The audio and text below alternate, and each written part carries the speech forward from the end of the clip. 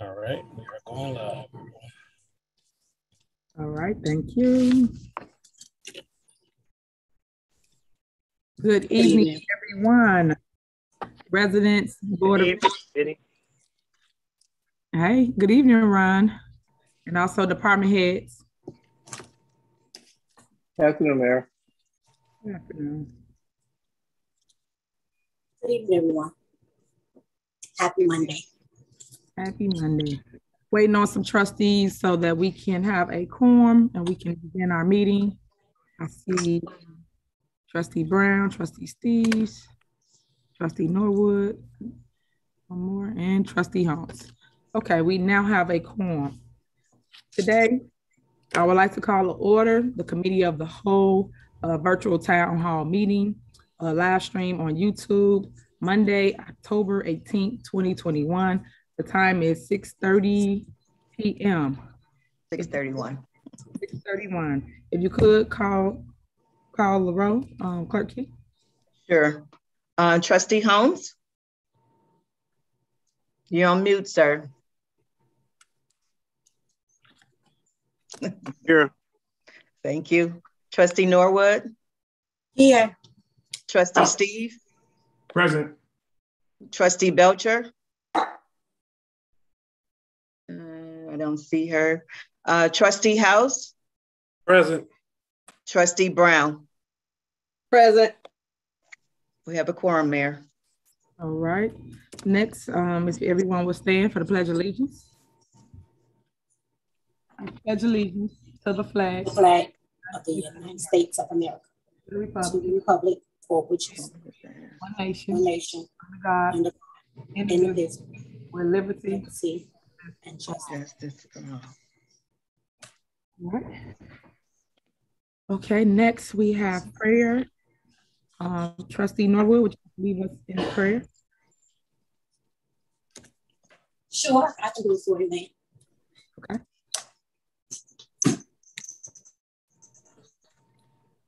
Lord, we come here to you today as a board, asking you to guide us, helping us make the best decisions on behalf of the residents. We want to bless everyone that's on this call with us today. We thank you in Jesus' name, amen. Amen. Mayor, I see Trustee Belcher has arrived. All right, what time is it? 6:33? It is 6:33. All right. Okay, next on the agenda, general announcements. Do any board member have any general announcements? No? Okay. Yes, I have a general announcement. Go ahead.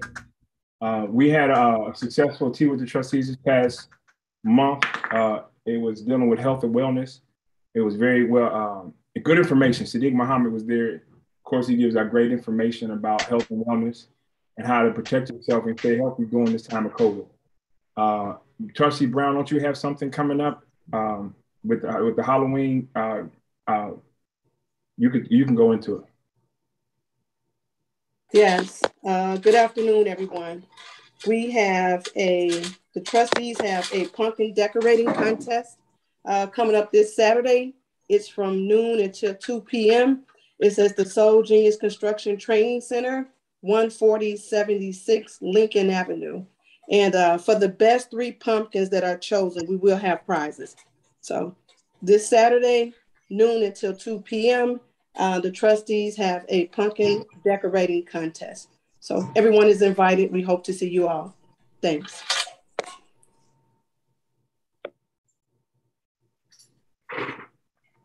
Okay, any more announcements? All right, next going into order of business. So letter A, discussion and possible action regarding resolution 21 related to the old village hall being designated as a historic landmark and applying with the state of Illinois Historic Preservation Division. So I placed this on the agenda because I wanted to basically uplift the community and show some of the treasures that Dolton truly has.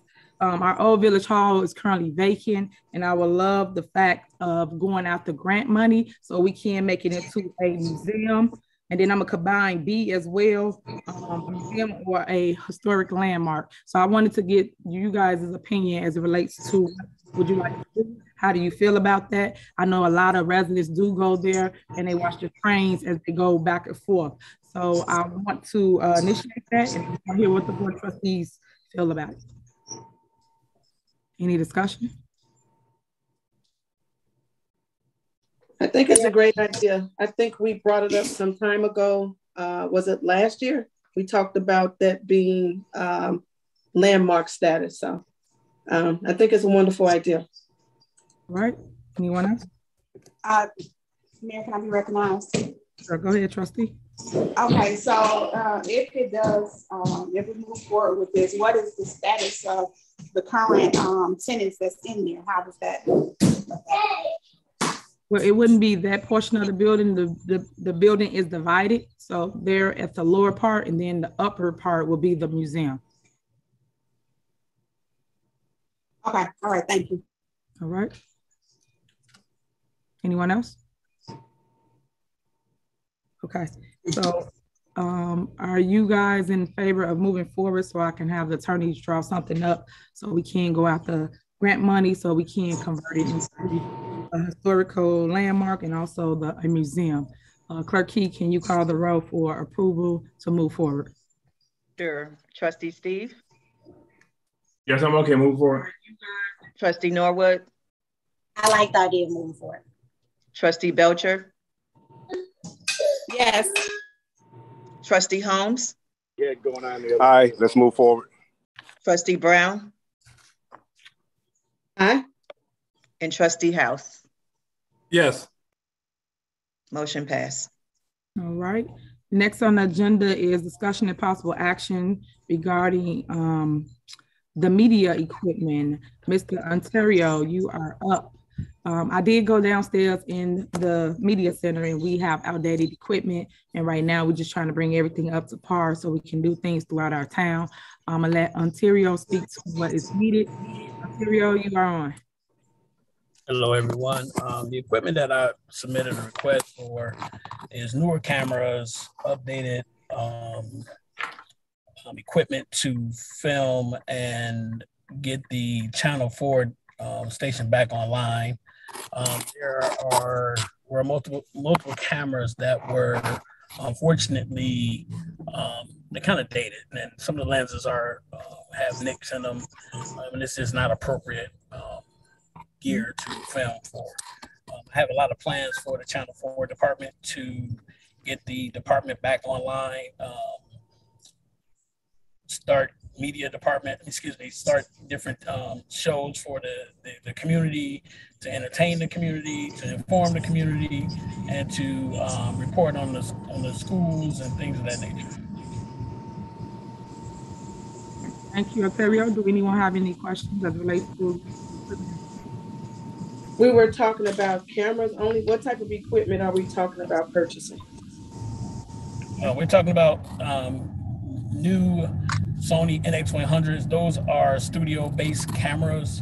I'm looking to get equipment, new drone equipment, new software, like a teleprompter for the lab, for the media center, things of that nature. I have provided a detailed list of all the equipment that I requested. Is there a cost attached with it, the detail that you have? There is a cost attached with it, and these funds are apparently pre-allocated for the media department. So I took what was presented to me as the approved budget to address those needs for the media department. Okay, I can't hear you. You said something about funds were allocated for that already? Mm-hmm. Yeah. My understanding that the approved budget, I took funds out of the approved budget for the media center to update the equipment. Okay. Do you know how much that was, or you don't know? Do anybody? I think I submitted for $9,200. It was $100.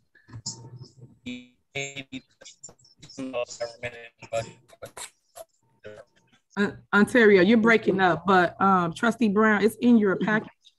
He got a whole package for what he wants to purchase. Mm-hmm. No, I was saying, so the approved budget, we had allocated how much?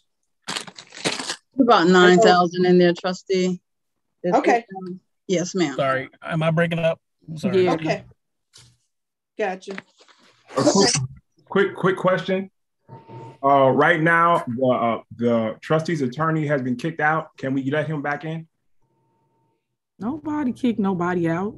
He's not in. He said the hostess kicked him out. So can we let him back in? Okay, well, please don't start because no one kicked anybody out. But if he got disconnected, just say that and he can get back in. So, and then also, just for further record, y'all don't need an attorney for CAL meetings. It's a CAL committee of the whole discussion. So I don't want it to be a show, just so you're aware of that. But moving on. Okay, so what do you guys want to do with this item? Well, item C. Can I be recognized? Sure, go ahead. Is Chris on here? Or somebody from Casperric? Chris is on. Speaking, trustee.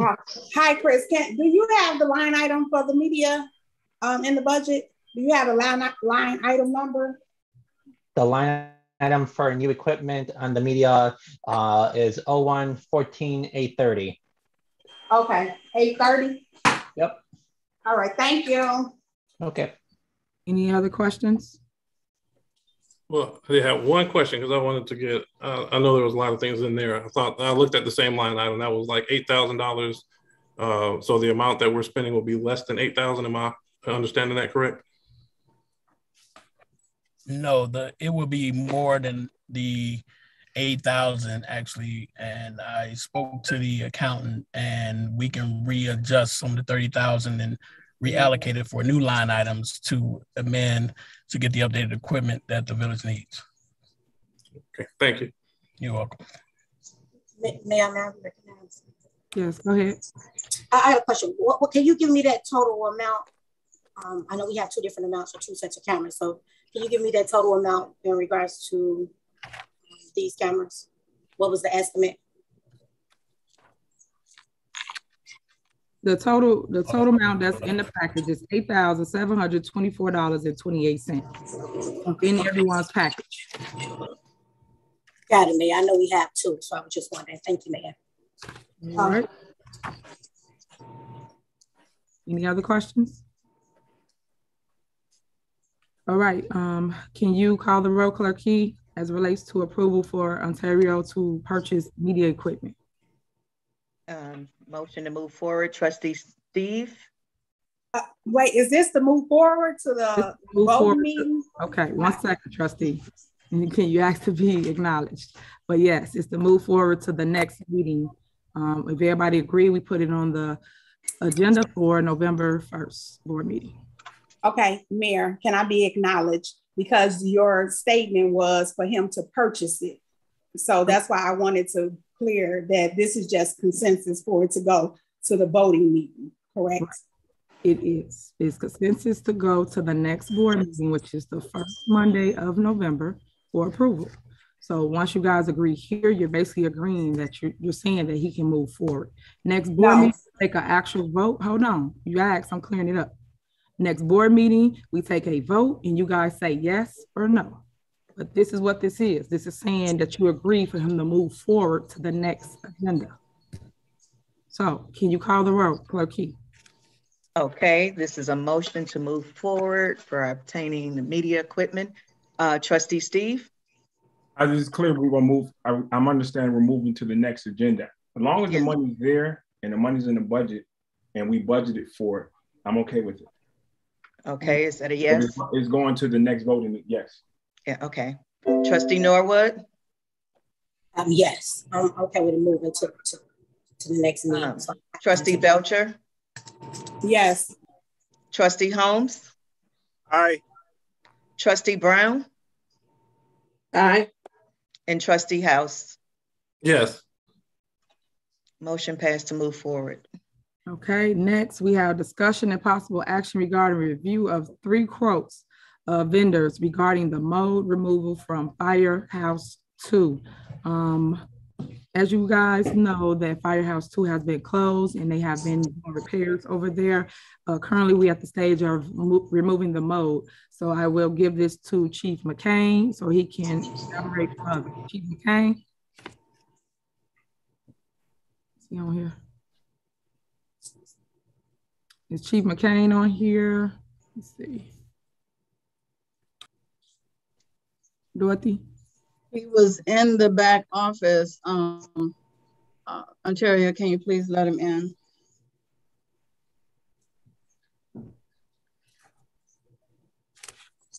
That's Pete's iPad. Okay, well, while we waiting on him, you guys received 3 quotes as relates to fixing up Station 2. I don't know if you guys reviewed them. Basically, it's open for discussion to see which company you would like to go with so we can repair it and basically make them whole and then have the fire department reopen. Do anybody have any questions as it relates to the quotes, or did anybody decide on a company they would like to use? I would like to say 2 things. Again, our attorney's not let in, he's not in no more. Second thing, this can be, this fire, we had a fire committee meeting.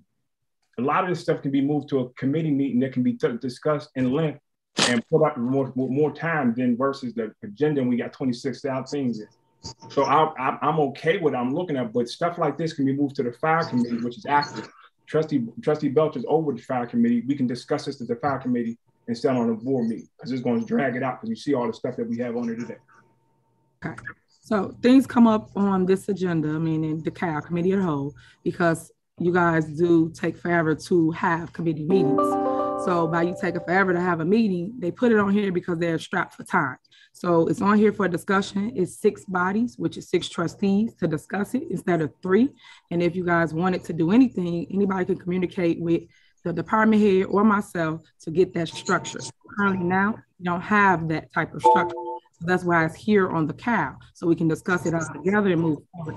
I don't want to keep coming to a meeting and we keep having to pull something out because you guys want it in a committee meeting. And if we here discuss it, let's move forward. Then we got 2 weeks to get all the kinks out before it comes to a voting meeting for approval. So all I'm asking is we need to move forward with getting the mold removed out of that location. Is the board in favor of getting it removed, or you guys want to wait? I am in complete disagreement. That's why you have trustee. We just had it. Kiana Belcher, when was your last fire committee meeting? September 28th, and it was not on there. And I did speak to the fire chief, Pete, in reference to this going to the committee meeting, because it was not something that was brought up on the committee last meeting. And he was okay with it. So I was actually waiting for him to get on, because my motion would have been to table this to the fire committee. Okay, do you have a date when you're gonna have a fire committee meeting? It'll be the last Tuesday of the month, Mayor. It's the day before the finance. The last, you said the last what? Tuesday. Last Tuesday? Yes, that'll be the standing meeting last Tuesday of each month. Okay, right. You just started having committee meetings, so I don't want anybody to think that we're not trying to put anything on the agenda. You just had one, and we've been in office for 4 months. So when we put this on here, maybe they didn't have everything together. So I do want everybody to understand that if they don't have the proposals right at the time of when you guys ask, you have to get them time to get it. Once they get it, then they put it on their agenda. That's all this is. But Pete, I see your face. I saw you on here. Where are you, Pete? All right. All right. Right here, yes. The floor is yours, sir. I'm sorry, I just got on, so I apologize. I had technical difficulties and I was able just to get in, so I apologize. Where are we at, Madam Mayor? I apologize. Okay, we're talking about letter D as relates to mold removal. Okay, thank you. So since the last meeting, we have gotten 4 different quotes as far as getting the mold removal out of fire station number 2. We waited to get the roofs fixed, which obviously I thank everyone as far as being a part of getting that taken care of. And now we're at the point where I got 4 different quotes, and I have to obviously go with a quote that meets the funding that's available in the budget as well. So, so the 4 different quotes that I passed on to Administrator Brown. fall within, there's rescue cleaning and fire restoration. There's a minimum cost for $4,000 up to a Puro Clean disaster service, which is almost $26,000. So at the end of the day, obviously would like to recommend a company after we review everything thoroughly at the next meeting, but this obviously needs to get done sooner than later before we get Station 2 open. And I'm going to also talk with Scott Gilmore as far as reviewing the information as well, since he oversees the buildings in the village. But at the end of the day, we're going to meet the monies that are allotted in the budget and that allow us to mitigate the incident and make sure the building is safe for our firemen to operate out of. Any questions? This is Trustee Belcher. Yes. I know you just said that you just got on, but yes. I would like this to go to fire committee meeting, which we had the discussion about. Okay. When I'm sorry, when is the meeting going to be? I'm sorry. It's the last Tuesday of the month. I'll give you the exact date. All right, Matt. All right, thank you. Okay, and then just for the record, and yes. just for the record for everyone, the yes. ordinance states that it's supposed to get vetted through the CAL meeting and then go to a regular board meeting. So I'm following the ordinance that we all voted on in the past that say this is the structure. The structure is to put an item on the CAL, which we're doing, talk about it, discuss it, come up with solutions or agreement, and then move forward to the actual voting meeting. That's what we're doing now. So when you guys sit here and say, let's move it to a committee of the whole or wait, we're here now. You could discuss it and make a decision. So we're not holding anything or anyone up. It's like we're stopping progress because everybody want to put something under their committee. So just for the record, the actual ordinance states it get vetted through CAL, which we're doing now here, and then it goes to the voting meeting. That's for the record. Okay, so can you call the roll as it relates to what needs to be done if they want to move forward with getting the mold removed or not? Okay, this is a motion to move forward with removal of the mold from the fire station to the next board meeting, regular board meeting, November the 1st. Trustee Steve? From what I'm understanding, we're supposed to take this to committee, to the fire committee. There was no second. Okay, so move it to fire committee meeting. Okay. It wasn't a second, so it was nothing to motion up. It was just, she said she wants to move it somewhere. No one seconded. So now I'm saying, let's get the mold fixed. We're here. We got 2 weeks later to vote for it. Do you need a second to move it to a committee? If this is, do we need a second to move this to committee? Yes. If you're trying to table it, you're tabling it into a committee. I'm just saying let's move it to committee. Right. Mm-hmm. So so I'm trying to tell you, I'm trying to explain it to you. So if Kiana saying that she wants to motion it to her committee, someone has to second it. Then we call the roll like we're doing now to move to the next meeting. We call in the roll. And then you guys either agree or you disagree. Same concept. Mayor, may I be recognized? Go ahead, Trustee. Just on clarity, like I don't think none of the items on here we've just been doing discussion, so nothing's been motioned or a second. There wasn't a motion to for the initial discussion nor a second on any of that. So I guess maybe I need clarity then on what the format is, because A, B, C, D, none of those have had motions or seconds. Correct. I think the intention that Trustee Belcher expressed was to move it to committee, which I'm in agreement with. So I mean, I guess we would say no then to the question. Okay, so you have the motion to move it into committee. So who want to make the motion? So Trustee Belcher want to make the motion, and how she want to second it? You can do that, and y'all can move it to committee. So I'll make a motion. I'll make a motion to have it go to the fire committee. Finance committee? Okay. Fire committee meeting. Okay, fire committee, and is there a second? Second. All right, can you call the roll? Clerk Key? Trustee Steve? Aye. Trustee Norwood? Aye. Trustee Belcher? Aye. Trustee Holmes? Aye. Trustee Brown? Aye. And Trustee House? Aye. Mayor, before we move forward, can we do all of these correctly? Because the other ones, we did not do a motion in a second. We just voted on it. I just explained it. So again, for the second time, if you trying to table something you have to call a motion to table it into the committee. All we did for the other items is agree that they want to move forward with the process, and it goes to the next agenda for a vote. I just want to be clear for the record. So we're tabling this to the next committee meeting. Is that what the motion is? For fire, yes. Okay, got it. Again, I want to make it known that our attorney is not being let in on. Could y'all let him in? Whoever's the host, Ontario, or whoever's the host, could y'all let Mike McGrath or Sean McGrath in, please? Okay, thank you. Next on the agenda is I'm sorry, what is the name, trustee? Mike McGrath or Sean McGrath? Mike McGrath. Mike. Thank you. Okay. All right. Thank you. Moving on, and y'all can text each other for that. Next is discussion and possible action regarding the fire department, fire engineer, and fire lieutenant promotions. Chief McCann, you have the floor.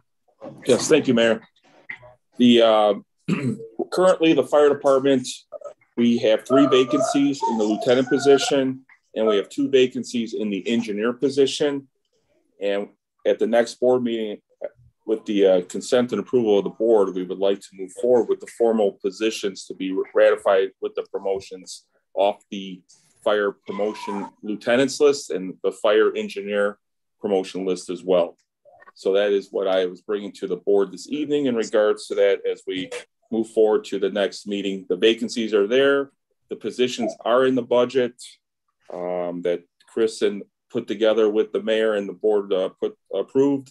And the engineer positions are very important, especially with the fact that we have one member that's currently that has left the department. He has moved on to another department out in the western suburbs, and we are hoping to replace that engineer position. And I have 2 members that are temporarily acting up into the position of engineer, and their 120 days acting capacity is going to be coming to an end next month. So it's very important that we formally promote those individuals to reduce any potential overtime or any potential back pay issues that may come out of this between the engineer and lieutenant positions. Any questions? Any questions? No. Yeah, I have one. Trustee, yes, sir. Recognize. Go ahead, trustee. Yeah, Chief. Are you hiring from the list that you already have? The list was put together and it needed a sign-in date of August 2nd. So we already went through the entire process with the police and with the Police Fire Commission as of August 2nd. And we went through cops and fire testing, which was the agency. All the portions of the testing from the third party were completed.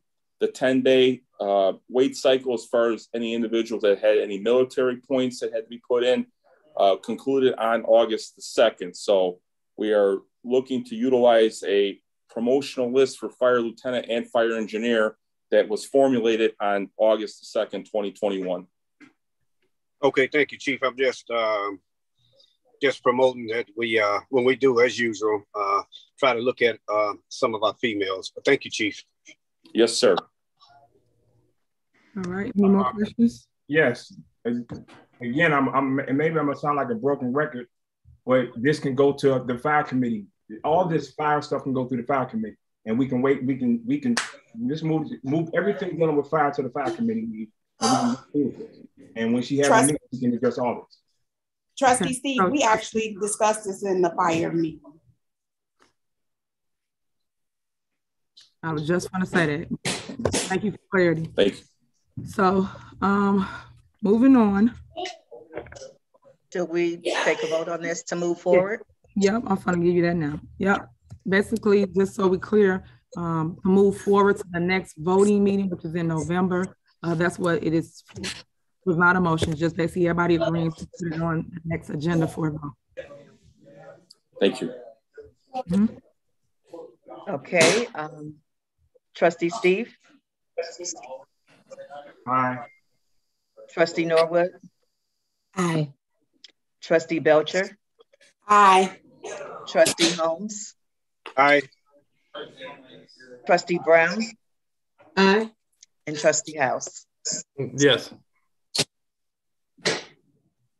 All right, motion carries. Okay, so one thing I want to pause and do, because I keep forgetting to do it, is to announce that if anybody have any questions, meaning residents that's onlookers, please send your questions to communications@vodalton.org. Again, that is communications@vodalton.org. When you send those questions, we will read them into record. You have until 7:30 to do so.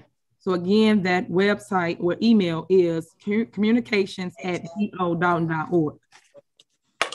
Okay, next on the agenda is discussion and possible action regarding security cameras for Village Hall. Everybody know I'm huge on security, so we need security here at Village Hall as well. And I want to give the floor to Scott so he can explain what's going on. Scott, you got the floor.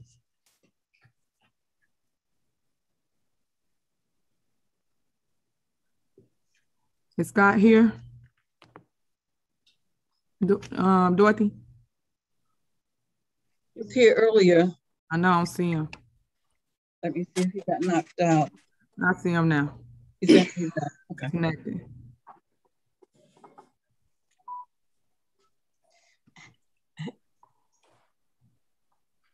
Mayor, while we waiting on him, can I be recognized for a second? I guess Mike is still not in. Mm-hmm. Well, the crazy part is I can't see everybody. Like, I don't even see Scott. So I don't even see who you talking about, because I saw him earlier on here. Scott's audio seems to be connecting. Yeah. Can't. So let me see. Ontario, what's going on with everybody? Everybody has a hard time getting in and out. Well, I'm looking at the list. There are names on here. I've submitted to Trustee Steve the list of people to see which one is his attorney. There are 2 phone numbers I'm not aware of. I haven't gotten a reply to that. I've also sent that message to Ms. Brown. So I did submit it. There are people on here: Ron Martin, Gladdy, Deb Gray, Daniel Franklin, Brett's iPhone, and 2 phone numbers I don't want to disclose. Okay. Well, y'all to get it together. Okay. Well, thanks for being transparent. I just wanted them to know that it's not us. So y'all are Mayor. Yes. So in the meantime, what is it that he needs so that he can get on? Is he saying he need a phone number? How do we get our attorney on? He just texted Ed Steves, and he asked him which number is his. So Ed needs to just respond to Ontario. So whichever number the attorney calling from, we wouldn't know. You have to submit it to him so he can let him in. Or he can just re-click the link and then I'll let him in. Either or. But while they're doing that, let's keep going because we got a long meeting. So I'm not trying Scott to. is not on here as well. I just want Where's Scott at? Okay, so we're going to skip it to Scott get on. So we'll skip F and G. We'll move on to H. So discussion and possible action regarding related strategies for getting past due water bills. Dorothy Brown? I am here. Go ahead. Floor is yours. Okay, so good evening, everyone. I was attending the Finance Committee meeting a few weeks ago, and one of the things that we discussed was the fact that the water bills are very high and they're past due. And there was some discussions by the trustees about, the fact that we have not commenced shutoffs. Why don't we have some payment plans or some way to make sure that we are collecting the water bills? And I indicated that I would look at some payment strategies, some collection and payment strategies. And so I thought about a program that I used to do when I was clerk of the court, and decided that I would propose this program to the village. Right now, as you all know, and you'll see in your synopsis that I sent you, we have over 5,000 customers, 5,918 accounts. Of those, 682,000 is current, and 3.9 million is over 60 days old, for a total of 4.5 million over 4.5 million accounts. Now, this actually also, just to give you some idea about how many people that we're talking about here, how many accounts that we're talking about here, we're talking probably over 2,000 or more that are actually over 60. I went through and actually looked at the accounts, from 61 to 120 days. We have 2,391 residents and 104 non-residents that have bills that are due, that are past due and at 61 to 120 days old.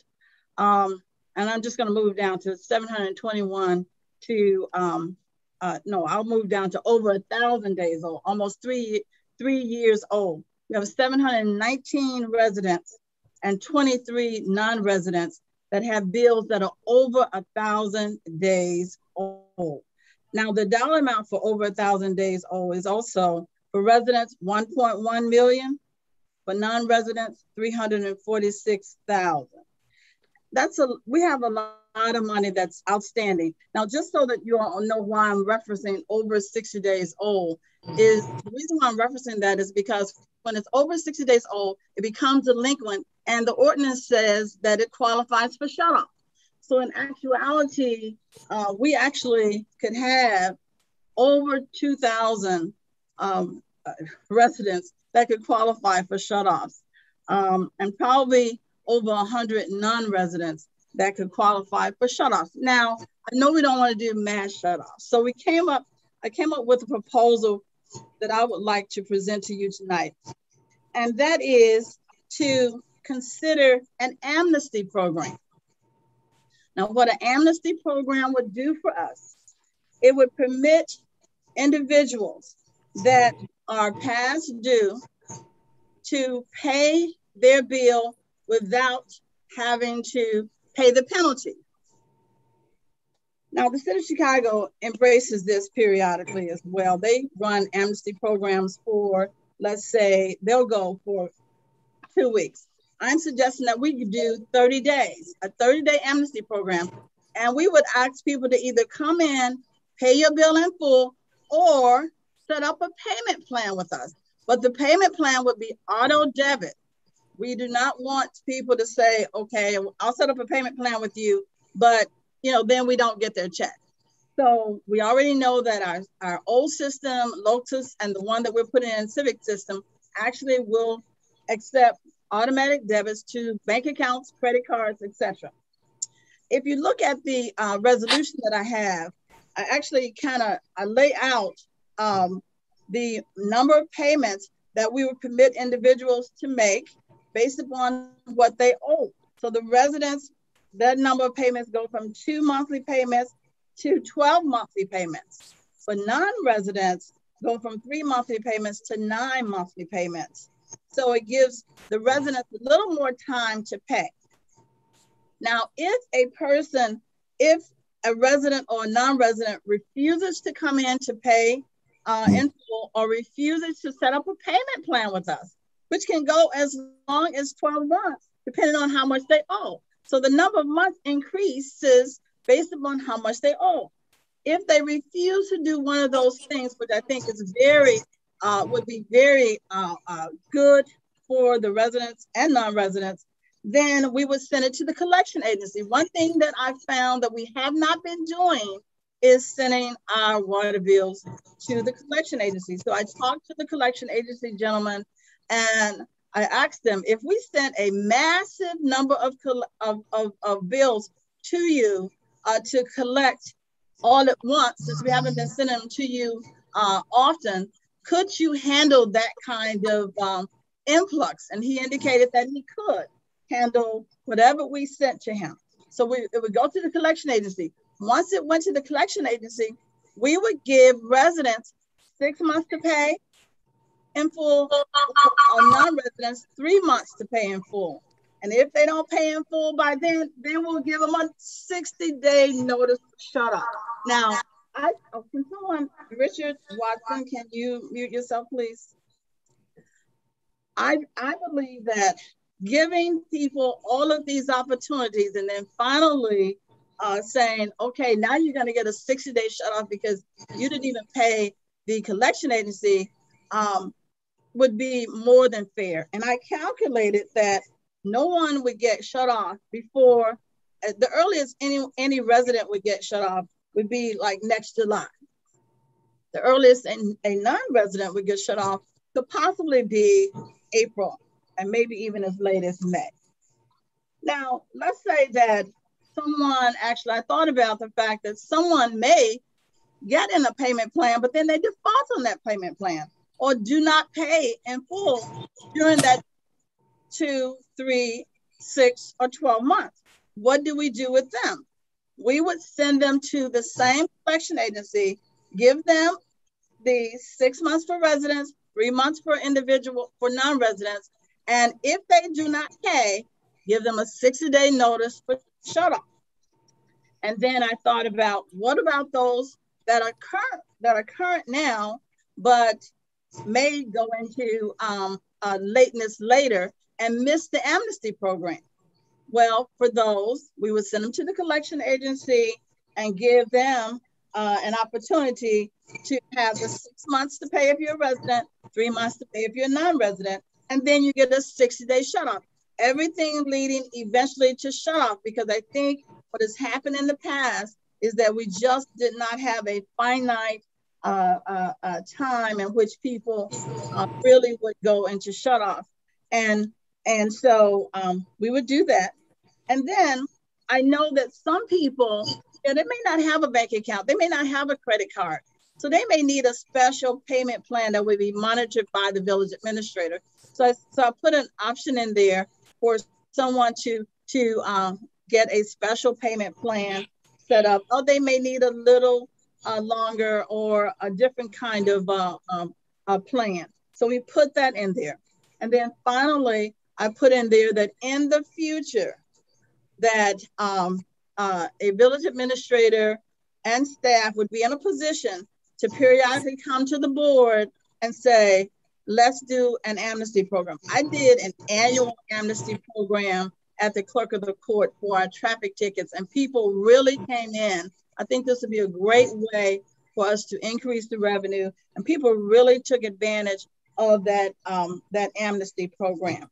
So this is what I am proposing to the board to help us collect the 3.9 million that we have in overdue bills. Thank you very much. Thank you. Any questions from the board? May I be recognized? This is Trustee Brown. Sure, go ahead, Trustee. So why did we stop sending the past due bills to the collection agency? That had to have been a decision made before I got here. So there's no real explanation. And to be honest with you, Trustee, I think the issue is that there just was not a formalized process by which that we were following. So what I would propose is to set up a formalized process and to ensure that it doesn't just, we don't just get things together now, but we document, policies and procedures are so important that we document exactly when things would go to the collection agency, and make sure that whoever is, when we get our finance director, and that's going to be very important, that they work along with the water department manager to ensure that we, on a consistent basis, after that 60 days, that it goes to the collection agency for collection directly or through the Illinois debt recovery plan. Okay, I have another question.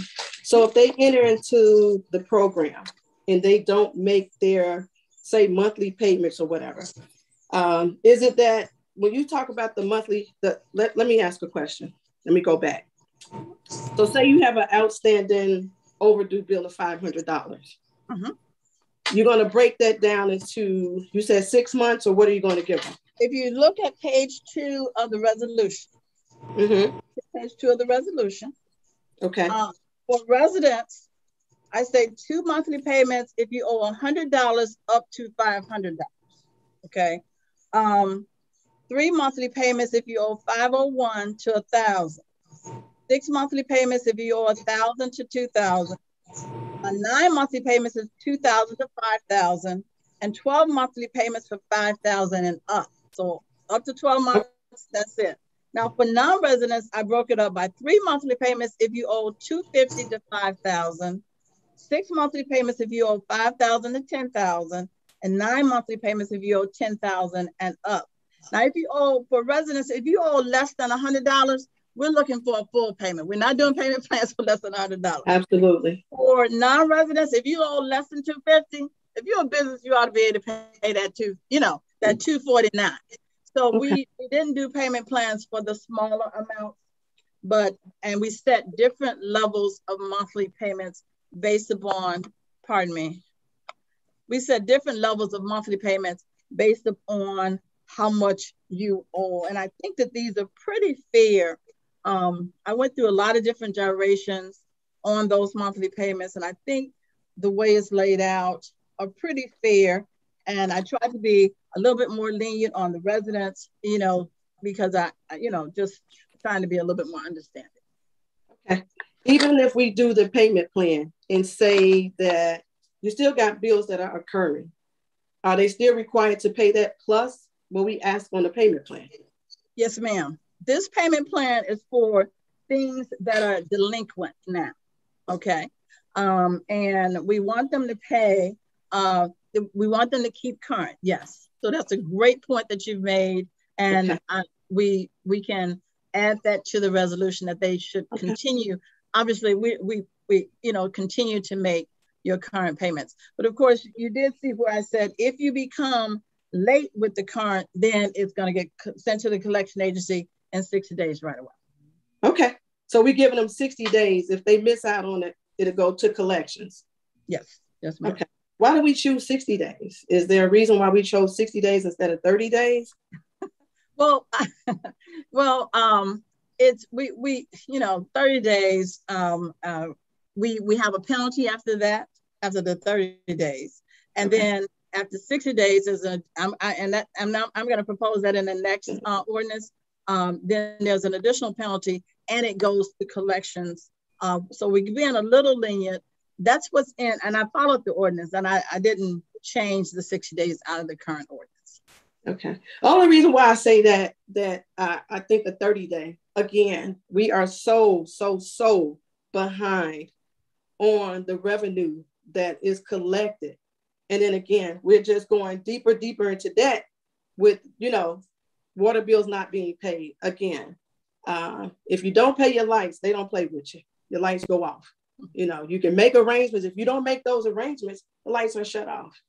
I know everybody is in different situations. I don't know everybody's situation. But again, if you use it, you got to pay for it.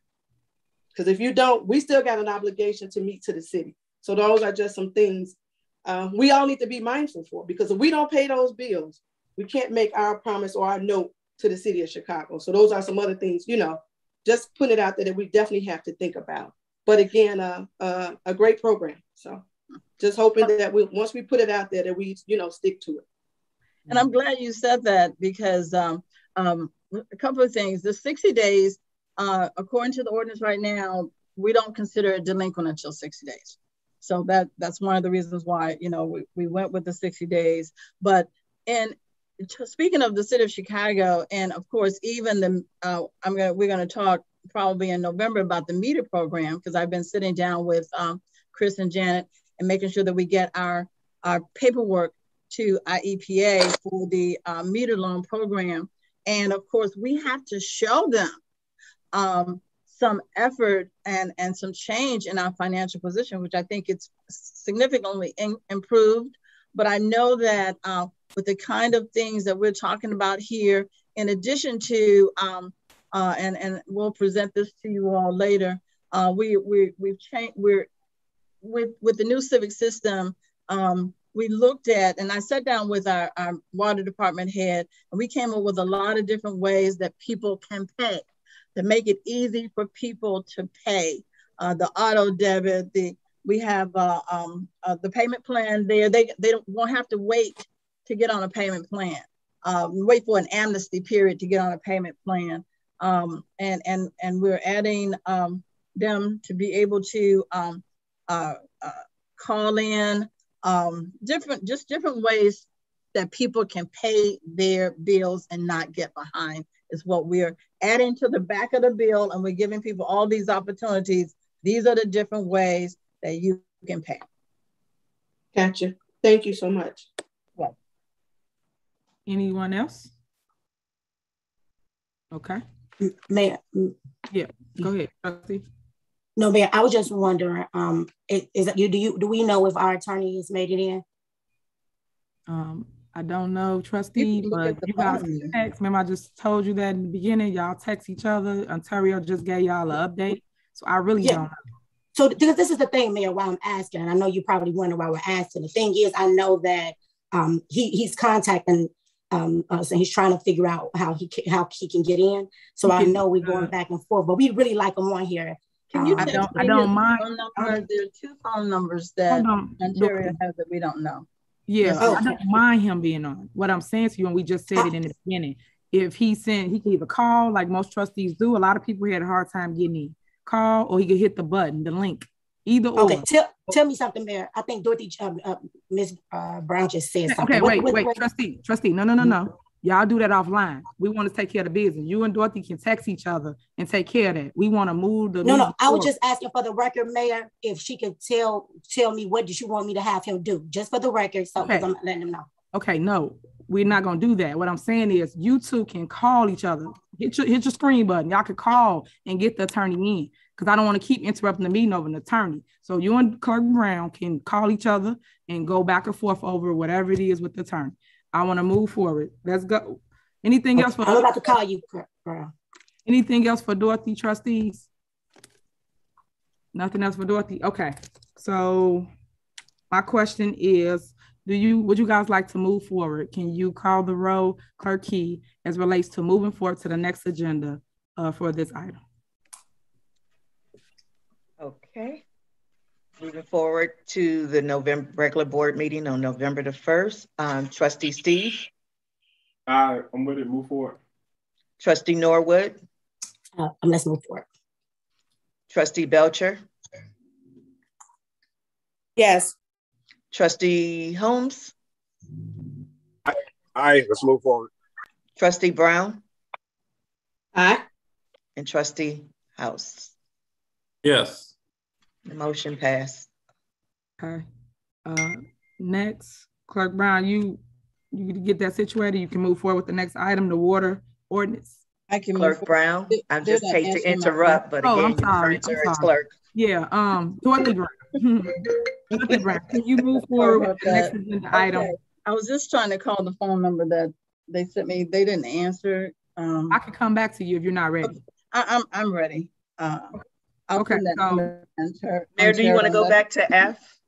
Well, I am. She had 2 items, so I'm sorry. Get her out the way, and then now we're Scott. Scott got two items. No problem. Okay. I just go ahead, Dorothy. Sent that number to Ontario so he can follow up on that to see what the problem is. Okay, the next item really goes back to the payment plan and the amnesty program.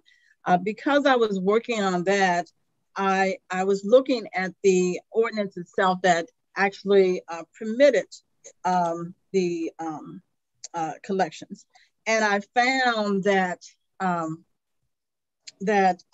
there's a couple of issues here. The ordinance says that the bill is supposed to be out the first day after the end of service. Well, there's no way you're going to get a bill out the next day. We're barely getting the bill out within the 20 days that people are supposed to pay and get a discount.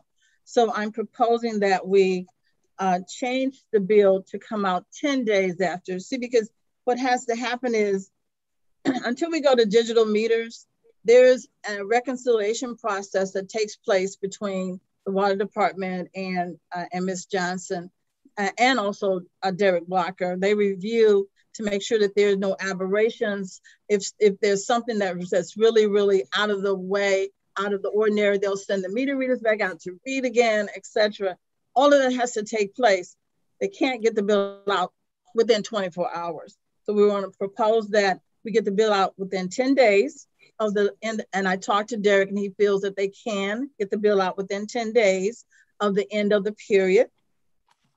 And then put the 20 days on the back end and say, then 20, so that would be the 10th of each month. Then on the back end would be another 20 days or the end of the month, depending on if it's 31 days in the month or 28 days. By the end of the month is when the bill would be due. And if in fact they don't pay by the end of the month, then the penalty that is supposed to kick in will kick in. Now, currently, there's a penalty that's different than what the ordinance says, that I don't know if it was a previous water director who decided that we were going to actually penalize differently than the ordinance. It's 2.4%. And as a matter of fact, that's one of the reasons why I think that people don't have an incentive to pay. It's 2.4% regardless of how old your bill goes, is what has been happening. So I'm proposing that we do the 2.4, keep it at the 2.4% after the 30 days, but after 60 days, add 2.6% on and make it the 5% that the ordinance already says. It should be 5% after 60 days. Now, I also would like to propose that after the 60 days, we do the 5%, but there needs to be some incentive to keep from going over 1,000 days. So every 20 days or every 6 months, there should be another 5% added on. Or if you all want to add something less than the 5%, I'm just saying something needs to be added on. If you continue to be late, and I'm saying every 6 months, if you want to do shorter than 6 months, then that would be fine too. But I was proposing, so basically it would be 5% after 60 days, essentially, because you had 2.4% after 30, another 2.6, which equal the 5 after 60, and then every 6 months, another 5% if you have not paid your bill. So I'm asking for a couple of things there. To move it to the 10 days when the bill should be due, when we send the bill out, the billing date, and then have the bill actually due the end of the month, and then it not become delinquent, still become delinquent 60 days after the billing date. So that's 60 days after the billing date would be 60 days after that 10th of the month.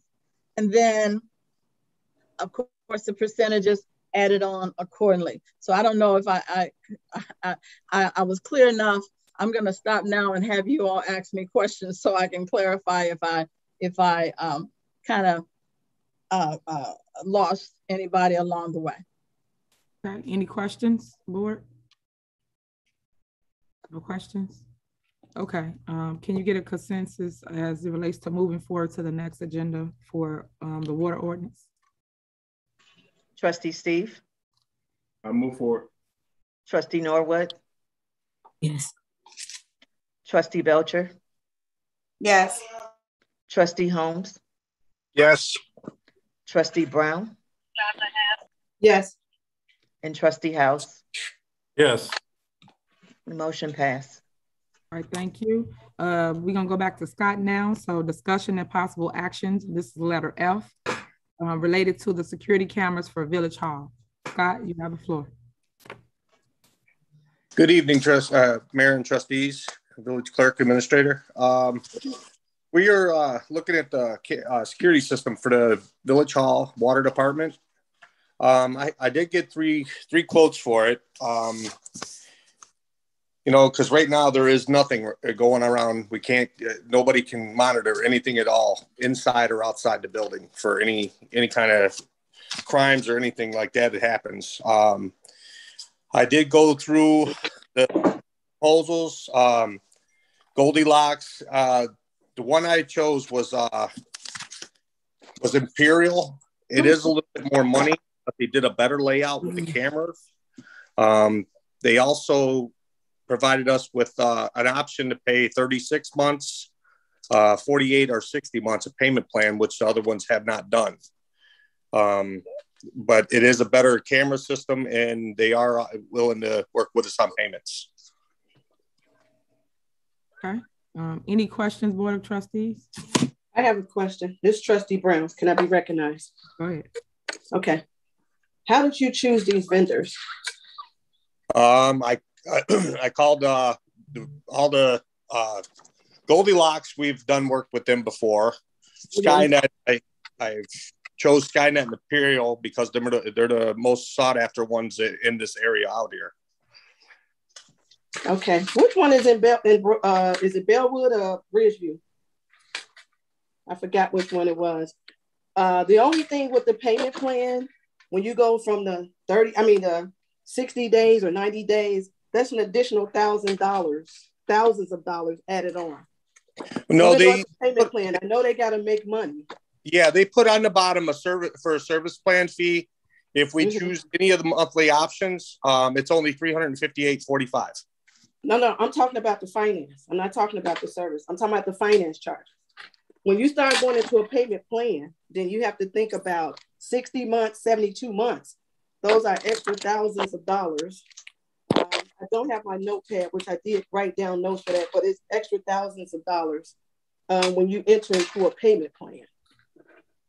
So I definitely will take a look at that. I took notes on it, but I just don't have them in front of me right now. The actual thousands of dollars it will be with the 60 months, 72 months and stuff like that. I did go through this, and it's not the only fee I seen on the contract was the $358. There was no. Go ahead. I'm sorry. I apologize. No problem. There was no extra finance charges on there. That was part of the reason that they were going to do that as far as their systems, because it's their own systems they're providing to us. But if you look at it, you will definitely see the 60 months versus the 72 months. Anytime you do a payment plan, you're going to pay finance charges. They got to make money for us holding them up. You know, not if you pay it off, say you get the cameras, $23,000. Okay, $23,000. But anytime we start going into monthly payments, they got to make some money. So that is definitely something I looked at. I definitely will send it to you. Okay. And then we could talk about it. I don't want to hold the night up, but we'll definitely talk. Like I said, I mean, that was an option instead of putting all the money up front. There's two other options. Like I said, Skynet, they're right at 20, I think it was 26, 21. And then Goldilocks was at 21,000 too. But I like that. We definitely should get really think about putting the cameras in because, like I said, there's nothing inside or outside.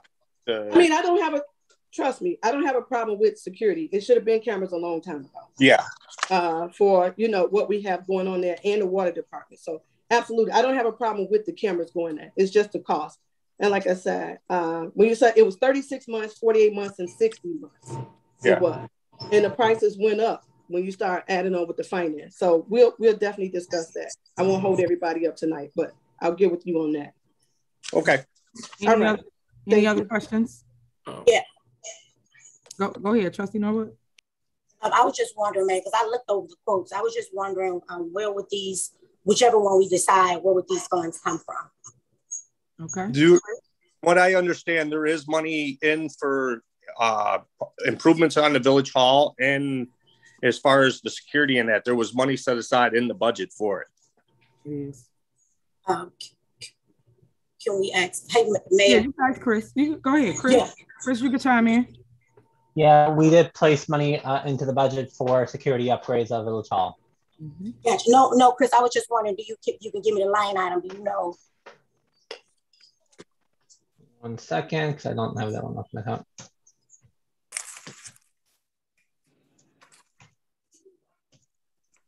I believe that's it's going to be at what was that account? Trustee, I will get back to you on that number. I have to look it up in my internal documents. Okay. To see what line item it is for that. Okay. All right. Thanks, Chris. Okay. Anybody else? Mayor, if I can be recognized. Sure. Go ahead, Trustee. Chris, I have one other question. Did the property tax money start arriving? Or I know at the finance committee meeting we were discussing cash flow. Have there been any changes in that status? So we did get distributions at the end of September, and we have started getting quite a bit of distributions in October.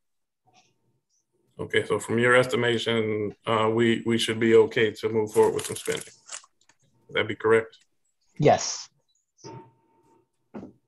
Yep, we should be good from a cash flow standpoint. Okay. I could sit down and go over these a little bit better with the mayor and the trustees, whoever's got any questions, and we could come up with what one we can choose. If we don't want to do a payment plan, we can set it up and we'll figure out which one that the best serve the village for the security in that. Okay. Okay. All right. So, Clerk Key, can you get a consensus as it relates to moving forward to the next agenda, and then in between they can figure out which company they want to choose or go with? Sure. Trustee Steve?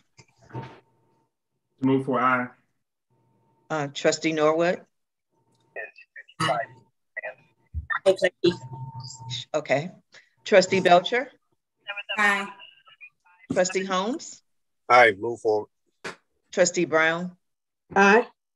And Trustee House? Yes, but I would ask Chris if you can email that line number to everybody so we'll be prepared for next meeting. Yep. Okay, motion passed. Thank you. Next on the agenda is G, discussion and possible action as relates to floors for upstairs and Village Hall. Scott, you have the floor. Yeah. We moved in that village over 8 years ago. We've cleaned that floor at least 4 times that I know of. It's just so far damaged. The mold spores, the dust mites, everything in there. The next step would be replacing it for health issues for the employees, and that it's sitting there breathing that stuff in on a daily basis. I did get 3 quotes on that. Menards was 11 something for the flooring. Lowe's was $11,425 for the flooring, and then I got Home Depot coming at $10,000. It was right around $10,216, and they also said I could probably run it back through the bid room over there and even get it a little cheaper. So I can definitely have a final thing on this, final price on this before the next board meeting. Because I will go talk to the manager over there and have them run it through and see what else they can knock off for us. But the floors, I will be doing an install on them. But for 10 grand, it's over 5,000 square foot. Okay, thank you. Any questions, Board of Trustees? All right. Mayor, I guess my question is this, I guess it's for Chris. Chris, would this be coming out of the same line item and it's similar? Yes. Okay. All right. Thank you, ma'am. All right. Clerk Key, can you do a consensus as it relates to moving forward to the next agenda to replace the floors at Village Hall? Trustee Steve? Move forward. Trustee Norwood? Aye, let's move forward. Trustee Belcher?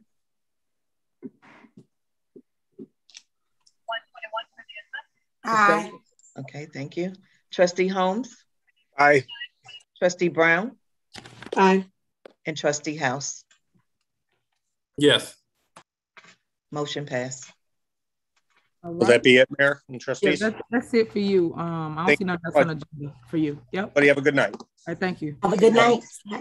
Okay, next on the agenda is letter J, discussion and possible action regarding replacing the Public Works sewer suction truck.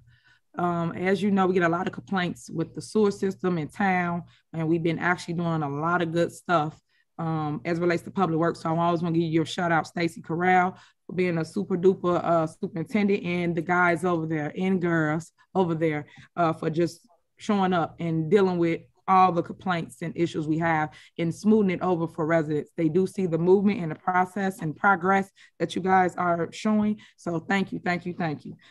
This is to get him a Public Works sewer suction truck. Trustee, I'm sorry. Stacy, you got the floor. Yes, thank you, Mayor. Good evening, everyone.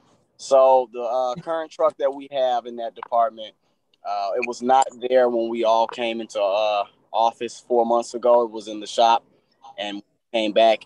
It went down again. It has been broken ever since, which has caused me to dig into the history on that vehicle.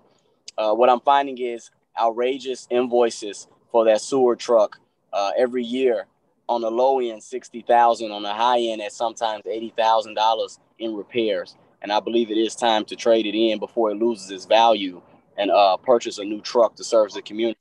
With us going into winter months, the truck is used for water main breaks and other sewer repairs. It's very vital to our daily operations. We haven't been able to clean many storm sewers as hoped in the beginning due to the downfall of the truck and the high number of hours. So right now I have two estimates with two different lease options in front of me. You all should have it also. I'm waiting on a third so I can do a synopsis for you all. But I want to bring it to the council so we can discuss it because it is a serious matter and we're going into the winter months. May I be recognized? Yeah. Sure, go ahead, trustee. I make a motion that J, K, L, and M, everything done with Public Works, move to Public Works Committee, which I will be having within the next week or so, the committee meeting, and we can just all discuss all this in length. So I'm making a motion that we move J, K, L, and M to the Public Works Committee meeting. Okay. My question to you, trustee, is can you make sure that all this gets taken care of before the actual voting meeting so it can go on the agenda and we can replace the items that they need over in Public Works? I really don't want us to drag our feet on this. That's why this is on this agenda, because it was time sensitive and we need to purchase the items for him. Yes, it will be taken care of. All right, thank you. Can you call the roll, clerky? Okay, this is motion to move to the committee meeting for Public Works. Right. Trustee Steve? Yeah, that's J, K, L, and M. Yes, J, K, L, and M. Aye. Trustee Norwood? Aye. Trustee Belcher? Aye. Trustee Holmes? Aye. Trustee Brown? Aye. Trustee House? Aye. Motion passes to move to committee meeting for J, K, L, and M. All right, next on the agenda is letter N, discussion and possible action regarding resolution 21- related to grading and resurfacing of the police department parking lot. Chief Collins, you have the floor.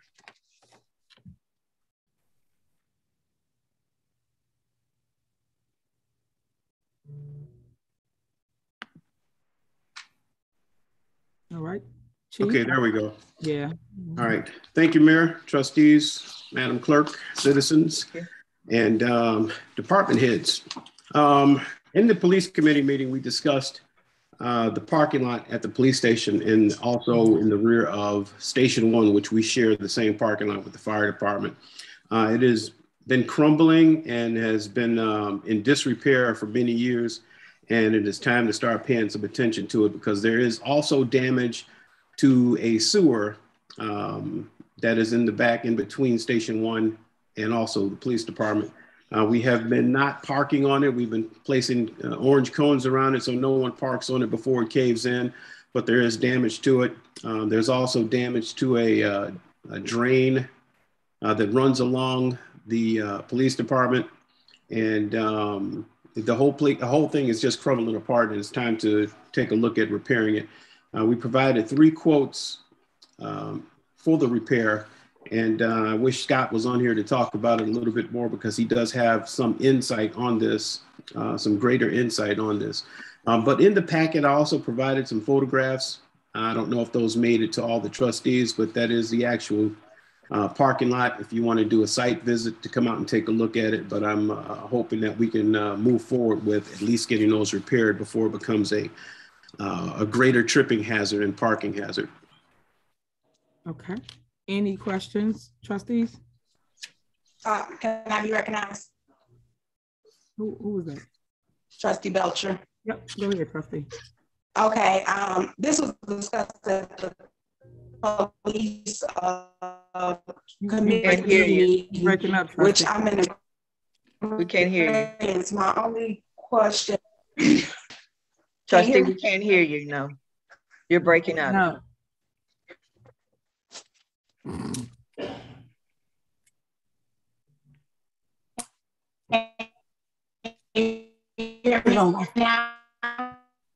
No, you're still staticky. You're breaking up.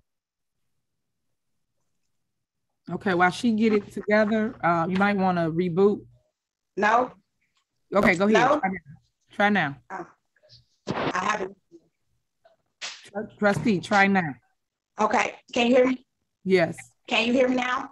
Okay, Yes. My only question was to for Chris, because it was stated that ARPA funds would be used for the repavement of the police resurfacing. Can you validate that? I think somebody here requested the list, but is that something I just want to have it for the record? Yes. Chris. It can, I can answer it for you. It can be used for that. We're dealing with the sewer. So by dealing with the sewer, that's our way of getting the parking lot fixed. So the attorney's on here as well if you want an attorney opinion of it, but it is legal. That's what you're asking. Mayor, may I ask a question? I didn't hear what funds she mentioned. American Rescue, the 1.5 okay. million. All right, got it. Okay, we talked about it at the police committee. Yeah. We discussed it and everybody was in agreement with it. So. Okay. Any other questions? Chris? Any other questions? Yes, trustee. Do you know how much is in the motor tax fuel account? It's got over 2 million. Okay. All right. Thank you. All right. Any other questions? All right. Clerk Key, you got a question? Mayor, can I be recognized? I just have one question. Okay. 1 second, Trustee. Let Holmes. Okay. Go ahead, Trustee Holmes. Yeah, just hoping that they're in support of getting this surface done, you know, because of the trucks and cars that are going in and out may be getting severe damage to them, and also public safety of people walking in and out, then possibly more damage to the sewer may be caving in and might cost as well. So hopefully support passes. Okay, thank you, Trustee. Okay, this is for Chris. I know you say it's coming out of motor fuel tax fund. What else? You can send it to me later, but I need to know what else is coming out of there that we're paying for. And you can send it to me via email. That's fine. Wait, maybe I misunderstood. The question I received from Trustee Belcher was, well, how much money was in motor fuel tax fund? Mm-hmm. I know you said this payment is also coming out of that, correct, for the pavement? No, it was my understanding that's coming out of ARPA monies. I thought that's what was said. Correct. So it's coming out of the American Rescue Plan Act, correct? Yes. Okay, sorry about that. I got it confused. All right, Clerk Key, can you poll the board and get a consensus to move forward to the next agenda to repave the parking lot for police? Okay, Trustee Steve? Yes, let's move forward. Trustee Norwood? Yes.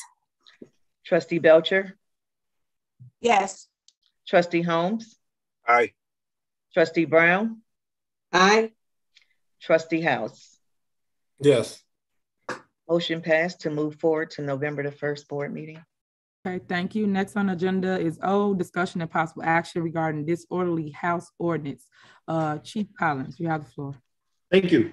Also, what I'd like to bring forward for discussion is the possibility of adopting an ordinance that deals with drug houses, gang houses, houses of disorder, prostitution, and basic nuisances. And the reason I'm bringing this forward is right now we do have the Crime-Free Housing Act and we have the nuisance abatement. But what that specifically deals with is rental properties. So that gives the village the ability to go after the property owner to help clean up the mess that's on their property. But we also have the problem of not having an ordinance or enough teeth in the ordinance to deal with actual owners who live at their properties and the tenants who live there too. So we get numerous calls every year, numerous calls of nuisance activity, loud talking, loud music, hanging out, drinking, gambling, all kinds of things. And these happen at next door to good people who live in the community. They call the police and they expect us to come and handle those problems. And one of the problems is we don't have the tool to properly deal with it. So I'm proposing an ordinance that gives the police department the ability to issue a citation to the person who's actually in control of the property, whether it be a rental property or whether it be a property that's already owned that the person is living in. The ordinance that I'm also proposing deals with areas where there's frequent police visits and frequent calls for ambulance services. And I won't read the whole thing, but just a brief description of it. It shall be unlawful for a property owner, lessee, or tenant to maintain, keep, or lease or allow a home, room, or other premise, including commercial premises, to be disruptive to the peace and well-being of the surrounding community. Houses, rooms, or other premises, including commercial premises, are deemed to be a public nuisance and disruptive where frequent visits for police, ambulance service, for noise, assaults, batteries, drinking, intoxicating beverages, loitering, gaming, and etc. This will help the police department get some of these things under control if we have an actual ordinance where we can do something. And that gives us just a little bit more power to help bring peace to a community or a neighborhood that desperately needs it. The one thing I would suggest, and I did provide a sample ordinance, the one thing that I would suggest is that we start the fine at $500 instead of the $200, and we move on from there. And I believe that having an ordinance like this will help curb some of the nuisance behavior that we get a lot of calls for. Okay, any questions? Yeah, Chief Collins, would this be in addition to the Housing Act that we spoke of in the Fire Committee? Right, so we don't want to replace that particular ordinance because we will still need that ordinance because it does give the village the authority to force the property owner to bring their tenants into compliance or to evict them. And if the property owner does not comply with the village's ordinance, then the property owner can lose their license to operate a rental property within the village of Dolton. Gotcha. So you're going to use them interchangeably? Yes. Gotcha. Thanks, Chief. That's what I was wondering. Any other questions? One question. I know, Chief, we talked about it in our policing meeting. So say, for instance, the nuisance. There is a particular address. They had problems before. The tenant was forced to move out. Mm-hmm. They have new tenants now, and the police is back at that address again. So will it follow the address or will it follow the tenant? The proposed ordinance will address the person who is in charge of the property, not the owner, but the person who actually lived there, whose name is on the lease. Okay, so it will follow the tenant. Yes.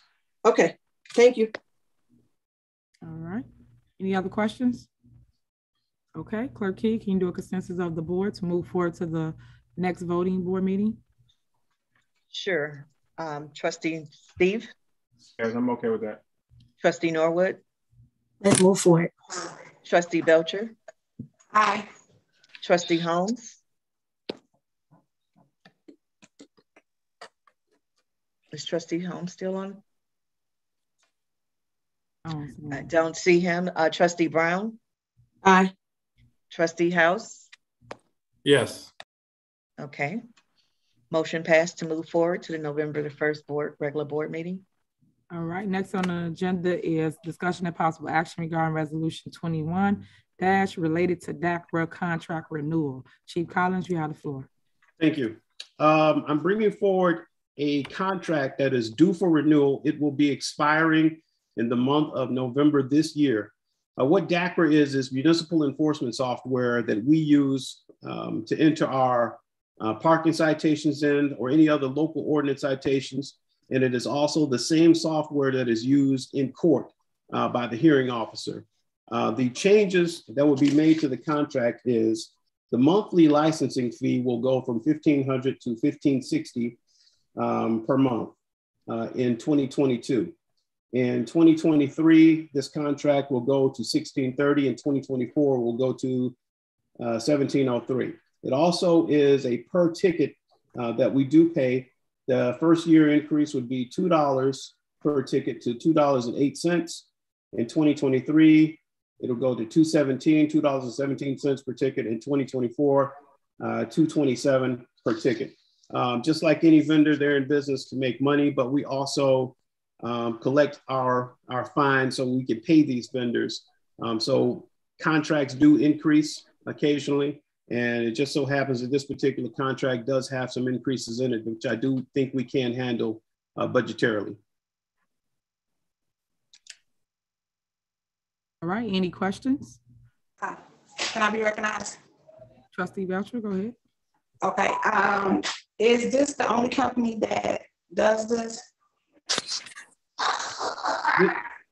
The question sounded as if is this the only company that does this? This is the most popular company that does it, and we already use this software. If we decided we wanted to go with a different company, there would be a huge migration of data, which would probably cost us. We are happy with DACRA. DACRA has a very, very good customer service, and we have no issues with the DACRA software or program. Okay, and then is there, because I read through it, is there a, because I know you gave up to 3 years, so is it a 36-month agreement, or they just were giving us what the increases would be? Like, what is the agreement? The agreement actually does go to 2024. There is nothing that bars us from discussing if we want a contract with less terms or, less years or more years. So they are flexible with that. Okay, thank you. Yes, ma'am. Any more questions? All right, Clerk Key, can you poll the board and get a consensus to move forward to the next voting meeting? Trustee Steve. Let's move forward. Trustee Norwood. Yeah, moving forward. Trustee Belcher. Aye. Trustee Holmes. Aye. Trustee Brown. Aye. Trustee House. Yes. Okay, Mayor, before we move forward, I didn't get Trustee Holmes' vote on the disorderly house ordinance. I see that he's back. Okay. And I would like to get his vote. Sure. Aye. Thank you. Yes, ma'am. All right, next on the agenda is letter Q, discussion and possible action regarding resolution 21- related to placing a stop sign at the corner of 142nd Street in Manor. Trustee House and Chief Collins. I know Chief Collins did the work for it. So did you want him to speak first, Trustee House, or you like to go first? Yeah, I'll be brief because I think Chief Collins has a lot more details. I received a few phone calls from residents asking about that intersection. So I did speak with the chief, and I want to say thank you for the write-up that you did and the follow-up on that, and kind of turn it over to you for your assessment. So thank you. Thank you, Trustee. Yes, it was brought to my attention that residents have difficulty emerging from Manor onto 142nd. So the recommendation would be to place stop signs in the area of 142nd and Manor. I did provide in a packet a couple photographs. The only concern that I would have with the installation of stop signs, this would be a T section. It wouldn't be a 4-stop intersection. This would be only a 3-stop intersection. But on the south side of 142nd, on the eastbound traffic, now hold up. There is a railroad traffic control sign that is in place where the stop sign would go very close to. So the stop sign would either be concealed by the railroad sign, or the railroad sign would be concealed by the stop sign. So my suggestion is, if we move forward with installation of a stop sign, the railroad sign would have to be moved, and I would recommend at least 25 to 30 feet in front of, or 25 or 30 feet behind the stop sign, so that the stop sign can be properly seen and properly complied to. I'm not sure if we would have to enter into some type of discussion with the railroad to move this sign. I don't know if this particular sign that says rough crossing is something that is controlled by them, and it has to be within a certain amount of feet of the tracks, but this will require just a little bit more research before we move that sign. Mm-hmm. Okay, I'm in totally agreements with that. I support the initiative, and I do think you should reach out to the railroad just to be in compliance with where you guys place it. So, any other questions? All right, can you get a Census Clerk Key to move forward to the next agenda, placing a stop sign. Sure. Trustee Steve? All right, let's move forward. Trustee Norwood? Yes. Trustee Belcher? Aye. Trustee Holmes? Aye. Trustee Brown? Aye. Trustee House? Yes. Motion passed to move forward. All right, thank you. Next on the agenda is letter R, discussion and possible action regarding resolution 21- related to My Community Plan Foundation providing solar energy to the village of Dolton residents. My Community Plan Foundation is a business that is in Dolton. Mr. Johnson, I do see you. How you doing, sir? Welcome. Fantastic. I'm grateful. And before you start, I just want to say that I do support people being solar efficient with their roofs. So a lot of people are putting them panels on their roofs. So he's here to do a presentation to see if this do fit within our community or if any residents see fit to utilize his services. He is on 142nd in Chicago Road / Martin Luther King Drive now. So Mr. Johnson, you do have the floor. Thank you so very much, Madam Mayor. Thank you for having me. And also good evening to all members of the council. I'm prayerful that in front of you, you have a slide presentation that I delivered to your office, Madam Mayor, some time ago. And I'd like to do two things if I could. With me are some of my team members. One is Brett Jones from Supreme Solutions and Lee Ullman from BioStar Renewables. As you're probably aware, My Community Plan Foundation has the first Illinois Solar for All projects in Cook County. Unfortunately, the legislation attempted to remedy low and moderate income households access to solar energy. And we only got one in Cook County, that was in Chicago Heights at one of our member churches. And that's an MCP project. The second one is in Bridgeview with one of our Muslim members. And the third is in Country Club Hills. But forgive me, but I'm taught that charity begins at home. And since my office is in Dolton, it just makes sense that I approach this body to see if you are interested in two things. One, solar energy for the village of Dolton. At some juncture, you might ask, well, Reverend, we're interested in renewable energy. What's it going to cost us? Whatever your current utility bill is, minus a nominal reduction is what it will cost you. I will bring every penny to this project through my partners and I. So there will never, ever, ever be an additional line item in your budget for renewable energy, period. We will do two things. One, in your materials, you'll notice that we do workforce development. We will train residents and whoever wants to join our workforce development initiatives.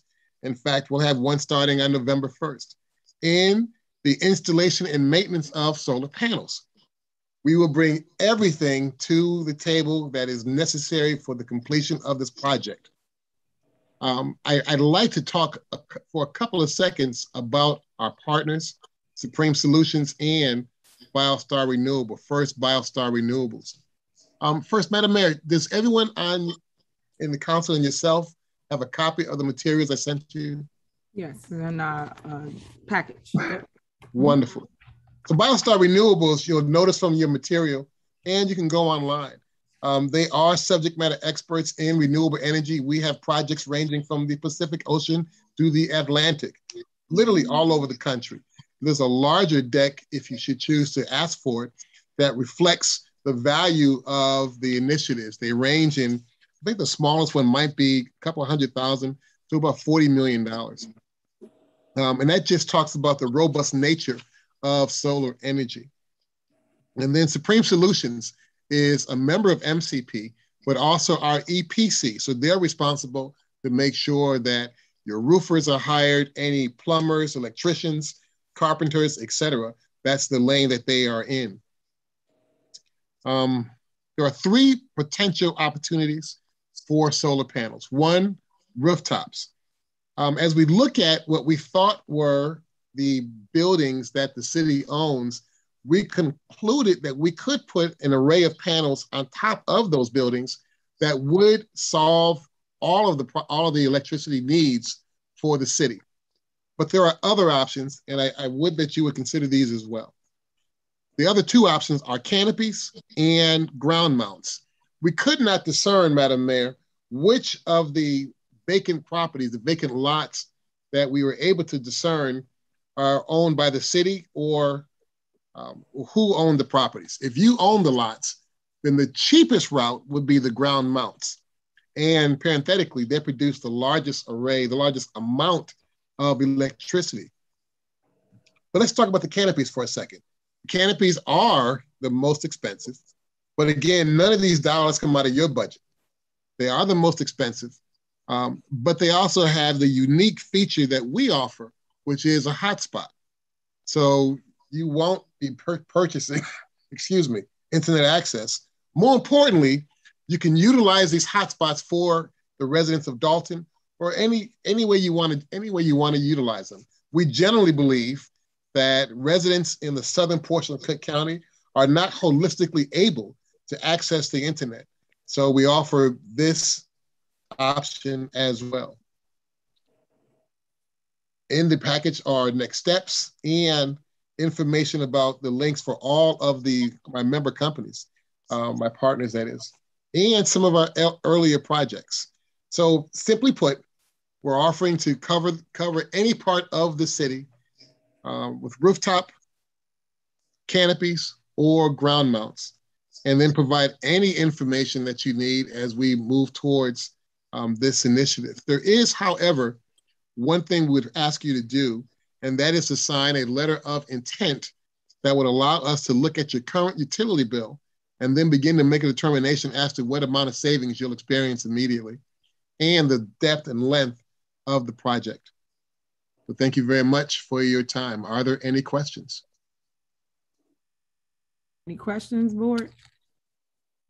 Okay, well, someone had a question? May I be recognized? Sure, go ahead, trustee. So is this initiative for the Village of Dolton in its entirety as seeking residents to do it, or is this strictly for Village of Dolton properties? So the initial initiative would be for the village specifically. If the city chose to utilize its vacant property, you will have more electricity than you currently use. At that time, you can define which off-takers you want to utilize, and my logic suggests you might do it with your own residents.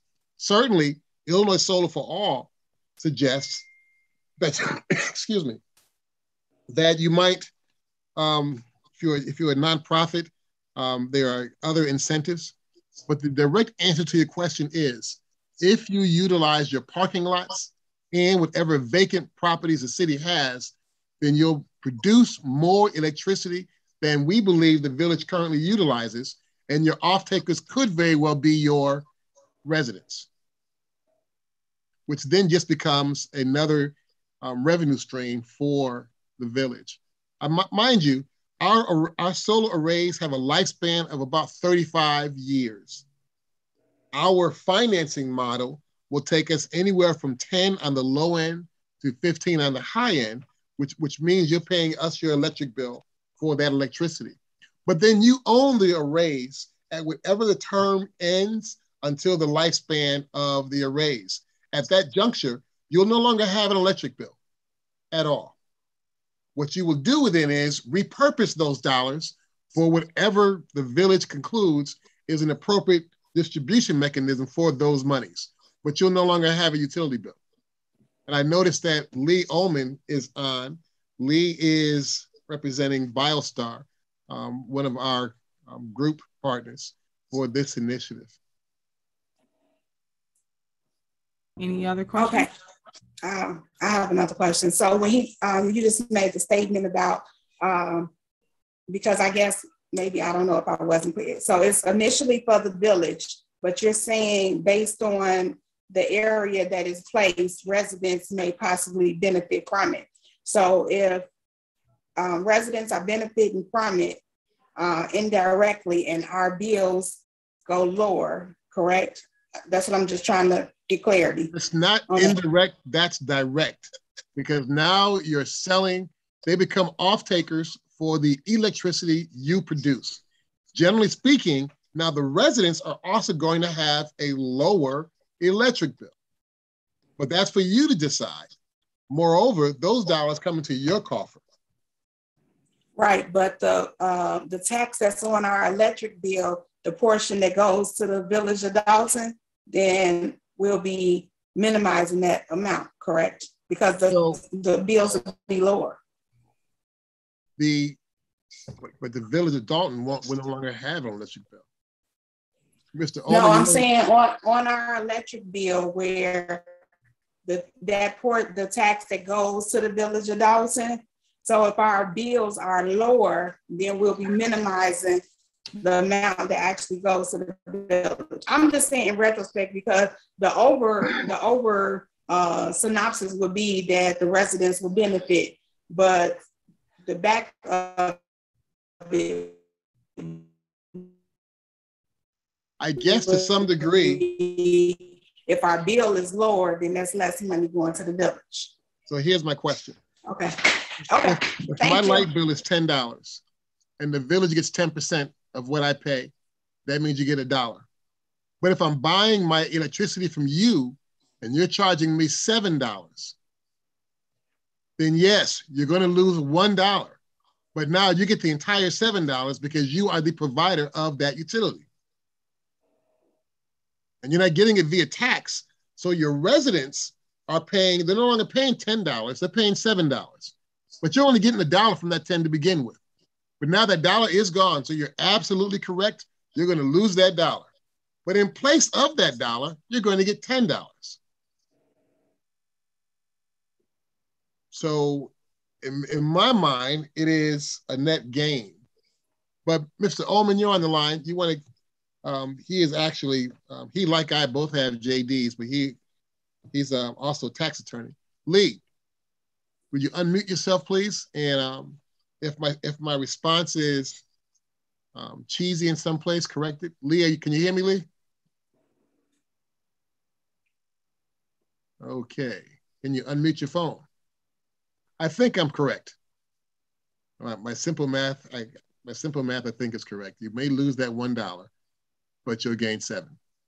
Okay, thank you. And I think you're waiting for someone else. Can anyone hear me?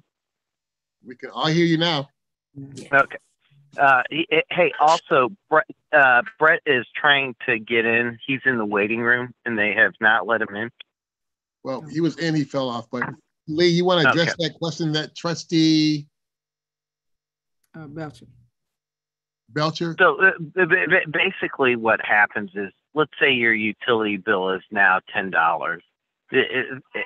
We would come in and the bill would be the equivalent of $9, right? So you'd have a cost saving that we would make sure that you would have, and we would come in and lower your bill. So Lee, that's two different questions. You're talking about the village's utility bill itself, but the trustee's concern was the residents pay, when they pay their bill, there's a tax add-on that benefits the village, the operating expense of the village. And the trustee was appropriately concerned that that revenue stream might be compromised. But my response to that was, because typically what happens is when you're billing the residents, there's certain things that happen, and the taxes, it is the taxes based upon a percentage of what they pay on their utility bill, or is it a flat fee? Trustee Belcher? I think Chris may know the exact answer. I don't know if it's a percentage or exact fee. I'm almost certain it's a percentage, though. Yeah, then technically, then I mean, you still have a tax that passes on, but the question is, if we lower their bill from $10 to $9, there would be potentially a less a tax revenue decrease. Unless if the residents are the off takers, then the village is selling electricity to the residents, so they actually get more money. Yeah, before I comment on that, we would have to work with respect to the utility and how that billing would pass through. And yes, what the Reverend is saying is true, is that you could have the village be the one to collect the power and then sell the power on. And if that was the case, then their revenue model would stay the same. So, Madam Mayor, I think if the council agrees, we would do a letter of intent and we would just codify these responses in addition to the savings of the village, the time frame of the entire project, and then I would go to the next step of looking at what off-takers may be buying electricity from the village. But with the LOI, we would also take a better look at the geography of the village and then give you a definitive proposal with respect to the 3 arrays, the rooftop, the canopies, and the ground mount. So the next step, should the council choose to go forward, is that we would deliver to you a letter of intent and begin to answer those questions and codify them. There's no, as I'm sure you're aware, there is no commitment on behalf of the village whatsoever, but it does codify the conversation. Okay, well, it seems as though that some board members still have questions. I think that you guys should talk offline and go into more details as it relates to it. If the board sees something different that I don't see, then you guys can take a vote to move it to the next board meeting. But my advice to the board members would be to speak with you to get a full understanding of what it is you're trying to accomplish. So, Mayor, if I could be recognized. What do y'all think? Yep. Go ahead. Okay, no, I'm in agreement with that suggestion. One thing I did want to ask while we have them is, are there any other municipalities utilizing this service in the manner that we're describing? So in the material that you have, there are multiple municipalities around the country where BioStar has participated in providing solar energy. So the short answer to the question is yes. And if you like, we can send that to you. Please do, thank you.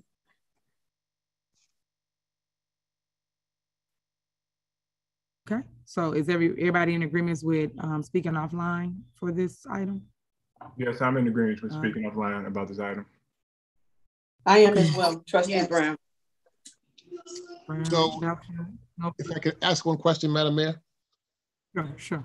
Does that mean, well, my office is literally across the street.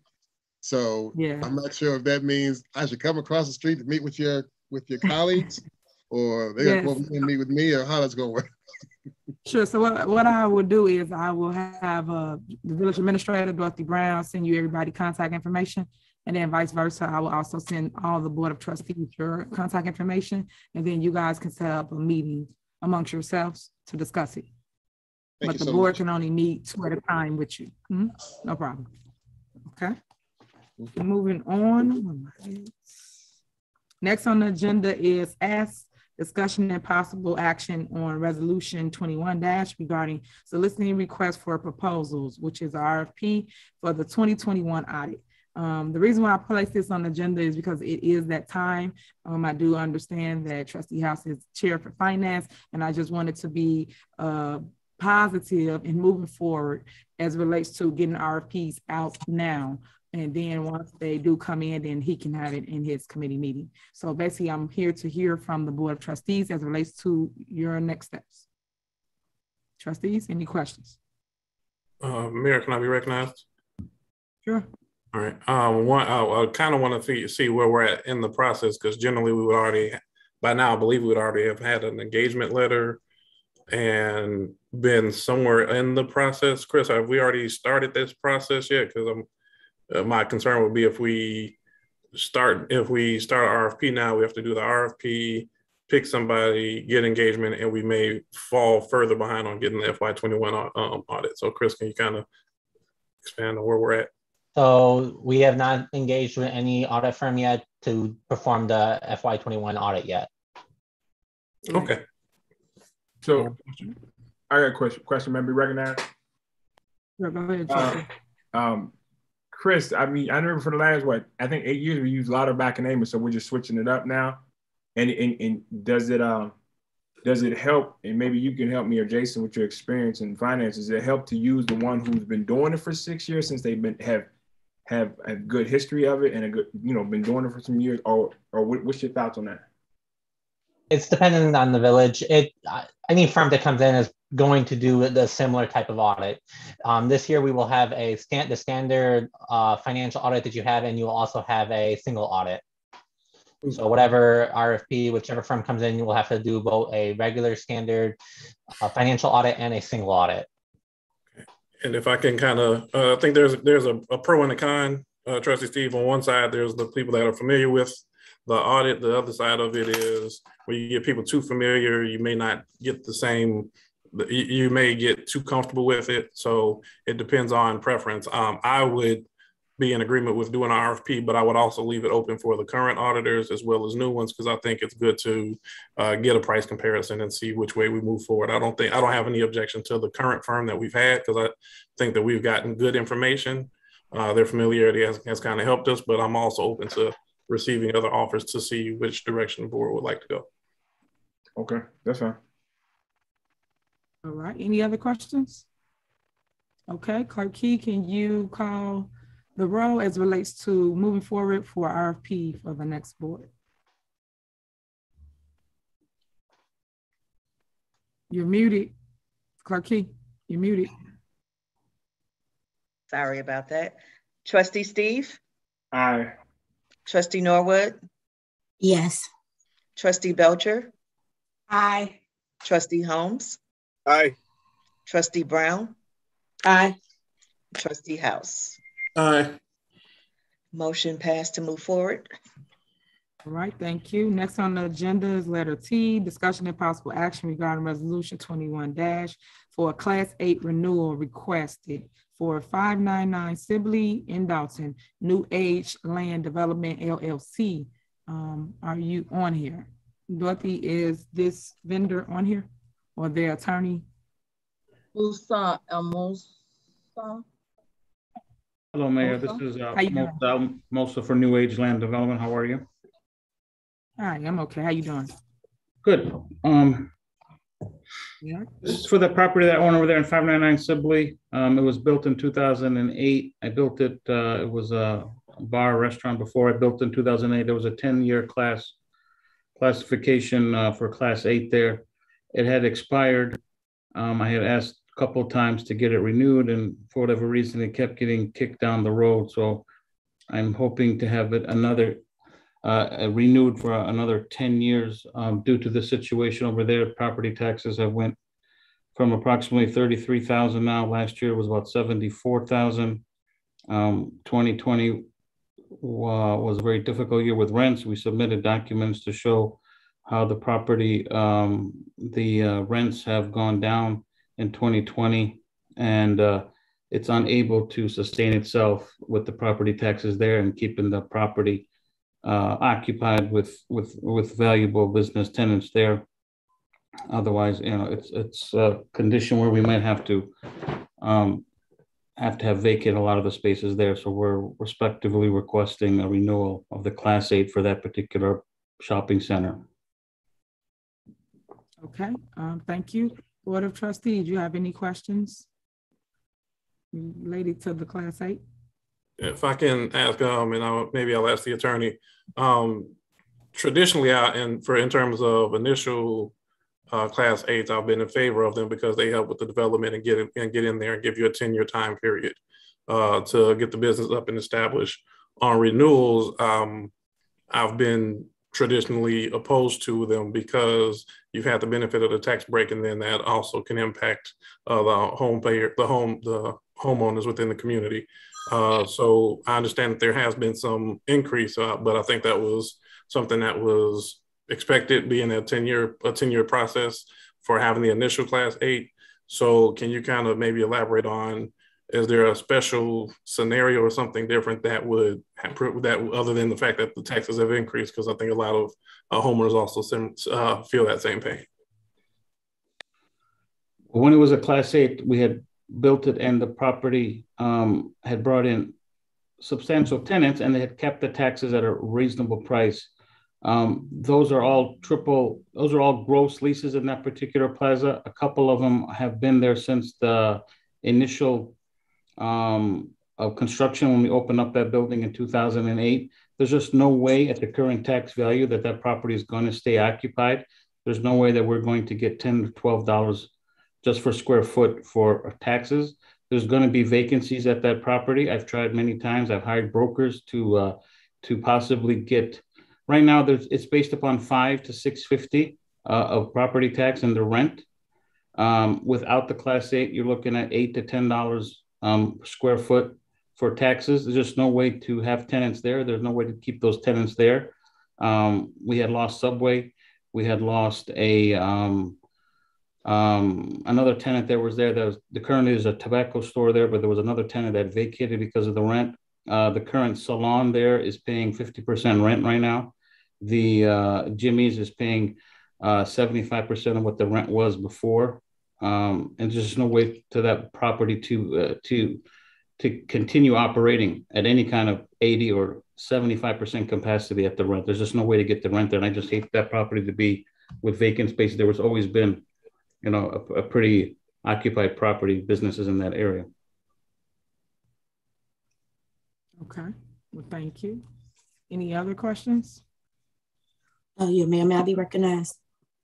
Sure, go ahead. I know you gave us the amount per square feet.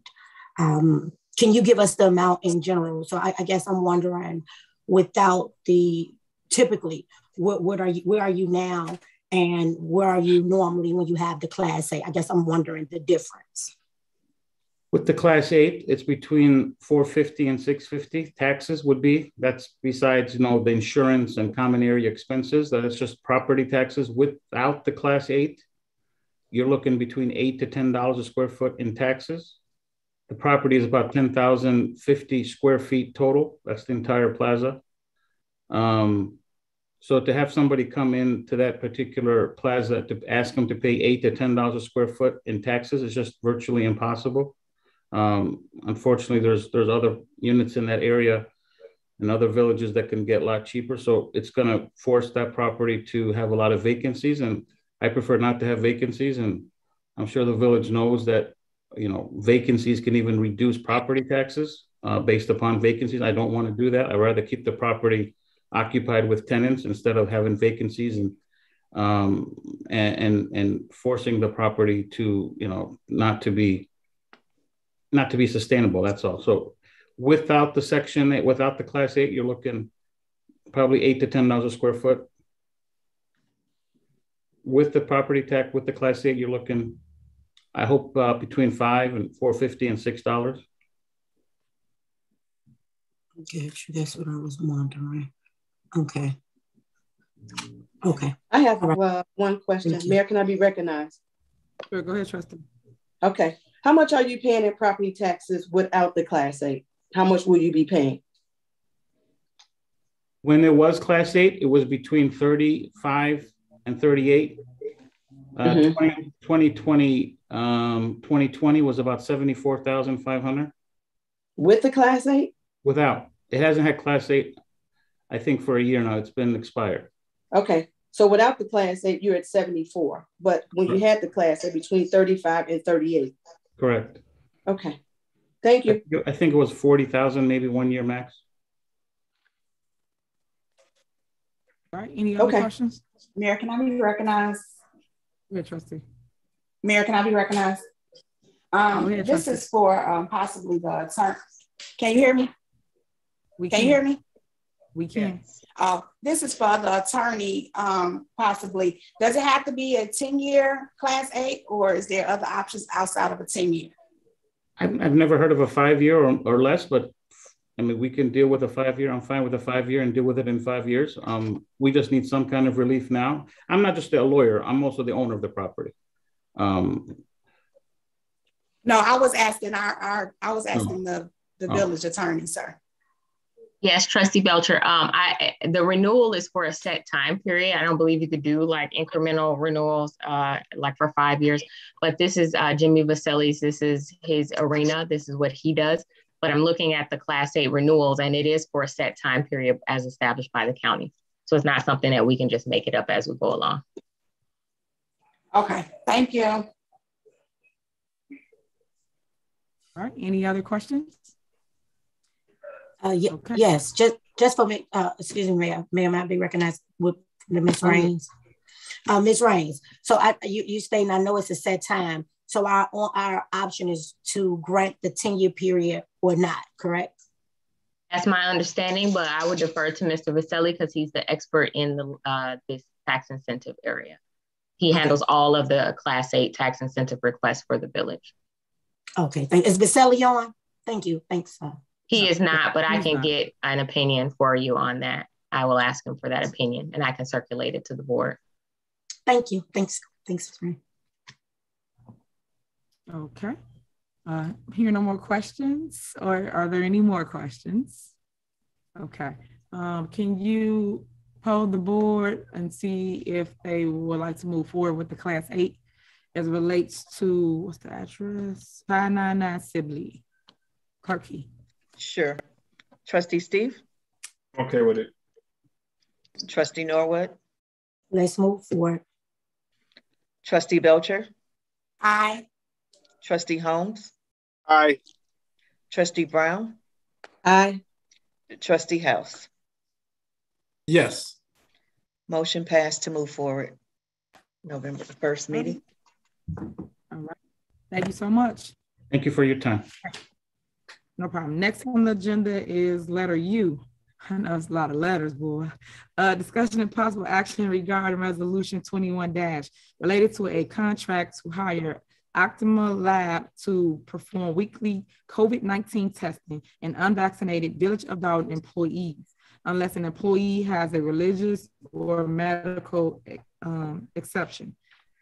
This was put on by Trustee House. You have the floor. Okay, thank you very much, Mayor. I know we had previously spoken about a company doing this service. So this is a competitive, I guess, proposal. This one I was interested in hearing out because they had an opportunity where the village can do a similar service without it being a cost to the village residents or taxpayers.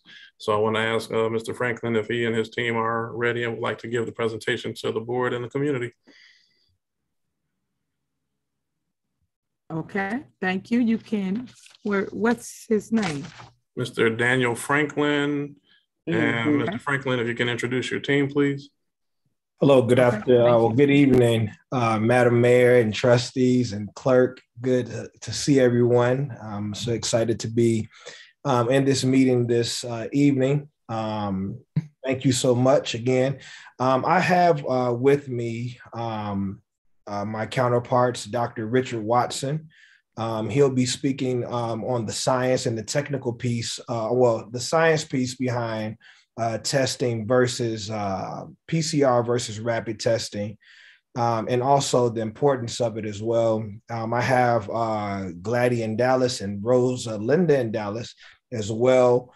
They'll be talking about the technicalities of the lab and how the lab is able to withstand and handle all of the testing requirements and the staffing piece as well, as far as us getting the testing done at each facility as well, and how this whole process will be covered to the village of Dolton.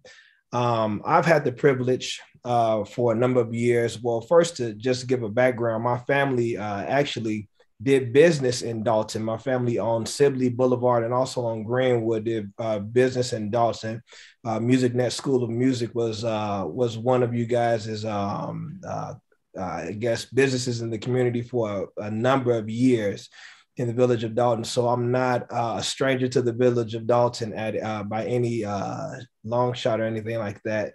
And so, I've been owning for a number of years a home healthcare agency, and our home healthcare agency has been the main focus of it has been to go into the waste places, as the Bible would say, and turn them into the Garden of Eden. So we wanted to give great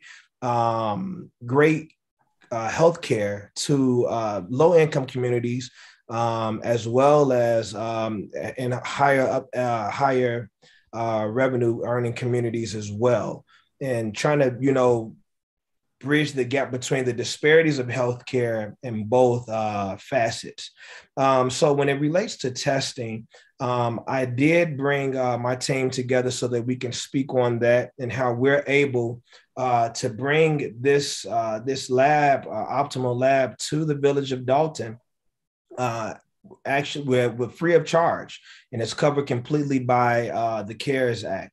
And my counterparts will discuss that. I'm trying to see I'm going to share my screen just for a moment. I'm going to turn the floor over to Gladys. She's going to talk about the lab and processes with the lab and all the technical sides of the lab. Then we're going to have Dr. Watson, who has done over 50,000 tests nationwide. Optimal Lab has literally, we've been from coast to coast doing testing. I'm talking about not just PCR testing, but rapid testing as well from all across the nation. With Gladys and Linda, we have made it, and Dr. Watson, we have been able to reach and test in California, Florida right now, where we're servicing right now 78 nursing homes right now. In the state of Florida, and we're getting their test results back within 24 hours. We are so committed to the process of making sure that we can give accurate testing that we have even so much as so got on, chartered our private jetliners. Not only just that, but we've also contracted with Delta and United and American Airlines as well to make sure that we're able to hit all of these communities across, not just locally in Chicago, but across the nation. We have also picked up testing 5,600 people at the Ford plant on Torrance. We started there just this past Friday, and we're doing testing there as well as in Chicago Heights as well. So the whole entire mandate for us to test at the Ford plant for all the shifts at both the stamping plant in Chicago Heights as well as for the Ford plant on Torrance.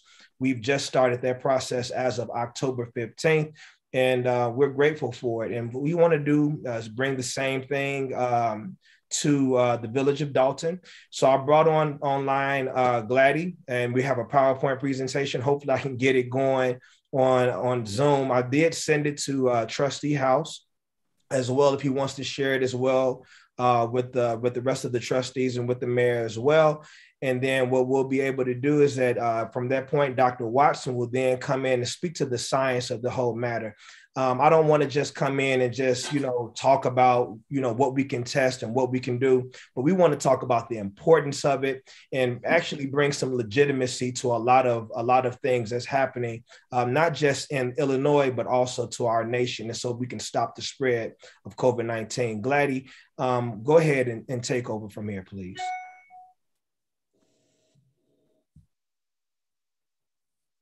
Your mic on. Gladys, your mic on?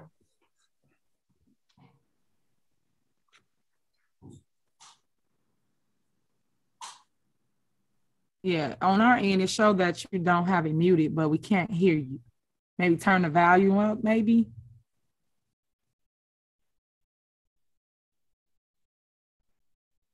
Nothing.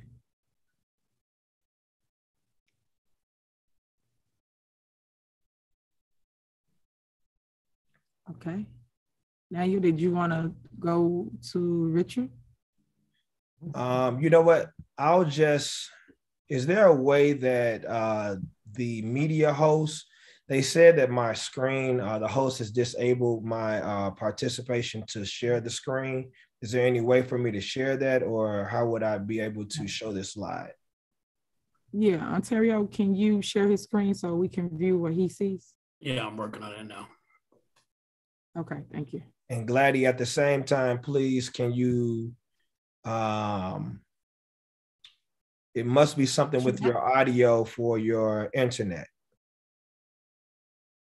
Maybe you can log out, Gladys, and come back in.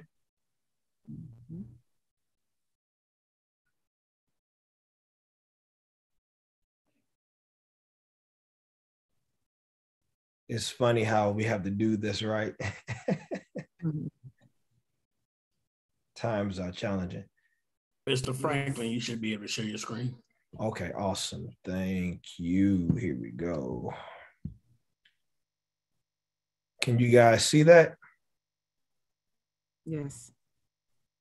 Okay, let me make it bigger.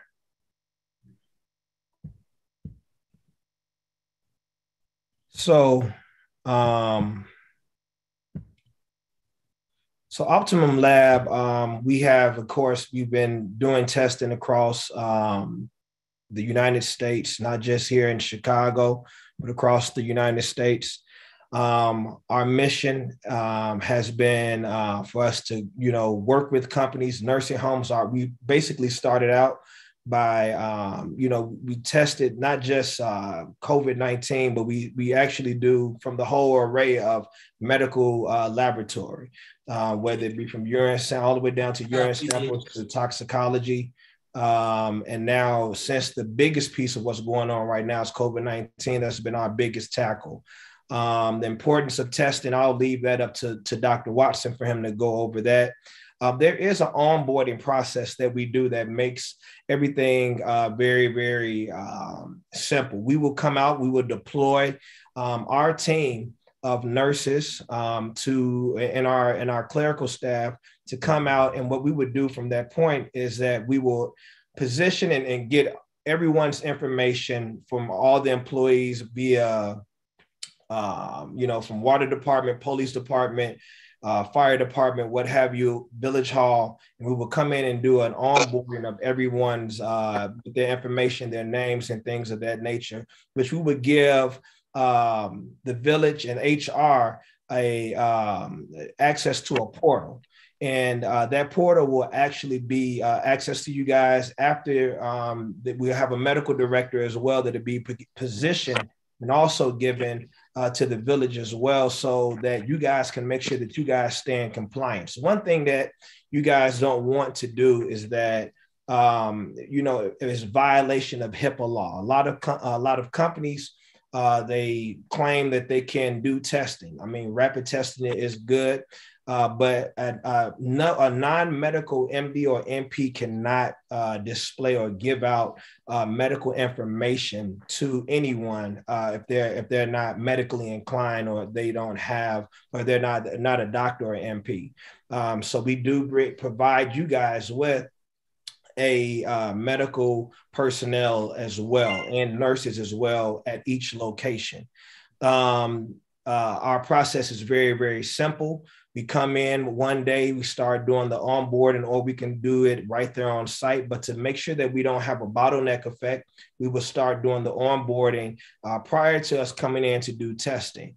I told you about the digital transformation and everything like that as far as with the platform. And we also have our own carrier service that will come out to the facilities and also pick up those specimens at the end of the day for testing. That's for the PCR test. And Dr. Watson will talk about the difference in between the rapid testing, which we will be able to perform with the village hall and with also with all the employees that's connected to the village. He'll be able to speak on that level. And then also, not only will we have the carrier come out to come pick up the specimens, but we say 24 hours just to give us some leeway. But with the PCR test, as soon as it's picked up, we'll be able to get you your test results back within 4 to 6 hours after they're picked up. Client support, again, is that if there's any issues or anything that you guys need or anything to know how to make or how to make each patient feel, at ease if they do test positive, we have support for that as well via telemedicine as well. I'm going to move past some of this stuff. We all know what the cases of COVID-19 are in across the United States and things of that nature. We also know that the scale of the outbreak is currently going up. We know that people right now are dealing with issues right now. We have the Lambda variant that's been coming out as of lately, which is moving and being transmitted very more higher than COVID-19 or the Delta variant. Like I told you that the first steps, again, it will be the onboarding. We will get a standing order from our physician, and the physician that we can have could be Dr. Watson or whoever the village chooses to be that physician on board. We would gather and submit all employees' information.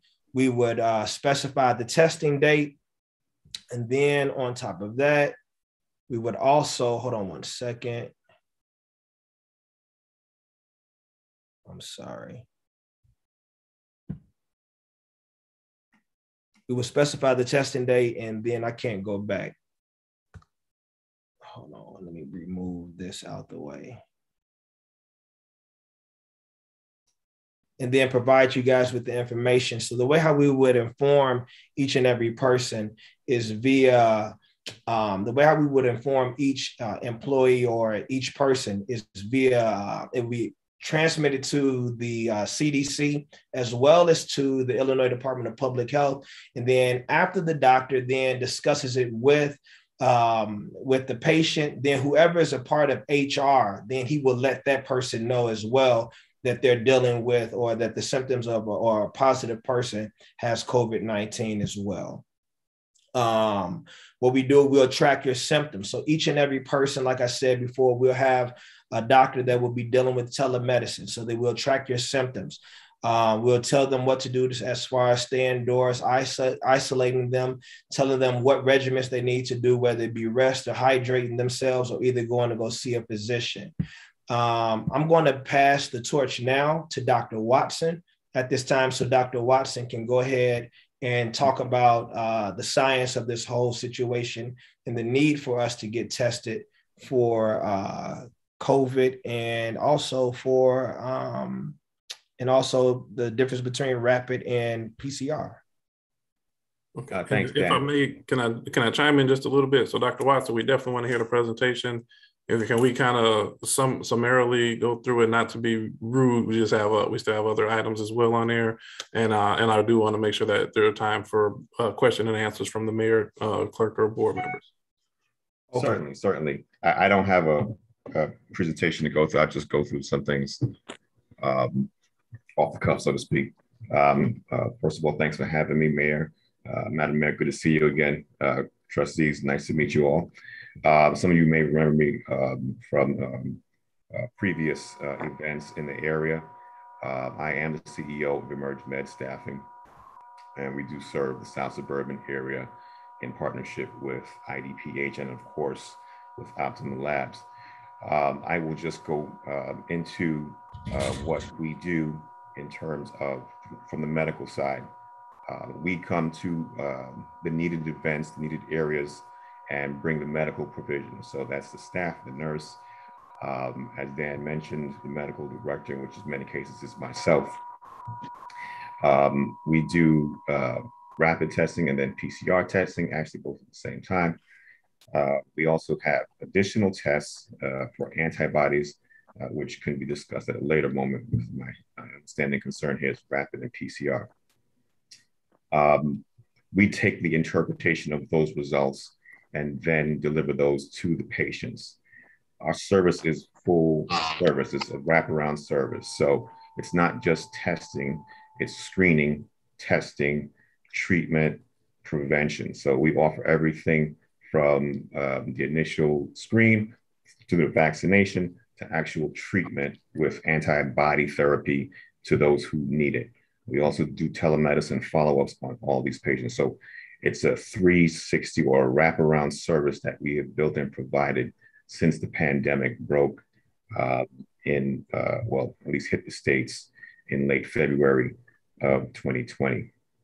And so without further ado, I don't want to take up too much time, but I do want to let you know what kind of services you can get and expect when we engage with townships such as yourself.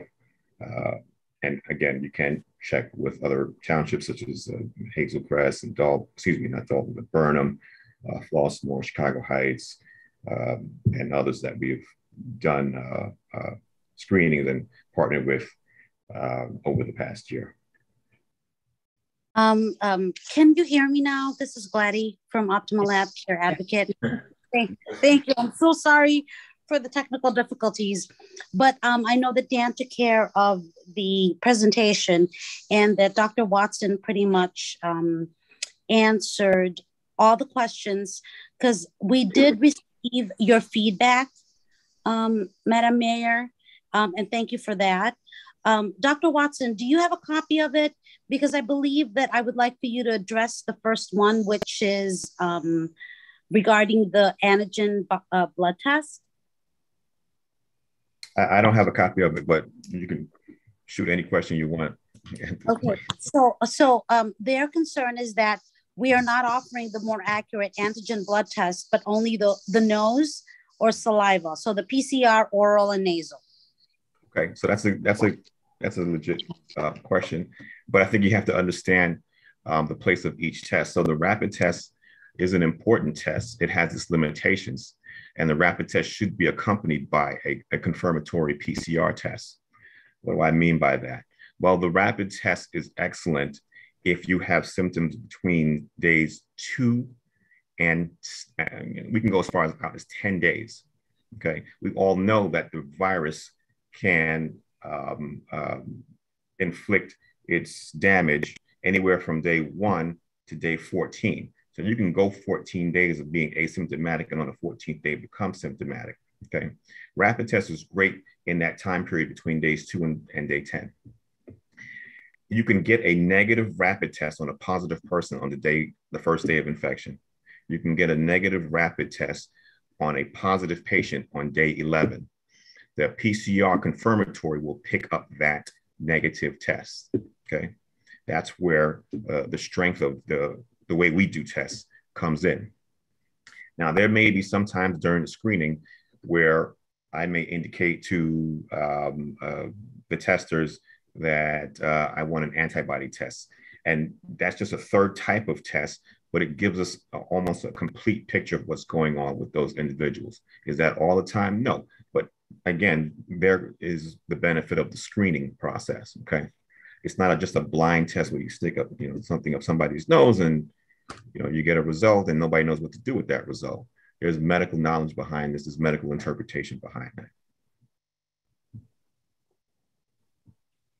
Thank you, Dr. Watson. And then I just want to address number 3 and number 4 in your letter to us regarding the testing in facilities. We will be going out to whichever facilities you would want us to go to, and with enough employees to take care, enough clinicians to take care of your employees. Same goes for number 7 regarding the kits. We will handle the kits and the supplies, including the couriers, so that you would not have to worry. And then number 9, the concern about Dolton residents. I do know from that Dr. Watson, you correct me if I'm wrong, that we will be hiring clinicians from Dolton, correct? Yeah, I mean, we love to hire local. So, if there's any persons who are interested in working in Dolton, we can absolutely, bring them on staff. And what we do is not just bring them on staff, but we'll bring them on staff and give them the proper orientation and training. If it's I'm sorry, go ahead, Gladys. I'm sorry, from my end, from Care Advocate's end, Care Advocate is the staffing agency. We're licensed by the Illinois Department of Labor and also IDPH. We do have over 250 people out in the field, nurses, CNAs, LPNs, and we do have a lot of clinicians that are from Dolton.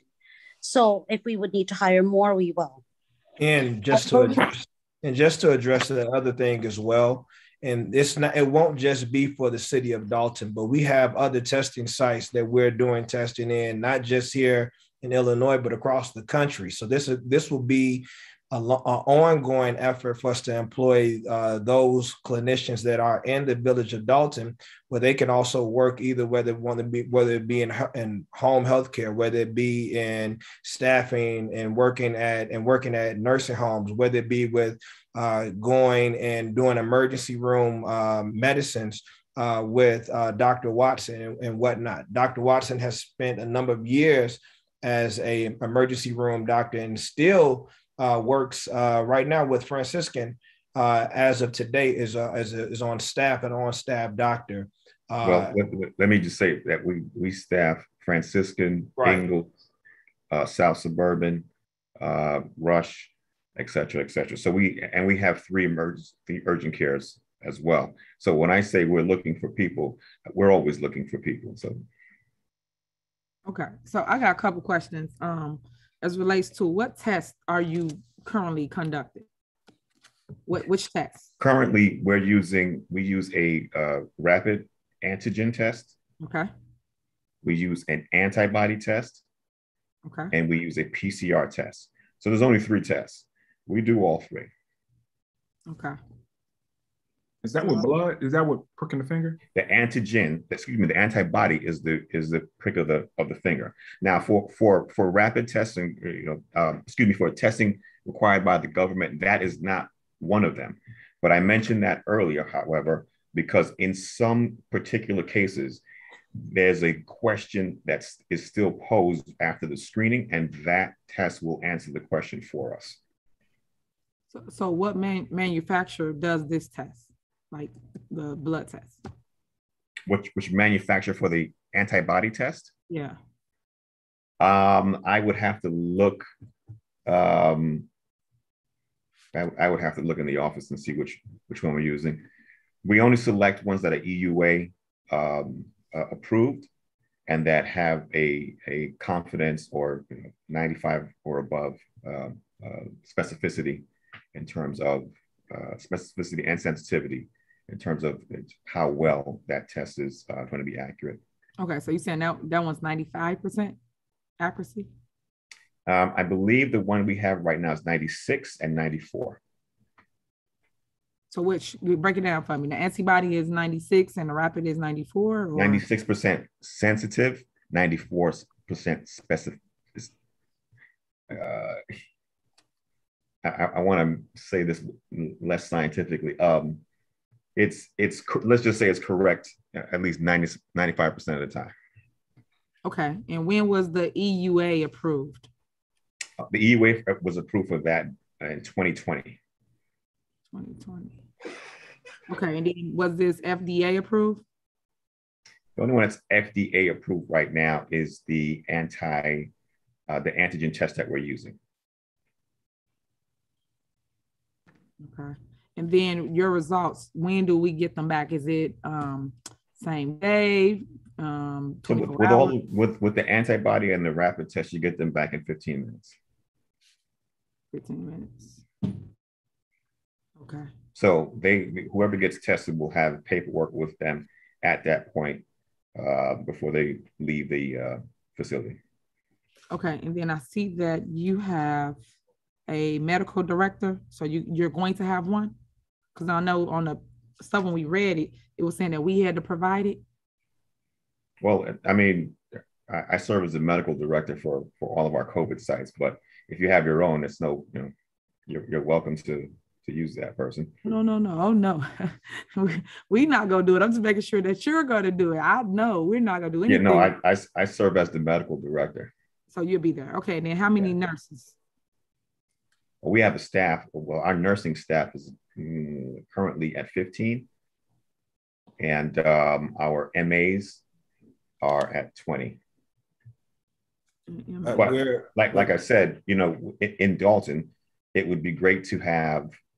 I know you guys, requested that we use Dolton. Trust me, we would love to have people from Dolton working in Dolton. It would make things really good for us. Every time we open up, we bring on new employees, and so it's an opportunity to really expand and increase the workforce.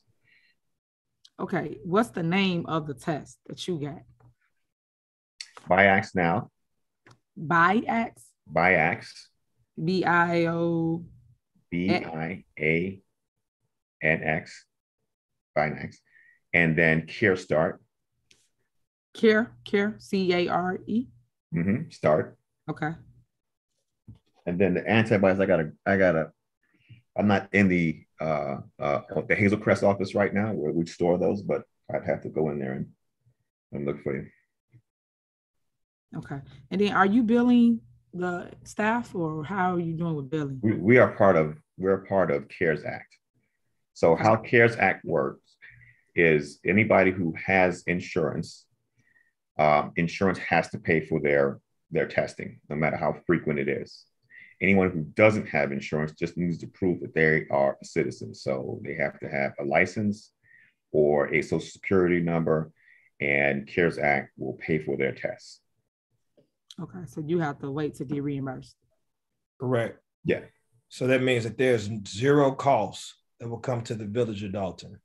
Okay, and how much is each billing to the insurance? I don't know, to be honest with you. I know that CARES Act pays the same rate as Medicaid, and so that's variable. Okay. I don't do the billing directly. Okay, what give me like an estimate, like of most towns when they do this, what is the cost to the resident? Is it $200? Is it $500? Like, what's the numbers? To the residents, nothing, because we're part of CARES Act. For the insurance, so you're still getting paid. I know it's nothing up front, but you're getting paid because you're charging their insurance. Yeah, so, it could be, like I said, it's a Medicaid rate, so that could be variable, anywhere from $25 to $65, depending upon which insurance or Medicaid MCO they're associated with. And let me just make this clear too, Madam Mayor, is that just so I can make sure the question is correct, you're asking what would be the cost from the resident.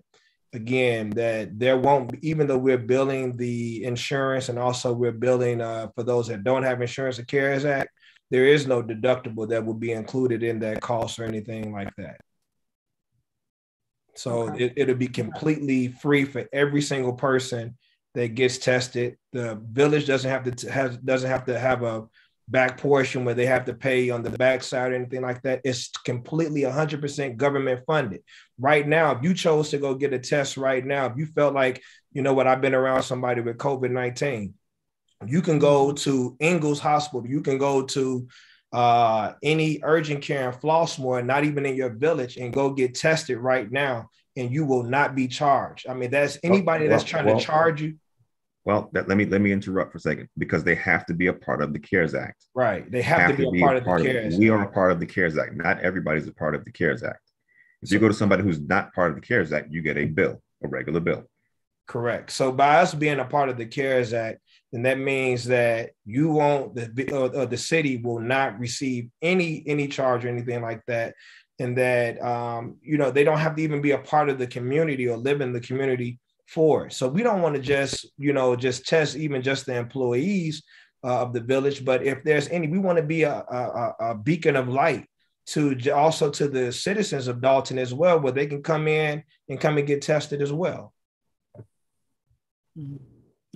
Okay. Well, I am in total agreement as it relates to everyone should get tested. My concern is the billing.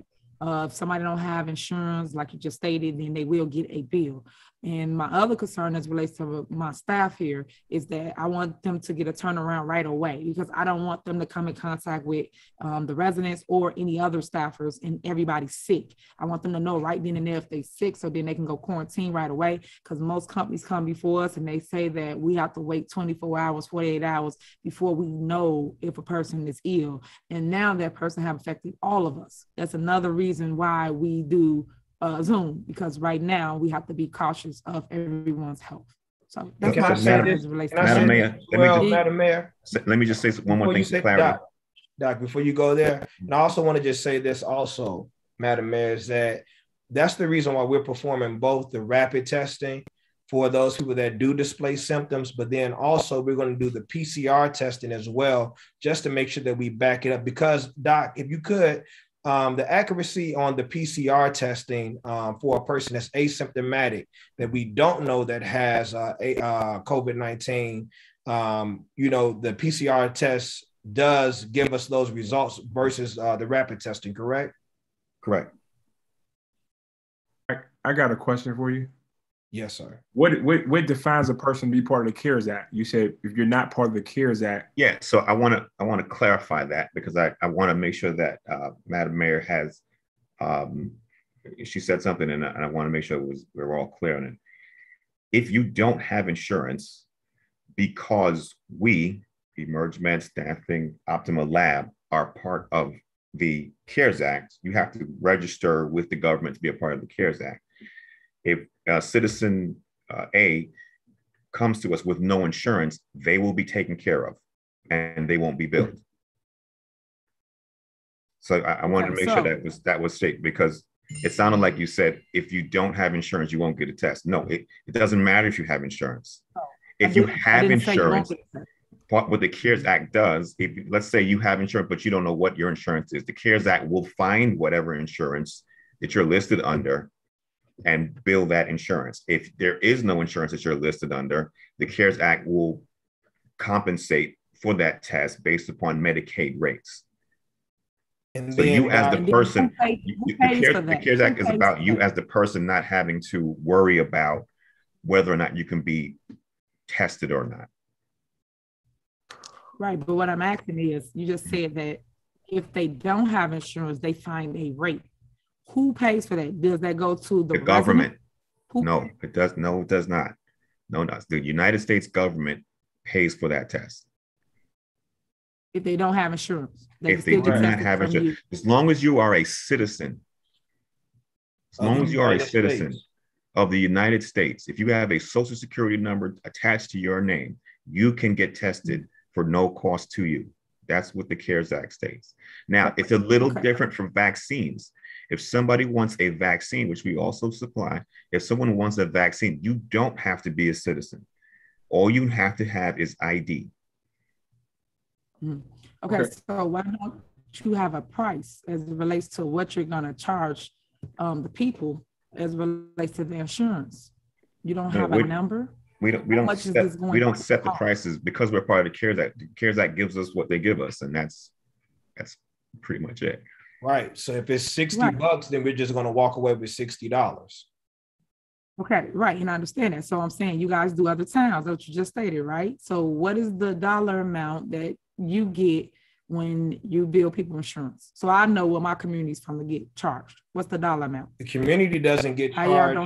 The community doesn't get charged anything. However many people that we test, we're going to get paid from the CARES Act from that. We're not going to bill the community a single red cent, a dollar. You're not going to get, because the government pays us to do the test. Right, I got that. So I'm saying the government pays you to do the test because it goes through the insurance. I ain't talking about people that don't have insurance. How much are you billing the insurance company? That's even through the insurance company. Even through the insurance company, it's still covered underneath the CARES Act. So even with the billable rate, there is no copay, there is no spend down, there's no other payment that will be charged to any resident, any employee, to the village, to you, to anyone. How much? I guess. Okay, and I'm gonna leave it alone. Hold on 1 minute, trustee, and I'm gonna leave it alone because y'all not answering my question. My question to you guys is, how much will a resident get charged when you bill their insurance? $60, $100, $200. That's all I want to know. I understand you saying that they won't get billed out of pocket, but I want to know how much is the insurance company paying for the test. That's it. But I'll give the floor to anyone else. Any other trustees? Questions? Yes. Sure. I understand. I understand what the mayor's asking is, what's the actual price that's going to get billed that you get paid for? The question I have is, in this state, this vaccinated versus unvaccinated. I know people who have got vaccinated and still spread it and still got it. So is it something that you come once a week, and is it for everybody, or we're just going to single out the people who have a religious exemption, who don't take the vaccine? We're just singling them people out and say test them, or we testing everybody? Because everybody's a potential carrier, whether you're vaccinated or unvaccinated. Doc. I mean, that's up to you guys. Whoever you designate to be tested is who we're coming to test. Whoever lines up and says, I want to test, gets a test. It's completely, that part is up to your discretion. If you're mandating your employees and workers get tested, they line up and we will test it. There's not anybody that we're going to turn away and say, well, we're not testing it. In regards to the question regarding, how much the insurance gets billed, that question actually requires more explanation than this conversation can hold, because medical billing is not straightforward billing. Correct. I can bill an insurance company $500 and get paid $5.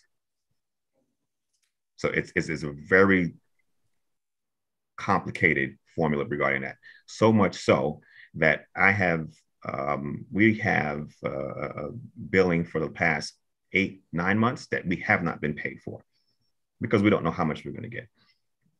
Right. So it worries me for my residents. I'm just telling you, because I would never agree to something and I don't know what the bill is going to be, regardless of, I know you're saying I'm not paying out of pocket. I got that. But still, you're billing my insurance. I would like to know the cost for the overall residents. When they ask me, I don't have an answer. You're not telling me anything, and you're not giving me any examples of other towns and communities as relates to what they pay. Like I have no base to go off of, and that's what I'm asking for. But go ahead. Any other trustee? Yeah, ma'am, may I be recognized? Go ahead, trustee. Then we come to you, trustee House. You know what? Oh, yeah, I just had a quick question. I just, for the doctor, I just want to make sure, because I think that I'm understanding, but I just want some clarity. So it sounds like he's stating that because he's a part of the CARES Act, if he uses insurance, then the insurance gets billed. But if the person doesn't have insurance, either way, through the CARES Act, the government is paying for the tax. Is that correct? That's correct. Okay, that's what I was wondering. So I guess the ultimate answer why you all are saying you can't answer with a number, because you're saying, hey, for the most part, because we're doing the billing and because we're part of CARES Act, either way, the government is pretty much paying for it in one way or another. Correct. Okay. Ultimately, the government does enforce that insurance companies have to pay for the test if the person's insured. They do enforce that. If there is nobody, like you said, if there is no insurance company, like you said, then the government pays for it. Yes. Got it. And that is why you all are saying, hey, this is free. Either way, it won't cost. Correct. Thank you. We are just now starting to see, just this month, starting to see receipts come back from January of this year. Just now. Got you. So you all are compensated either way, but this is a free service to the residents of Dolton and the employees. Eventually, we will be compensated. Yes. Got it. Thank you. That's what I was wondering. Okay. Right. Appreciate it. Okay. Trustee Norwood covered it. Okay. Any other questions? One more question. Okay. You say people who do get contract COVID-19 or coronavirus, y'all help out with some therapies? Yes. Or help out with things? What's some of the therapies that you actually help out that you have? Well, we do telemedicine visits that we will have in place for anyone that, contracts COVID. And then Doc, talk about, the telemedicine as well as with the therapy regimen that you have as well. Yeah, so in our clinic, our COVID clinic in Hazel Crest, we're doing antibody therapy.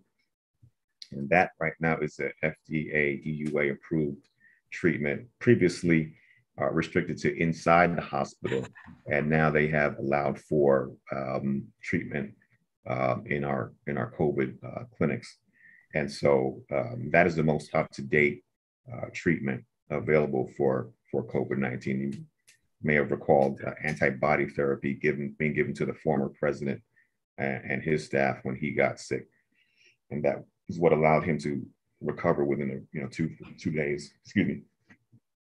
And so that is the most up-to-date treatment. We've been doing telemedicine and sort of symptomatic care up to the point where we got the FDA approval for these antibody therapies. Thank you. Okay. Any other questions? Which, by the way, is also taken care of by the CARES Act treatment. Okay, that means that I can tell you the price of. That I know. that is a $450 treatment that is taken care of by the government.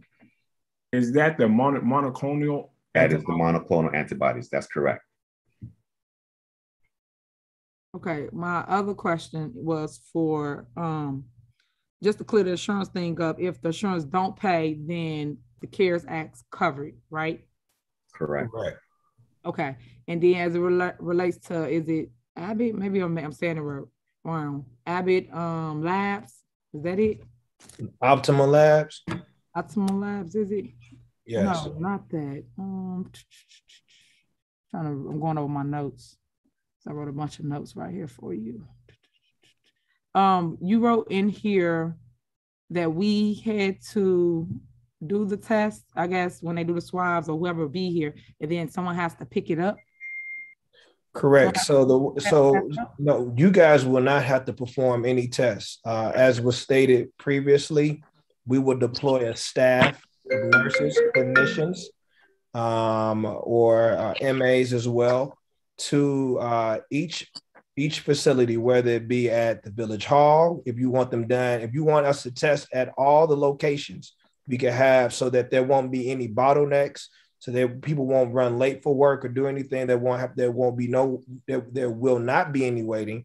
We'll be able to have staff at the fire department, staff at the police department, staff at the water department, staff at the Village Hall, wherever you guys want staff at, we'll be able to have staff there throughout all the shifts or the hours that you guys want them to be there. They'll come in and test once a week. We'll be able to know, one, with the 15-minute rapid testing. We'll also have the antigen testing as well as the PCR test will be available. So we'll perform 3 tests, all at those designated locations. And they'll be able, and our staff will take care of all of that.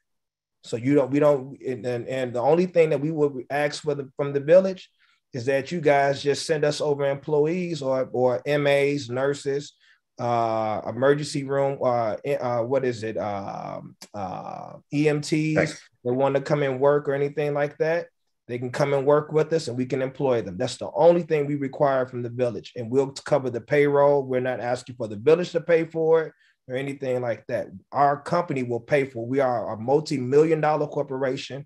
Dr. Watson, himself, myself, and Gladdy, we have a multi-million-dollar corporation that we own. Okay.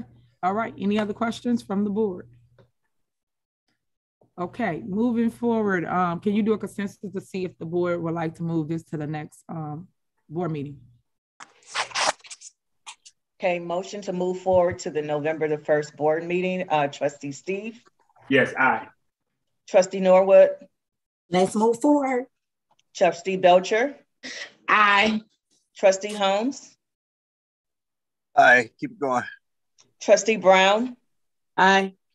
Trustee House? Yes. Motion passed to move forward to the November 1st board meeting. All right. Thank you so much, guys. Thank you so much. See you next time. All right. Okay. Take care. Bye-bye. Hi, guys. Next on the agenda is V, discussion of possible action related to contract to hire Agile Technology LLC to perform weekly COVID-19 testing of unvaccinated Village of Dolton employees unless an employee has a religious or medical situation. Where is he at? Is he on here? Yep. Okay, oh, I'm sorry. Oh God, oh my eyes. Rod, you have the floor. Thank you so much. Thank you, Mayor and trustees and other department heads and such. So Agile Technologies has been providing rapid COVID testing to the south suburbs. We have location at River Oaks Mall. So we're already part of the community. And I'll put it this way, we don't have to guess about some very, very key things. This is not respectfully, everybody, this is not just a financial decision, or conversation. This is a public health decision. And you have to have a discussion about protocols, about methodologies, and about processes. It is completely insufficient for to not know which test is going to be administered. Our tests were approved on May 29th and I believe October 3rd. We have 2 of the only tests that were approved for point of care. That means that they are so accurate that it requires a low complexity environment. We give the results in 10 minutes. That means that when someone is infected, that we're going to give them the results right there on the spot, and they should be escorted from the environment and, and given proper advice on isolation, and if they need to inform people at home, or if people at work need to be informed as well. So you can't say we're going to send out results and then we're going to do this other thing as well, and not have a way of keeping things safe, even in the test environment. So we do not have an onboarding process. We do it really easily, everybody. It's a free phone app, and everyone gets a link. They download it to their phone. They put in a bit of information, and when their test result is ready in 10 minutes, it's loaded into their phone app, and they have it right away. They can use that for going back, proving up their status so they can go to work, so they can go to school, even so that they have that for travel. It's extremely important that we do not have an onboarding process or anything that puts people in unsafe circumstances. One of the things that Agile does is we have, of course, there's going to be social distancing. In addition to that, we're going to have air purification units in place in the testing environment for everyone's safety. In addition to that, we're going to have someone on site ensuring that everyone who's getting tested walks in the door and keeps a mask on at all times. We're going to make sure that people are separated or bifurcated when they're tested, when they get their test results as well. It's extremely important that we're able to give the type of test that we do for something that was not talked about earlier. So I'm going to give you a couple statistics. Up to 40 to 45% of people who have COVID are asymptomatic. What was not discussed is that a PCR test misses asymptomatic carriers up to 86% of the time. If you all go back in your memory bank, and I'll talk about the most famous ones, the Binex Now or Abbott's Lab tests were the ones that were used at the White House when they had the super spreader events. It was then discussed that that test was up to 48% inaccurate. So let's be very, very clear. Our tests are 98+% accurate. So by doing the 2 tests, we can eliminate statistically false positives and false negatives. And the specificity on both tests is 100%. A PCR test cannot differentiate between certain pathogens and certain other findings. So that's part of what's going on. It also sounds like in doing the homework, I want to be careful about representing us well and allowing that other company to represent themselves well. But if you're going to talk about jobs creation and economic development, please let it be authentic. We already hire people from the community. We're already members of the community in the River Oaks Mall. We will be providing testing on an as-needed basis, Monday through Friday, at village designated locations. And then on Saturdays and Sundays, we have the River Oaks Mall location where individuals can come. It's extremely important that everyone is tested at the same time as well. So the 172 employees must be tested at the same time. Otherwise, it will open the village up to litigation because you will be commingling infected with the uninfected and the vaccinated with the unvaccinated. please understand this, that because of the Delta variant, which is actually responsible for more than 98% of the infections, it's not Lambda, it's not Mu, it's not Kappa, it's the Delta variant right now. It carries up to 1,000 times more the viral load in the mouth, the nose, and in the body as well. So we have to be extremely careful about the advice that we give people and the timeliness of that. So we're going to make sure that if someone comes in, they are tested, they are identified whether they have the virus or not. The second thing, folks, is that to truly understand if someone is ready to come back to work, ready to go back to school, or if you have an employee with people who are sick at home, it requires a second test because there is an incubation period. So 2 tests are what are required on different dates to actually establish a negative status, not one individual test. Let's be very clear. PCR testing misses asymptomatic carriers up to 86% of the time. PCR testing, which is the one that is painful and goes up into the sinus cavity, is good for a 7-day period when individuals have symptoms. But almost half of people do not have symptoms. There's another part of the health, and let's be very pointed on the health discussion as well. An antibody test must be done on everyone at the beginning. And that is because a person has to be not exposed or completely recovered to be vaccinated. Only under those circumstances will the body mount a proper response. So that is why we do both of those tests immediately. That is how we will increase the number of vaccinated people as well. So ultimately, we want to drive down the cost.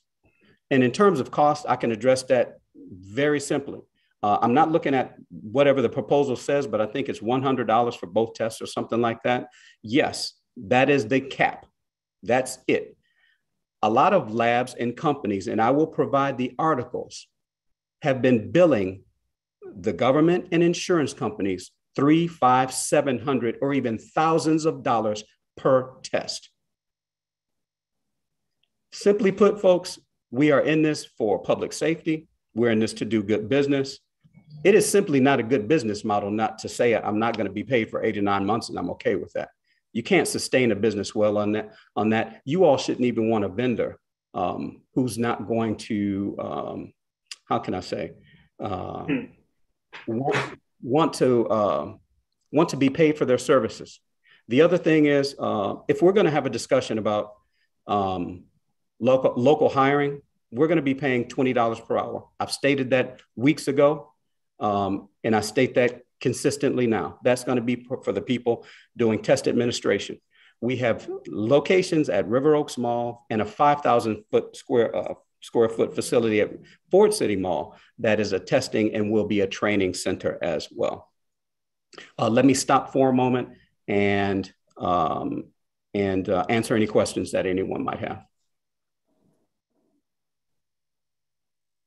Anybody got any questions for Rod? Mayor, may I be recognized? Sure, go ahead, trustee. Yeah, so I actually have used Rod's facility when I players and myself to his facility in River Oaks. And I actually like the facility. I guess what I'm wondering is what's the cost? So how would the billing work with you all? Absolutely. So I want to not be shy about something, folks. Hundreds of billions of dollars have been allocated for COVID testing and COVID safety concerns, some of which we haven't even talked about. So you got the ARP money for this. So I believe it's going to be $100 for both tests. We are going to bill the insurance. Whatever we bill that insurance for will be paid back to the village, folks. So that addresses a large part of the financial concern. That way we try to make it a zero-sum expenditure for the village in as many ways as possible. But I'm going to be really honest with you, because of all of you all who like to go out to a restaurant, and you like steak or lobster or this or that, the other, when's the last time that you went and sought the best food for free? When's the last time that you went to a restaurant and they couldn't tell you what they were serving you and how safe it was? We administer tests that are FDA approved under the emergency use authorization. One is an antibody test, one is an antigen test. They were approved specifically on May 29th and October 3rd, and they are two of the only tests, folks, again, that are approved for point of care service. That is outside of a hospital, an urgent care facility, or other. That's extremely important. And I think I've given you all a PowerPoint presentation or brochures or such with the accuracy of the test, which is more than 98% for both tests. One is Helgen Scientific, and the other is Access Bio. So those are the two specific tests that we're using. And Trustee Norwood, again, on the cost, I believe it's $100 per person for both tests. I believe it's $65 or something or $95 for both, maybe $65 or $70 for one test. And then again, we do bill the insurance. We are transparently going to provide that information to the village so you can see what we are billing and what we are paid. And we're going to pay the village back what it pays, either credit or such. I want to address a couple things really, really quickly, folks. Specifically in the safety planning, law enforcement, as far as police officers, this is so detrimental that it's nuts. Police officers have died from COVID 5 times more than they have died under other circumstances. That's number one. In terms of compliance with the Department of Labor, there is a $14,000 fine for each person for each occurrence. So say, for instance, you all miss getting results, they're missed testing for a week or something like that. The potential fine for 172 employees is $2.4 million. Actually, $2,408,000. We want to be clear about something as well. Everyone remanded into custody by the police department should be tested for their own safety and for the safety of the community and the police officers. Then it would also be their choice that police officers could be tested on a more regular basis, and that individuals who are released from custody should be tested as well. That's something in particular. It is extremely critical to get same-day results, not 24 hours, not processed in 4 to 6 hours. So if you take a look at the white papers or the documentation for the companies that do PCR testing, what they do not tell you is that they're supposed to be processed within 1 hour of the sample being taken. Otherwise, that compromises the results. And there are many other circumstances under which the results are compromised. That is an impossibility with us simply because we don't need a lab. We're going to have everything processed right on site.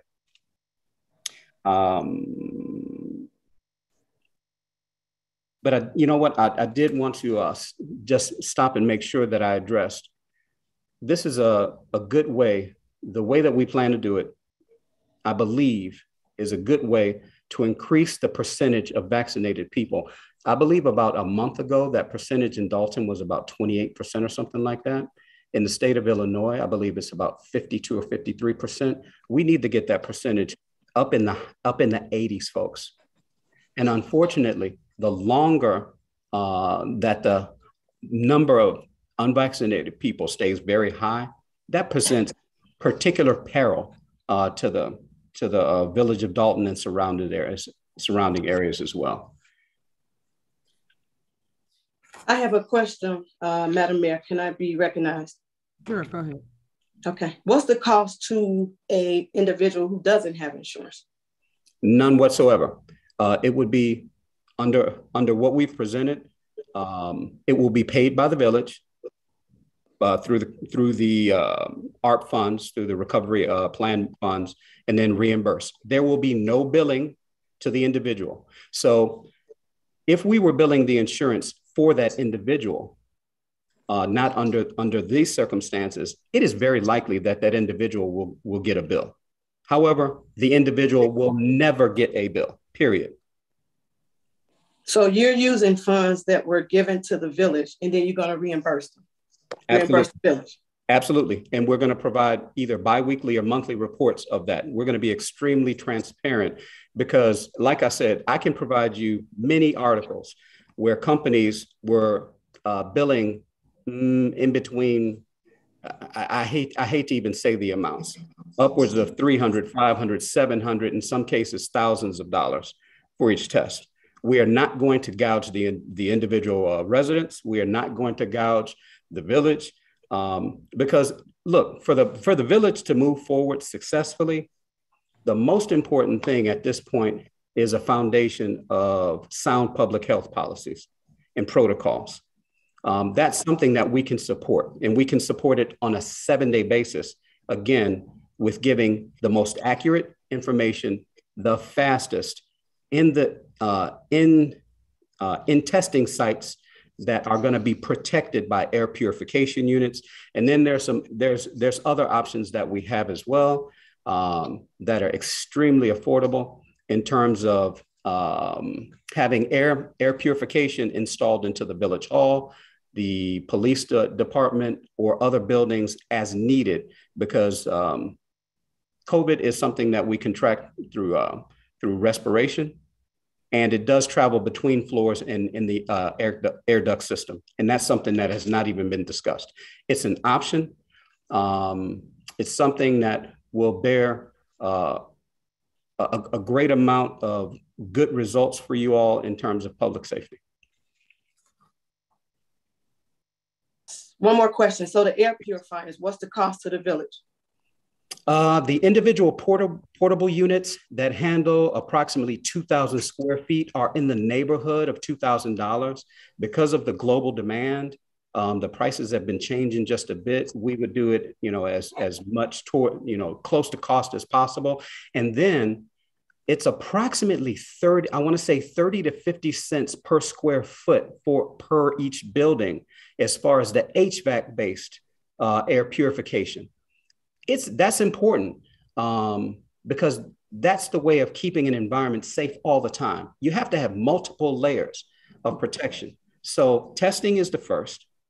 Wearing a mask, of course, the air purification units, and then we even have individually worn devices, which are bipolar ionization devices, which damage the membrane of coronavirus and render it unable to infect an individual, or it creates clusters around the coronavirus cell and makes it larger so it cannot fit through an N95 mask.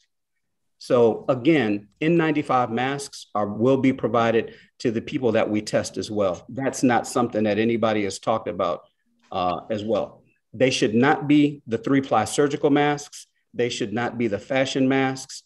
And everybody, the bling and the Gucci and the Louis Vuitton masks are cute, but they don't serve very much of a safety purpose. So we're going to make sure that everybody has the most, the best mask to wear as soon as they step in for testing. Okay. Thank you. Thank you. Anybody else? Mayor, if I can be recognized. Oh, yeah, trustee. Okay, so my question is, because I think we heard the previous presentation and yours, are you stating that the previous company is not qualified? Because I think I heard both companies will do all 3 tests, the antigen, PCR, and the third one. Are you stating they're not qualified, or kind of help me out here? Well, I can't speak to their qualifications because I don't know their individual credentials, but I'll tell you this. Shouldn't it caution you if somebody can't even tell you what test they're using, when it was approved, if it was approved for a point of care, what is and how specifically accurate it is? Not in generalities. I could pull that up on the screen. I don't have to guess. I don't have to go to another facility. This is something that we do every day. I take it this seriously because we're doing one simple thing that is simple and profound. We are here to save lives and improve the quality of life. So to answer your question, Trustee House, I can't say whether they're not qualified, but honestly, there was too much that was ambiguous, and it sounded like it was being made up as you go along, and that's unacceptable. Okay, well, and I'll say that because my assessment or what I'm looking at is I feel like we have two qualified companies, one that bills through the CARES Act, so that is no cost to the village, and then one that will bill the village and then go for insurance and reimburse us as much as possible. So I'll say this, Trustee House. There is a way for both companies to be engaged. We do not do antibody therapy. So say, for instance, if Agile is doing the testing and we're identifying people who need to be isolated, who may have health problems right away, then they may be candidates for the antibody therapy and other treatments. I think companies should really stay in the lane that they are best at, do the thing that they are most expert at. For instance, there was absolutely no discussion of the need for testing because of long haul illnesses. We thought that it was 10% of people who got COVID. Now we find out through an Oxford and United States study that almost 33% of people who get COVID, within 3 to 6 months, they develop one of the long haul illnesses, which is atrial fibrillation, cardiomyopathy, bilateral pneumonia, vascular damage, blood clotting, stroke, paralysis, and a number of other things. So the power in what we're doing is, number one, testing everybody every week. Number two, if anybody comes up positive, we are able to address it on the spot, not through telemedicine. We're able to advise them immediately. And you don't have to wonder about who our medical director is because it's Dr. Hira Natalia, someone who's qualified, who actually provides COVID care in all states at this point. And everyone that we have is licensed and certified as a phlebotomist, a CNA, or a medical assistant or such. You know, those credentials have to be in place. But I want to be very, very, very clear. Just because a company says they do testing, that's one thing. If I say, I'm going to give you something to drink, I should tell you what's in the bottle. I can't just say I'll give you a PCR or an antigen or another test. I have to tell you exactly which test it is, so you know that it's most useful, that it's most accurate. And the tests that we do have been proven to be best in class because they are approved not just for emergency use authorization, but for POC or point of care service, which is extremely important to you all and your safety. So there's a way for both to participate. One in terms of treatments and such, but we are very expert. We've already, in fact, many of the people here have seen how we do testing and such. And like I said, hiring from the community is something that we already. I don't have to speak about it hypothetically because we already have people on the payroll and have had people on the payroll from the community. Any other questions? You muted, Trustee. Thanks, Mayor. May I be recognized? Right. I guess just for clarity purposes, I just want to make sure that I understand. So this way, with you all's company, we'll use the COVID relief fund as opposed to the CARES Act, and they'll count on reimbursement. Correct? No, we would be paid. We would bill the village, to be very specific. Okay. Then we would bill the insurance or Medicare or whomever. Those reimbursements will be paid back to the village. And here's something that I want to be extremely careful about as well, folks. What we want to do is decrease the need for testing over time. We are not going to give 2 or 3 tests to everybody every time. That will be gouging you all. That will be making you all like ATM cards. That's not right. If somebody is vaccinated, they do not need an active virus test all the time. They need an antibody test to understand how long they have antibodies in their system to protect them. We have one of the most accurate tests to do so. So once a person no longer has antibodies or a very low antibody finding, then they should get the booster shot or the additional dose. That's part of the value in what we bring in the discussion that's not been had. If people are exposed to an infected person, we address it on the spot immediately, depending whether it's 8 o'clock in the morning or 8 o'clock at night. We can test those individuals who have been exposed and give those results right away. You know what? There's someone that, in fact, earlier today, Colin Powell died. Former Joint Chiefs of Staff, Secretary of State, very beloved man. He found out, I believe it was just days ago, that he had COVID. So he did not have time for results to take days. The decision that you all are making, respectfully, is less of a financial decision and more of a public health decision. You can guard money as much as you want to, but I pray that you all guard lives. I really do. And as far as the residents, look, third grade boys who underperform on standardized tests are 11 times more likely to be incarcerated. Nobody's talking about that. That's why it's so important to keep kids in school and keep them safe. If you all want to talk about the financial health of your community, then doggone it, businesses need to have people who are working for them that have been tested and will not spread COVID. You all can have a community of safe businesses and safe consumers as well. That's what we talk about when we talk about economic development.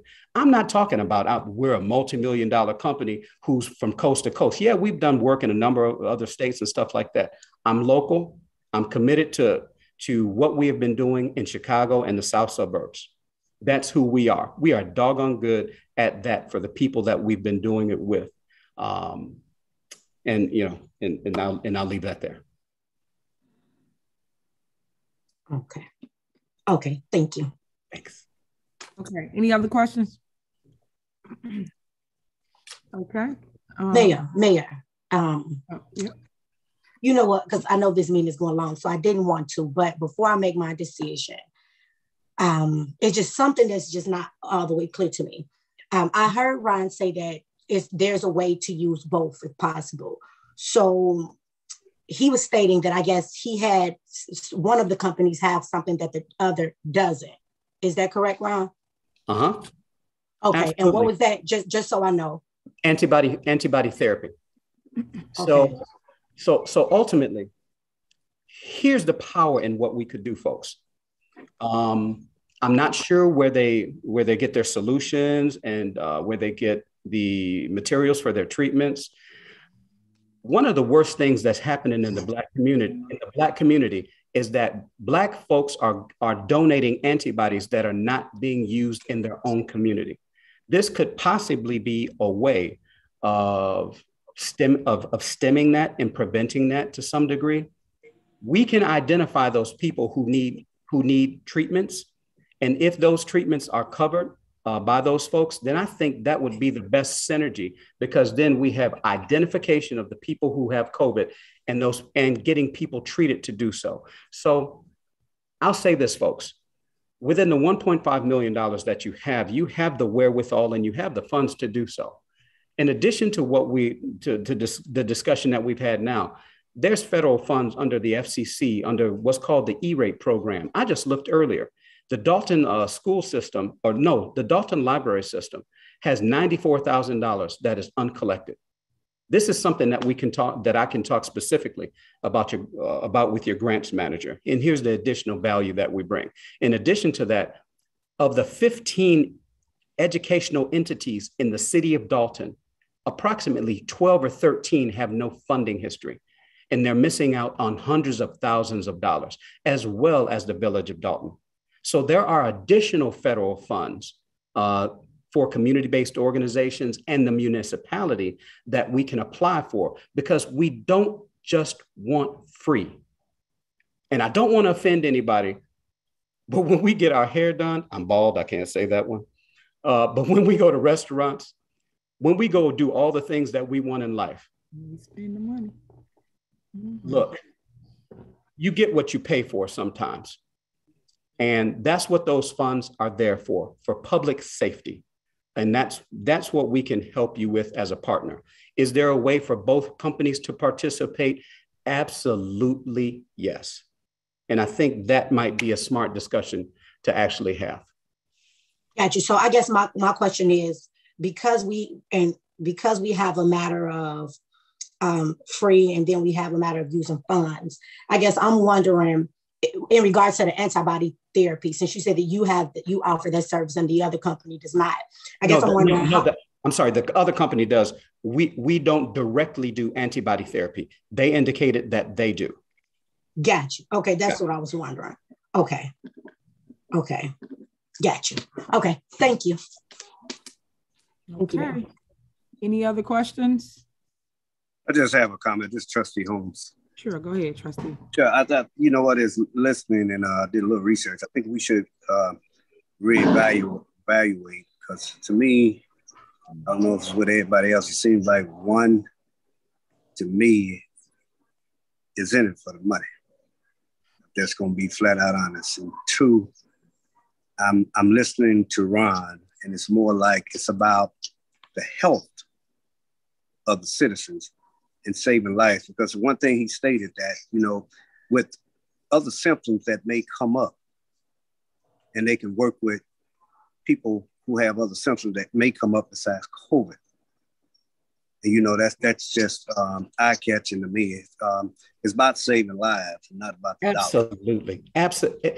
I could not impress upon you more. That is our approach. And not even, like I said, the health concerns. Look, folks, please don't be that community that's going to have hell to pay for little Black boys and Black girls in 8 to 10 years or so, when we find out what has happened to those who had inadequate educational experience for 2 years or so. The other thing is, please take a look at the percentage of Black businesses that are failing. These are some specific things that we can target, because I've helped develop plans for the restaurants of Washington, D.C. I've done some other consulting for the state of Arizona, for the state of New Mexico as well, as far as building safety. So there's a lot of things that we need to talk about that are beyond testing. But yes, testing needs to be addressed right away. It's about public safety. It's about saving lives. It's about the health of the community. And I'm going to be very transparent about, number one, what we're charging. Number two, the reimbursements that we get and where that money goes. Okay. I'm going to say this, and then we'll call the roll to see what the Board of Trustees are. I totally agree with everything you just stated. Me, as the mayor here, I support your initiative to better our community by offering tests right away to the community and them knowing the results right away. I know that you've helped several different people as it relates to coming to their home. You do private visits, and you've always stated that you're for health and I'm for safety. And I can't stress that enough. So I do support what you're stating, and I hope the Board of Trustees give you a chance and follow what you're saying and vote to bring you on to the village. I think you will be an asset to Dolton, and residents will appreciate you, just like I know some of the trustees do. Also, some of the staff members also appreciate you. So again, thank you for your time. Thank you for just coming to Dolton and presenting us with facts and educating us on the do's and don'ts and what's going on as a whole in the economy. So thank you. Thank you, everybody. Appreciate it. God bless. Thank you. Okay, so with that being said, Clerk Key, can you call the roll as it relates to using him to do testing at the next board meeting? So this is a motion to move forward? Yes. Trustee Steve? No. Trustee Norwood? Not at this time. Trustee Belcher?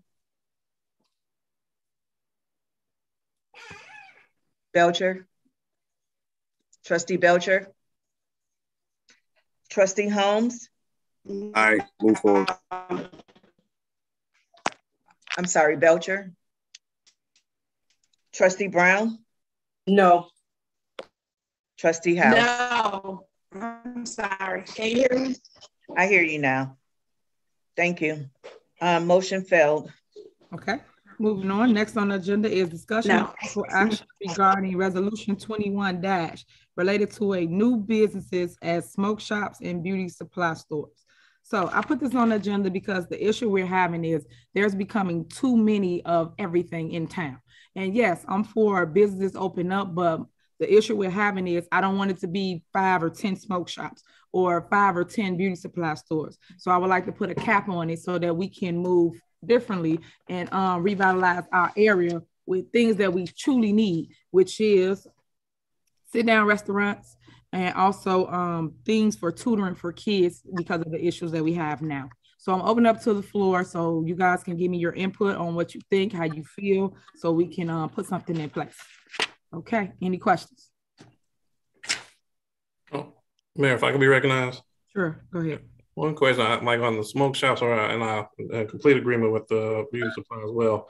Would this resolution limit from cigar lounges as well? Well, we put a cap on it, so we're not gonna say we don't want it here. It's just how many. Currently, right now, I can answer that. We got one smoke shop in town. So, well, I'm differentiating a cigar lounge from a smoke shop. Is this all encompassing of both, or is a smoke shop different than a cigar lounge? It's different because one you can smoke there, the other they just sell there. Thank you. Mm-hmm. So, Mayor, can I be recognized? Sure, go ahead, Trustee Belcher. Yeah. So I guess just for clarification, in the wording in the ordinance, it says limitations on tobacco sales, and then it also says where limitations on where they can be located. So when Trustee House has said they're not the same, based on the ordinance, it says tobacco sales, and a cigar lounge would be tobacco sales. Okay. Where do you see that on the ordinance? Because I just want to make sure you're not getting it. Okay, let me pull it up so I can read it verbatim on how it's. Yeah, I'm only stating that because it's two different issues going on. So the one you're speaking of, I think you're merging them both. Trustee Steves has one, and I think that's the one you're speaking of. It has like a limitation of where, like how far apart, and then mine is different from the one he stated. So I got Shantae on here. She can explain it. Yes, I'm looking at, it's on page 3 of the packet with items W through Z. And it is, the language indicates there, it's the sale at retail of cigarettes, cigars, or tobacco in any form without obtaining a license. So it's issued, business license is issued for the sale of tobacco products. So oh, sorry. No, go ahead, attorney. I just wanted to make sure I knew this. What it stated that it was tobacco sales, and then it referenced it. Correct, trustee. It does state the retail sales. So if the cigar shop also engages in retail, then it would be included in there. But that's why we're seeking a cap on the number of licenses as opposed to prohibiting the activity altogether. Any more questions? Yes, maybe go ahead. Go ahead. I would hope that we could, because I have something on the agenda about similar thing. The wording could be off. That's why I wanted our attorney on there, because this is the one he wrote up for us. So moving forward, if we can somehow merge these two together and be at the best ordinance out that we all agree on, I would like to do that. We can do that. I can. Mayor. Yeah, go ahead. Go ahead. So, and Trustee Steve, so they are related. However, the distinction is the ordinance with respect to the business license is a matter that falls purely within the home rule authority of the municipality to regulate businesses. The other ordinance that you all propose or that you propose have on there is a zoning ordinance, and that's going to require a public hearing and a text amendment to the zoning code. So the reason that we propose to regulate it via the business license route is because you wouldn't have to go through the zoning or text amendment or the zoning process and go through a public hearing and publication of changes to the zoning code for the land use. So they can be done both together. if that's the desire, but you don't have to do them both together. The business license route is the simplified way to address the immediate issue. But the zoning ordinance is a long-term, more long-term solution to regulate where these shops can be located. So there is a slight distinction. Question with the business license, is that strictly a mayor's decision, or will that come before the board? Business licenses will follow your process. And I don't have the ordinance in front of me to know exactly what that process is, but ultimately the mayor does have to sign off. I believe the clerk has to sign off as well, but it will follow whatever the statutory process is. Okay, I great. Thank you for the information, attorney. And I would like for us to somehow see how we can merge two together and make it work best. Okay. So with that being said, is there a cap that you would like to put on any of these? I could start with the beauty supply stores. I would like to cap it off where it's at. I know we have 3 total now. Unless somebody wants another beauty supply store to come in, then you cap it at 4. But I just need to know what direction everybody wants to go. Mayor, I need another place for my hair products. 3 is sufficient with me. 3 is fine. Okay. And then now for the smoke shops, and then I guess we can add the cigar lounges. It's only 1 in town now. How many would you like to cap it off at? Mayor, could I ask a question? Sure. The smoke shop is in the strip mall right here on King Drive, correct? Mm-hmm, it is. What's the facility on Sibley that has the orange sticker now? That's across the street from Burger King. What was that? That was a smoke shop as well. So basically they just going through the formality to open their location. So I won't put their business on here, but yeah, that's what they're doing. A smoke shop there as well. Okay. That's another reason why I'm stating we need to do something, because everybody's coming to town and everybody's just popping them up everywhere. And I don't want that to be our look. I want us to be a family-oriented type of town. And I want to get back to those roots and not make it where people just smoking. No. So are they open or they're not? The one across the street? They're not open. They're not open right currently. They're trying to open now.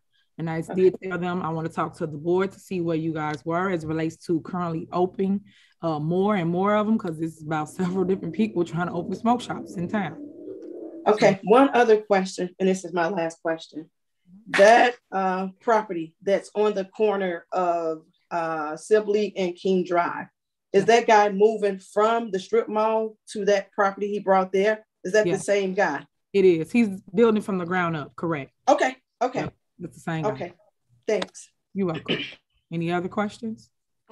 Yeah, Mayor. So did we just come, I know you came up with a cap for the beauty supply. I guess I'm just wondering if I missed, did we come up with a number for the smoke shop, a cap for that, or? So my suggestion would be to do just 2. I wouldn't saturate the market with smoke shops in town. There's plenty of other towns people can go to. Currently, it is only 1 now in town, which is on Chicago Road, Martin Luther King Drive. Got it. And Mayor, if we decide to move forward with this, how often is this revisited? Like, I guess I'm wondering, let's say next year, we decide, hey, another beauty supply wants to come in town. We may want to consider it as opposed to it being vacant.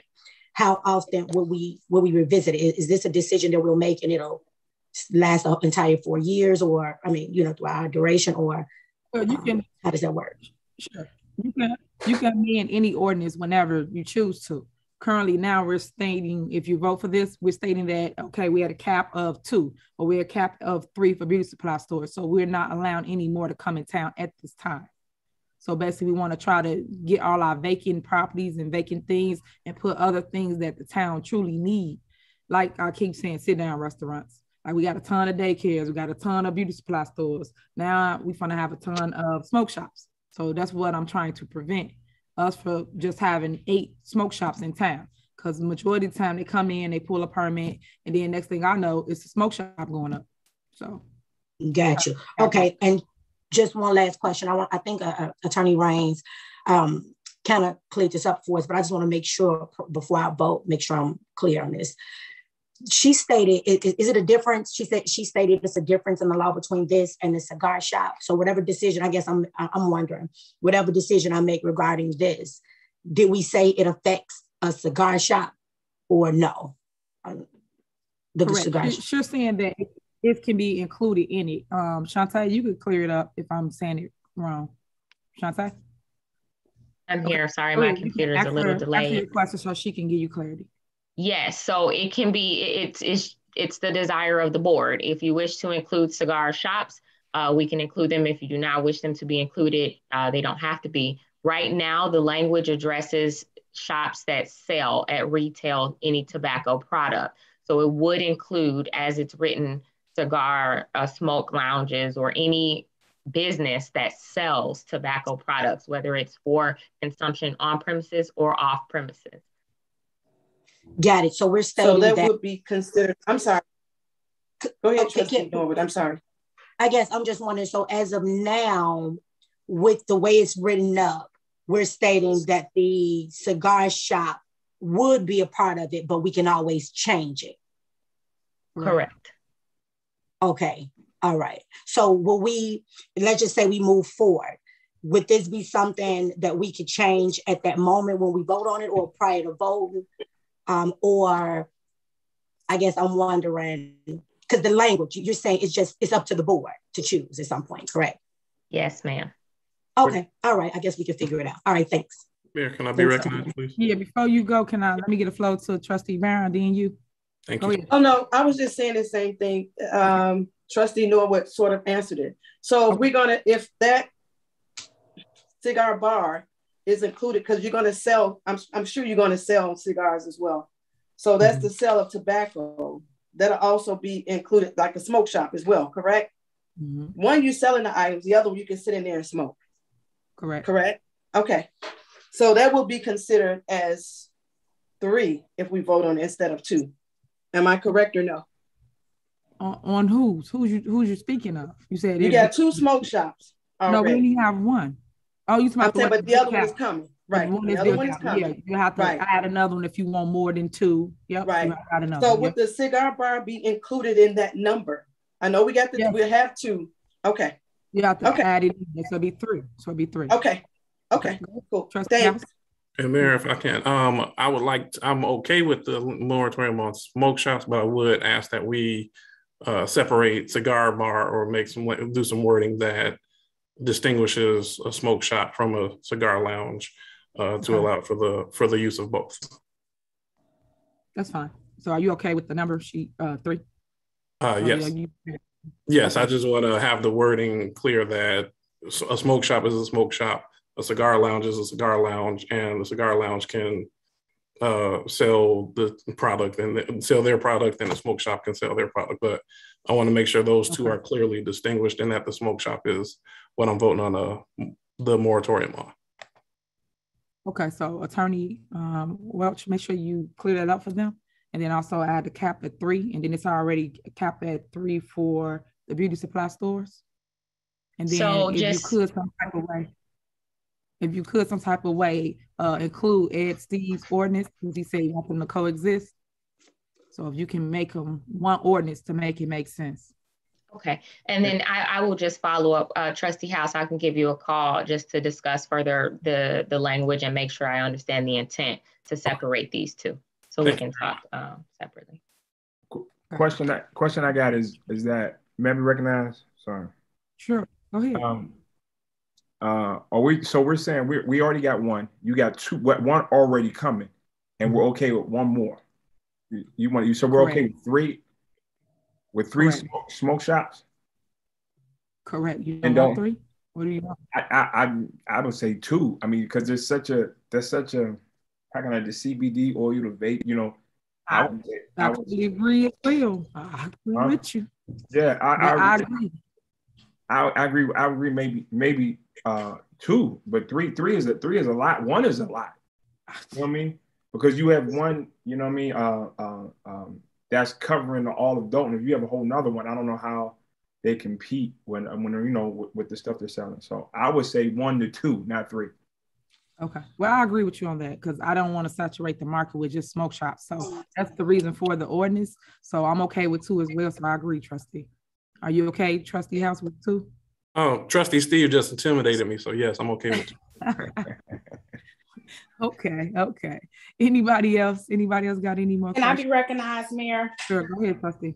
Okay, so I guess where I am a little confused with this is based on the language, and Attorney Welch, please help me. Although we're saying 2 or 3, the way that it's interpreted for retail sales of tobacco, they sell tobacco in the gas station. So us saying 2 or 3 is kind of contradicting when tobacco sales are being sold daily at gas stations. So can you make me or help me understand exactly the language and how, and I know that she said that she'll separate like the cigar lounge from the smoke shops, but what was presented to us, it says retail sales of tobacco.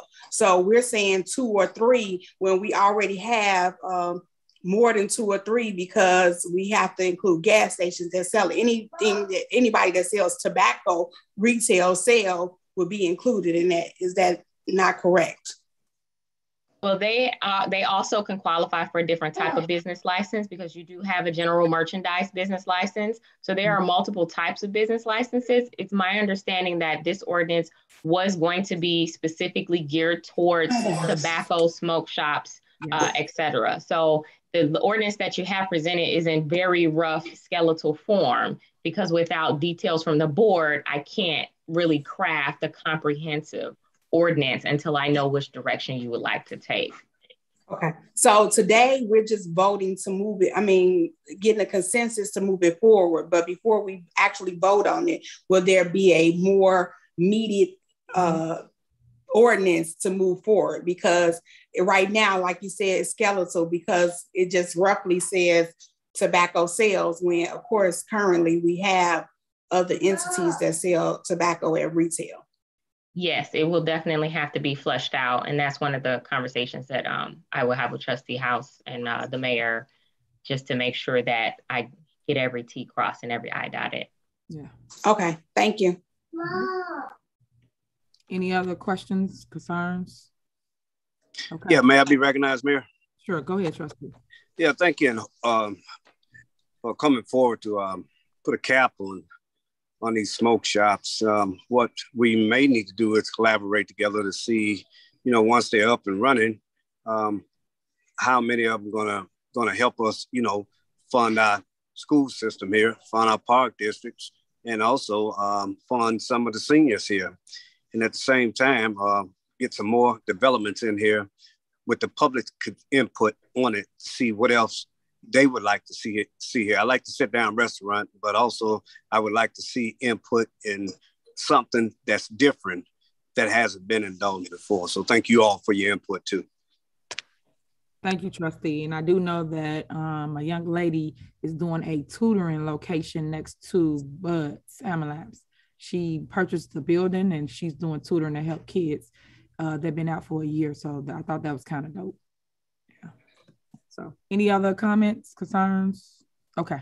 If you could, Clerk Key, call the roll as it relates to moving forward to the next board meeting. Sure. Trustee Steve? Aye. And I think we can just combine it with the next agenda item. Yeah. So we're combining W and X? Right. We're going to add his ordinance to this order.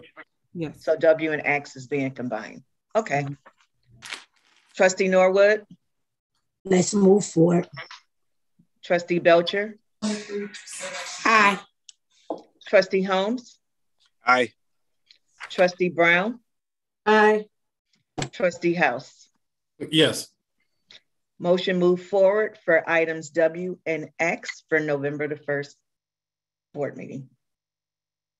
Okay, thank you. Next on the agenda is discussion and possible action regarding ordinance number 21 amending ordinance 1-6-4 powers and duties. Trustee House. Thank you very much. This ordinance was put up here authorizing the finance department or department heads to have conversations or to speak with the board members regarding issues or questions that they may have. I will say I put this up here specifically because there are a couple of times that I made phone calls in to department heads and they were instructed that the administration or mayor or administration would not allow for that.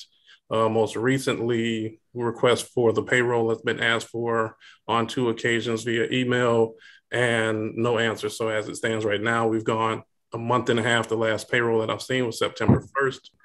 And we want to make sure we have this information before the next board meeting to be able to vote on it.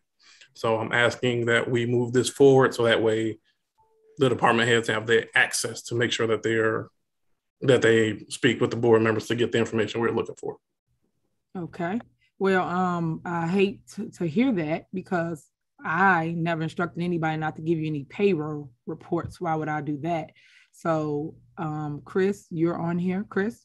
So we're going to get it cleared up right now. And this is what I state to you guys all the time. If y'all have an issue or something's not being done, or maybe got just dropped at the wayside for whatever reason, you guys can call my phone, and we have to learn how to communicate with each other so that we don't have issues that spill over to the board meeting.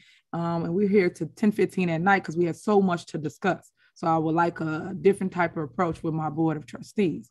But Chris, can you hear me? Well, prior to Chris, I can also say, Mayor, you were included on all of this communication, as well as village administrator and all attorneys. Yes. But I would love to hear from Chris because that was one source of my information.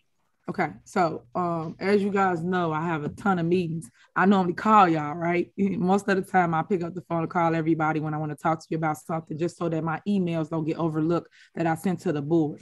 Whether you pick up or not, that's really at your discretion. What I'm asking though is moving forward, we all used to talk. Everyone has each other's number. If y'all have a problem with something or something's not being done correctly as it relates to staff here at the Village of Dolton, please call me. I've said this at several meetings. I'm saying it again. Call my phone so we can get it rectified, so we don't have to sit here at a board meeting and go back and forth over who said what, who ain't do what email came through. Because right now, the community want to see us unified. They don't want to see us divided. They don't want to see any of the turmoil that most people have. So Chris, I am directing him, and this is me publicly saying it because I said it before. Anything that the Board of Trustees would like or need as relates to finances or financials, please deliver it. Please give it to them via email so you have a paper trail stating you did give it to them. I know a lot of them come in and they say, give it to them in their hand, but give it to them through email. So now you have a paper trail to cover your butt as well. But as it relates to payroll reports or any financials when it relates to a warrant list, I've always directed people to give information because that's what you vote on. I too was a trustee. And with that being said, I've always gotten the information, so why would I not give it to you guys now? So that's the direction. Any other questions or concerns? I thought Chris was going to elaborate on that because I want to make sure that I'm completely understanding, because I'm here, which is also why I prefer the email, so that way there is a documented communication. I'm not here to lie on anybody else, not only the mayor, Chris, anybody. The first couple of times that I had these concerns, I spoke about them privately, but I mean, trying to email it was documented, and I would love for Chris to kind of tell me, am I crazy when we spoke, or what? Okay, so Chris told you that I said you can have it. Is that what you're stating now, or what are you stating? Yes. I didn't get the question. Yes. Okay, okay, Chris, come on. Okay, so last time we spoke about this, it was my understanding that the board to run these through you, these payroll reports that basically are the earnings from each payroll and the differences between last payroll and current payroll, and the subsequent report that's attached to that of any new changes in payroll. So any new hires, any changes in salaries, any of those types of items. Last we spoke, I was to run those through you. Okay. So Chris, that's not true as it relates to run through me as it relates to payroll reports. I tell you, just like I tell anybody, when anybody come in and ask for certain items, y'all know my phone number, call me and let me know. That's what I've told anybody that works here for me. So what I'm saying to you with a payroll report, why would I need you to give me the payroll report for the staff? Why would I need that? I don't need that. I got the same information that you're giving to the board. Why would I have to give you the okay to say, give them the payroll report or give them the warrant list? All those items, I've always told you to give it to them. Even when you told me that Jason came in and asked for it, I told you to what? Give it to him.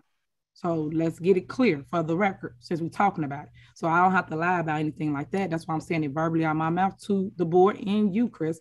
Give them whatever they want or need so that no one is going behind my back saying that I said something that I did not say. Because what am I going to do with a payroll report? What would be the reason for me keeping the payroll report from the Board of Trustees? And not only that, you are the chairperson of finance. So all the lies need to stop. That's why I keep saying to the Board of Trustees, call my phone. That's why I say that all the time, because people will lie. People will say anything to save themselves. So just call me. That's it. And we can clear it up. So now it is clear. Clerk Key, can you please call the roll? Mayor, can I be recognized? Yeah, go ahead.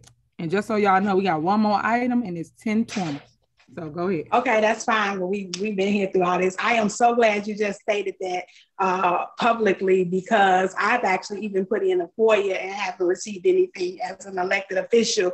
And I also, myself and Trustee Norwood, has been on the phone with Chris, and we were directed that he had to speak to the mayor. So for you to say that you haven't said it, I applaud you that this has been publicly known, because the conversations that we've had in trying to get items that we want to verify before we make informed decisions has not been provided to us. So thank you for saying that, and hopefully the information that is being requested is provided to us in a timely manner, especially if it's something that we have to vote on, because myself and Trustee Norwood have experienced that Chris stated it had to be emailed and I guess ran through you before it can come to us, and we still have not received the items.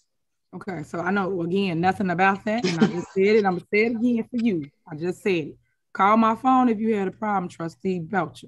So obviously it wasn't big enough problem for you to call the mayor to get it addressed. So as it relates to FOIAs, I'm not over FOIAs. So let's get it clear when everybody keep putting stuff out there. The mayor don't do FOIAs.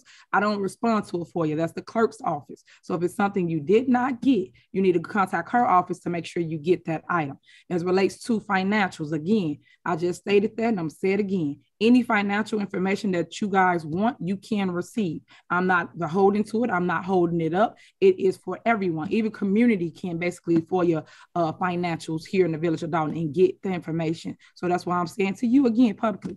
I didn't say that. That's untrue as it relates to you guys getting information. And I just told Chris to give y'all the information that y'all need. So if it's something you need, make sure you get it from him. But I will say this and add this to it. You guys do not run day-to-day operations. As it relates to going into people's departments or interrupting their work schedule, you guys have to stop doing that and make sure that y'all either send them an email so that they can oblige to whatever it is that some of you guys go and request them of. So just make sure we can keep that in line, then it's fine. I have no issues. Anyone else? Thank you so much, Mayor. Hold on. Thank you so much, Mayor. And in reference, just to clear up the FOIA situation, the only reason I FOIA'd it is because I wasn't able to get it. So I'm a resident before an elected official. So that was the only reason. So I understand that you're not over the clerk's office, but I just wanted to be clear on why I did that, because I tried to obtain it as being an elected official to make an informed decision and wasn't given the information. So that's the only reason that was done. So I just want to be very clear on that. Okay. But thank you so much. Right. But you just stated that you FOIA something and didn't get it. And what I'm saying to you, if you didn't get it, I got nothing to do with FOIAs or whatever information come back from the FOIA officer, which is the clerk. So I'm just making sure that's clear, because I get blamed for everything and I'm not over her area. Okay. Anyone else? Yes. Trustee Steve, go ahead. Okay. So I just want to make it clear, Chris. So who's that? No. Okay, mute your phones, whoever that is. All right. So let's make this very clear, Chris. You will give it the payroll reports that we haven't received in about a month and a half. The Trustee House said we'll get them tomorrow. I have Zoom trainings in the morning for the new software, but by the afternoon, I do have a break in between. So by the afternoon at the latest, you should have the last few payroll reports. You said payroll's in a month and a half. I think he just said y'all didn't get it over a week, right, Trustee House? No, I've not gotten one since September 1st. The August 27th payroll was the last one, which is the entire month of September, as well as the early one in October. Okay, so you do know my number, right? Could have got this situation. You were on the emails. I'm not, and I'll say this because there is a lot of back and forth. I included it via email, and not only yourself, Chris, administrator, all attorneys, because we get in here and then everything goes different. I wish it didn't, but it does.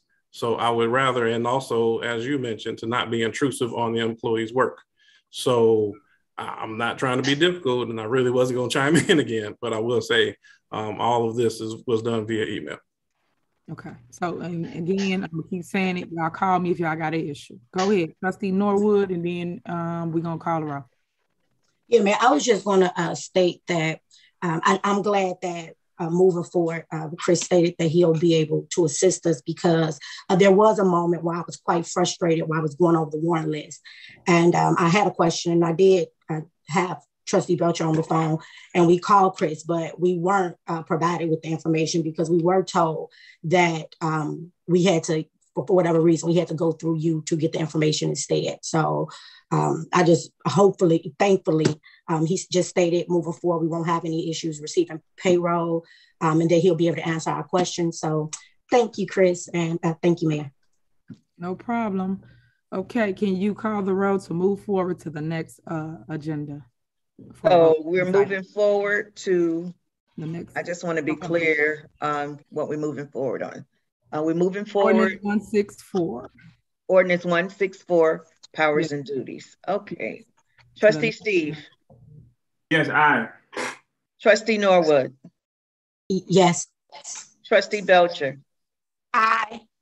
Trustee Holmes. Aye. Trustee Brown. Aye. Trustee House. Yes. Motion passed to move forward on ordinance amending 1-6-4, powers and duties. Next on the agenda is Z. Yes, we're finally done. Okay. This ordinance is discussion and possible action regarding ordinance number 21- related to no cash bids. So as you know, I am really big on trying to put the vacant properties back on the tax roll. I've been talking about this while I ran for office, when I got in office, when I got sworn in for mayor. Right now is the time to do the no cash bid. What this entails is us going after our vacant property here in town. It's vacant and it's through the scavenger sale. The scavenger sale is the place where you would do a no cash bid, where you can go in and get the property. Say you got tax buyers there and they're trying to bid on the property. Our power, or my power as mayor, can go in and say, no, we're going to stop that. We're going to put that parcel under the village. Therefore, turning around and selling that property to whoever the board and I choose to. But what I'm saying to you is that we need to get on top of this now, because this week is the deadline to actually put in the properties and move forward with the no cash bid. We have to do a special board meeting in order to vote for no cash bid to basically be included in the process. And then we will basically know come, when did he just tell me? Next year of 2022.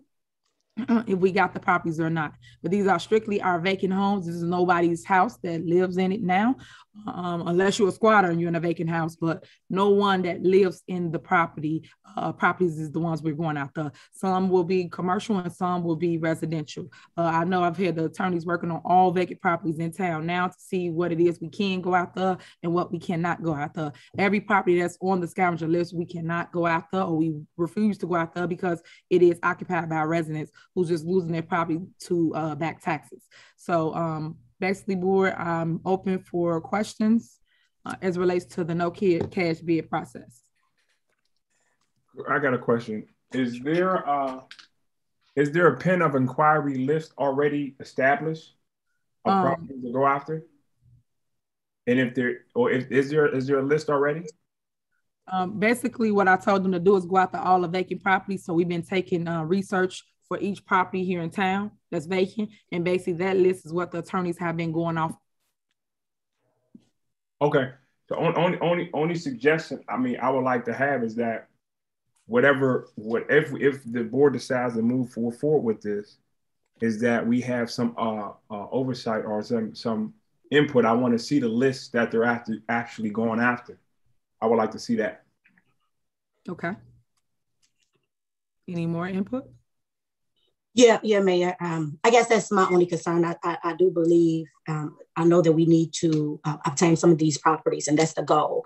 But I guess I'm just wondering, I just want to make sure that with us in this vote, we move forward, that the board will be notified and that the board will be properly informed. So I'm just wondering how would that work? So you say you want to be informed? Repeat that question, I'm sorry. Yes, ma'am. So I'm just wondering, would there be transparency in regards to the process? So I'm just wondering, when you obtain the properties, I know if we move forward, we're giving you access or authority to go ahead and obtain the properties.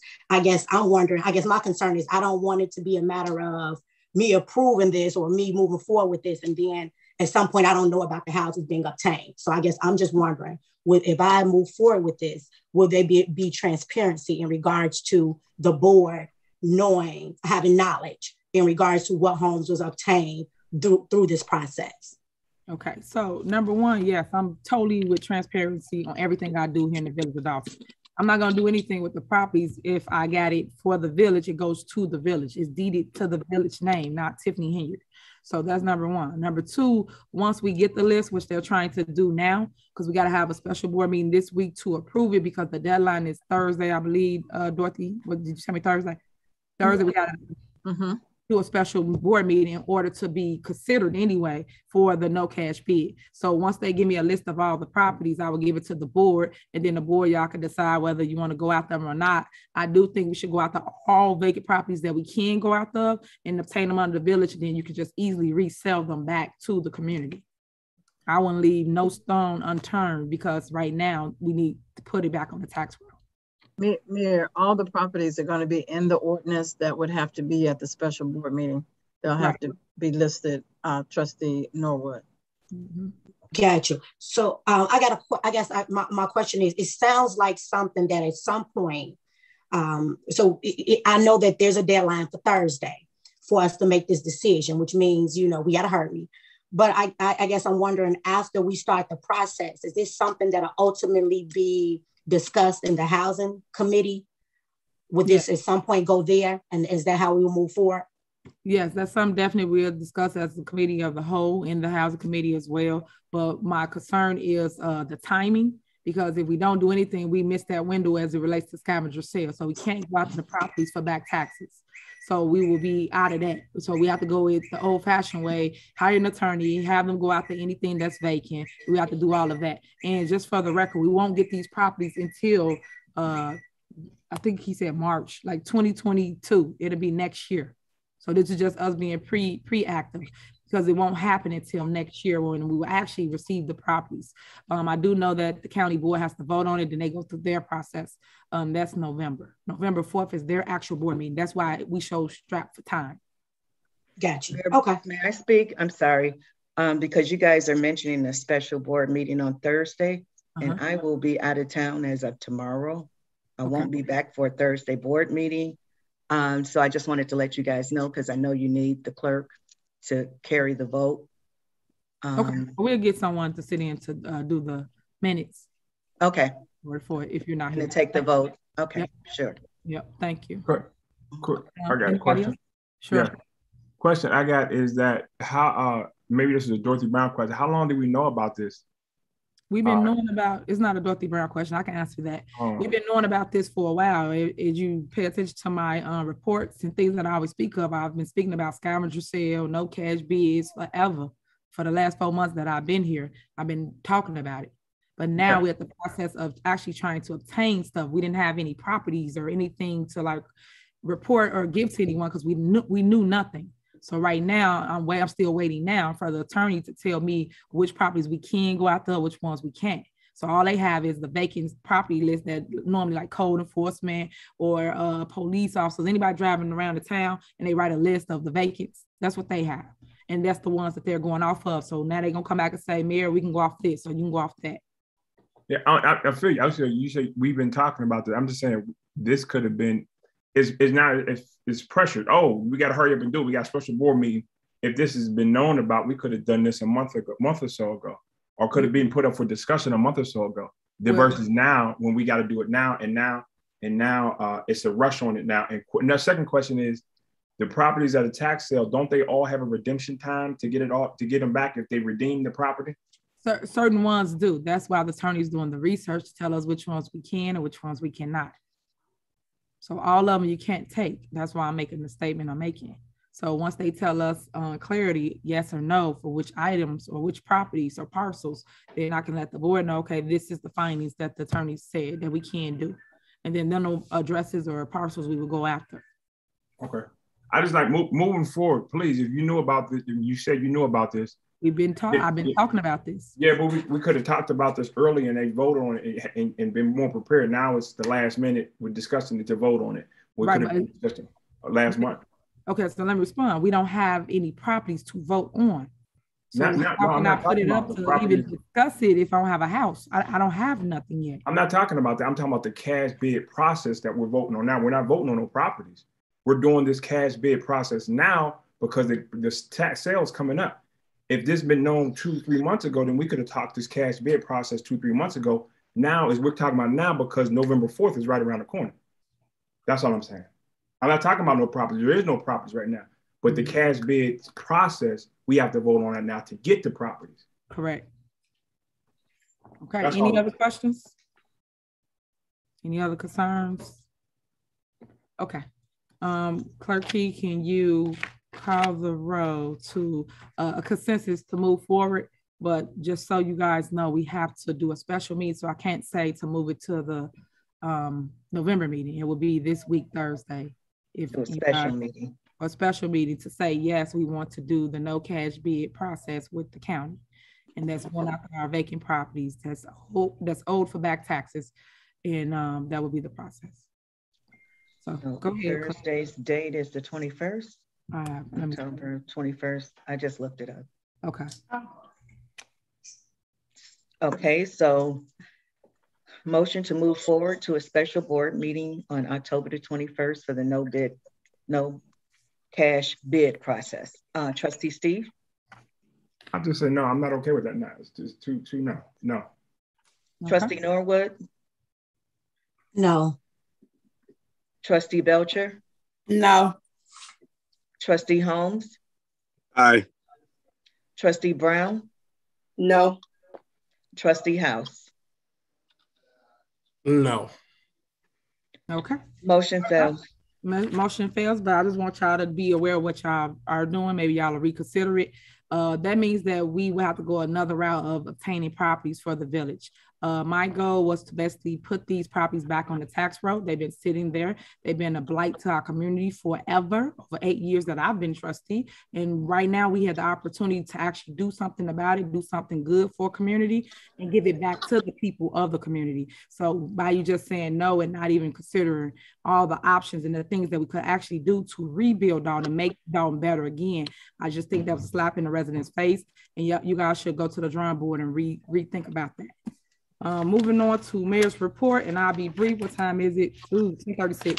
So I'm just announcing a couple of upcoming events and things that we have.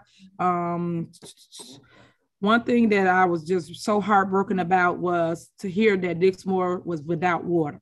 So today what I decided to do was send them pallets of water. I got the tow companies to come out, JTS and West Towing. They came out and bought pallets of waters to Dixmoor, along with Public Works. So thank you again, States Corral and the Public Works team. And they helped them become whole again. So when we got there, we unloaded the trucks and we gave them water because they was really, really short. So if anybody is watching this and you have a heart for people, please just go over there to Dixmoor and give Mayor Fitzgerald a warm hug and some love over there, because they definitely need water. It reminds me of the Flint, Michigan situation.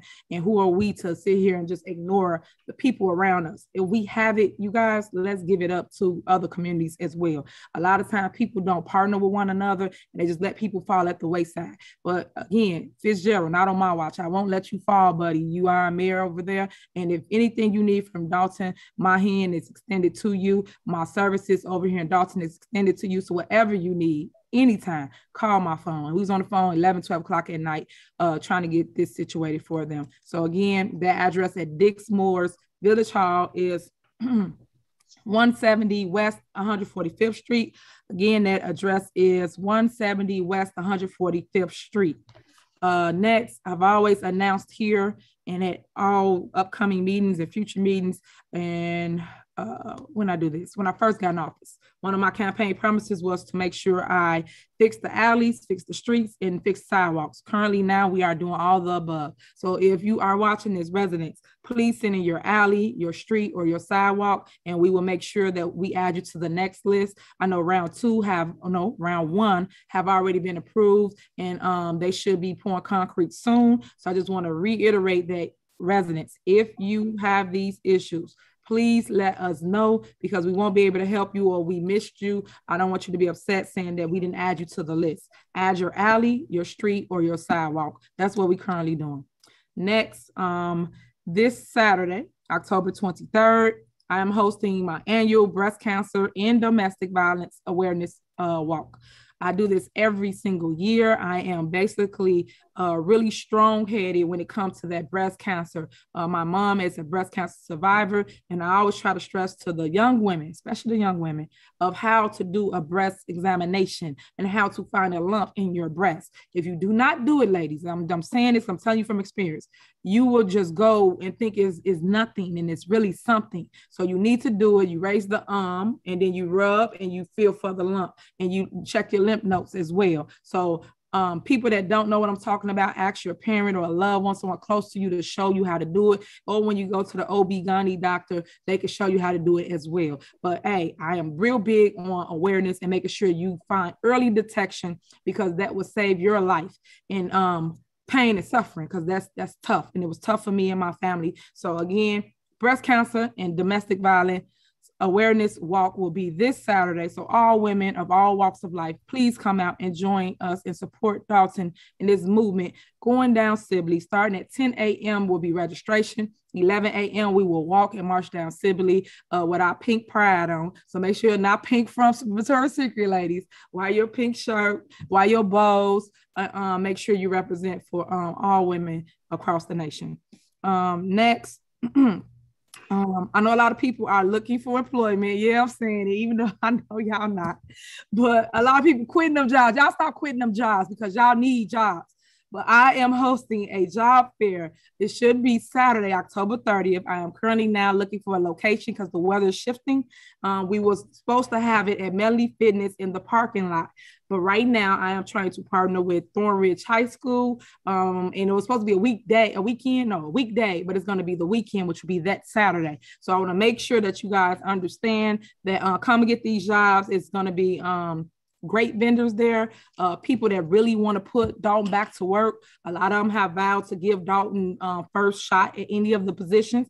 I did state that I have the railroad that will be out there. So people, don't go for that job if you don't want to work.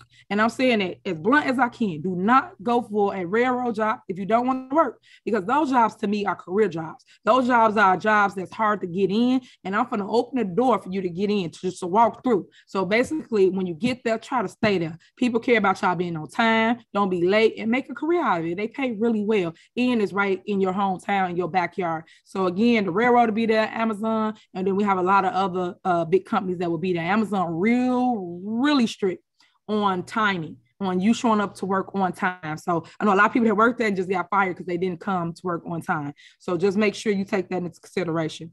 Parents, all my parents, I've heard your cries. I know you guys were speaking of Halloween and you were scared due to COVID. So what I've decided to do is have a Halloween trunk or treat party for you here at Village Hall.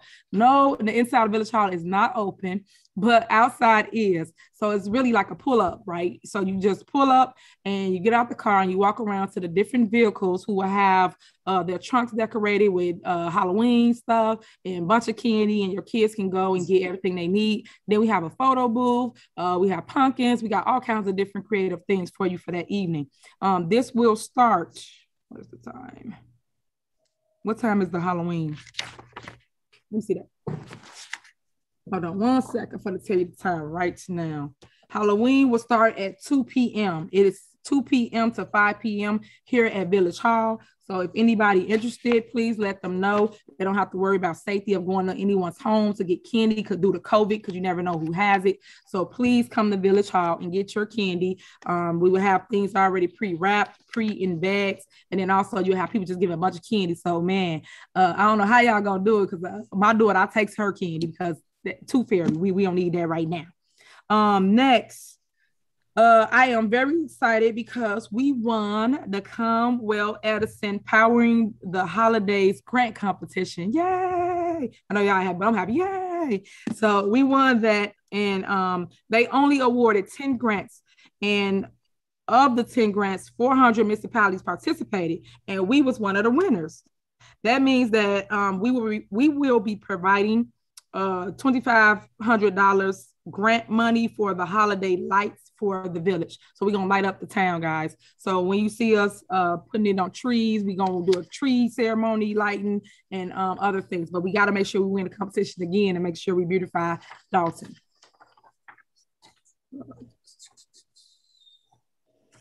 Next is the holiday decoration competition for all the homes in Dolton. I will be announcing this coming up, so please get prepared. The judging will take place on Sunday, December 12th through Friday, December 17th, and the winners will be first place, second place, and third place will be announced on Saturday, December 18th. So please get your decorations together and make sure you register so we can come and judge your house, your Christmas lights. And I don't know who didn't like driving around in the winter and looking at Christmas lights. I know that I've always did that as a kid. We used to go to other towns. It was really cool and fun. So I want to bring that same feeling back to Dolton for why we actually moved out here to the suburbs, because the suburbs was just where it was at. So I want our kids and our future kids to see what we could be. Next, Village Hall looks great. I'm proud to announce that we have done the parking lot, we've done landscaping, and we also have done the roofs, and now we're fixing the sidewalks. So I'm trying to make sure we bring that downtown feel to you. And I've always stated this, and I say it again: you can't go talking about somebody else's home when your home not in order. So right now I'm trying to get our home in order, and y'all know how us women are. We gonna clean it up. We're going to beautify it. We're going to make it look like something somebody will want it. So here we are. When y'all come to Village Hall, you'll see all the beautification items and projects that we have completed. So I'm very proud to announce that. Last but not least, I want to announce that to bring to your attention about the Airbnbs. I am against Airbnbs here in the village of Dolton. The Board of Trustees are against Airbnbs in Dolton. I know that we have an ordinance that says that we do not allow them here in Dolton. So I'm stating this as a whole, as the board. If you're caught doing this, you can be in jeopardy of losing your home. You can be in jeopardy of getting tickets. It's all kinds of concerns that we have with that. I know that Chief Collins have hinted and spoke on this several times. So I'm just making sure that you guys know that you do not want to rent out a house to anybody. We have had complaints on several homes. We have done different things as it relates to those issues. But what I don't want to see is people coming into town and just having parties, because that's what they've been doing. They'll come rent the Airbnb out, and then they'll turn it into a party night for the day.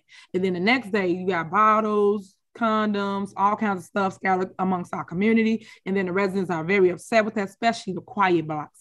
And that's the blocks they're being on. So if you see some, say some. Again, no Airbnbs in town. So if you see them doing it, report it, call Chief Collins and let him know, and then we will deal with it accordingly.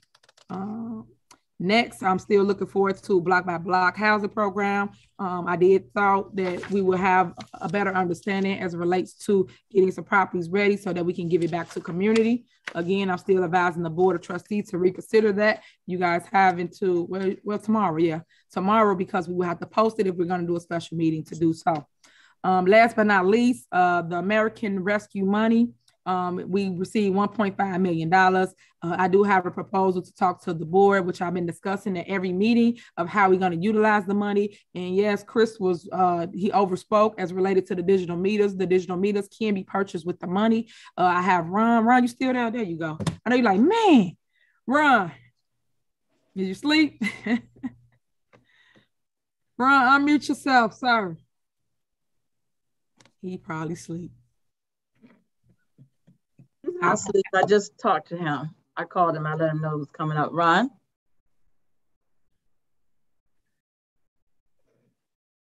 Okay. Well, I'll just talk until he get on. Then that'll be it for my report. But I just really wanted to announce that I'm happy to know that we can use it for the digital water meters, because that's something we truly need in town. And right now, the yellow cards is not what people are happy with. So with that being said, that will be included in the proposal. I know I did speak 2 weeks ago about how we can spend the money. I still stand on that as relates to the business district and the residents fixing their homes, or the business district giving them money as relates to being closed due to COVID. So those was the suggestions. I'm just going to draw something up. And then if you could review it before we get to a board meeting so we can be on one accord and we can move it forward and start giving out grant money to the residents. Ron must be asleep. I was going to have him speak to that because he got news for that. Ontario, can you unmute Ron? He can't, for some reason it's not working, he said. If it's not, it's okay. It's 11 o'clock. So I want to go ahead with citizens address. Can you read the questions into record, Ontario, so we can go home?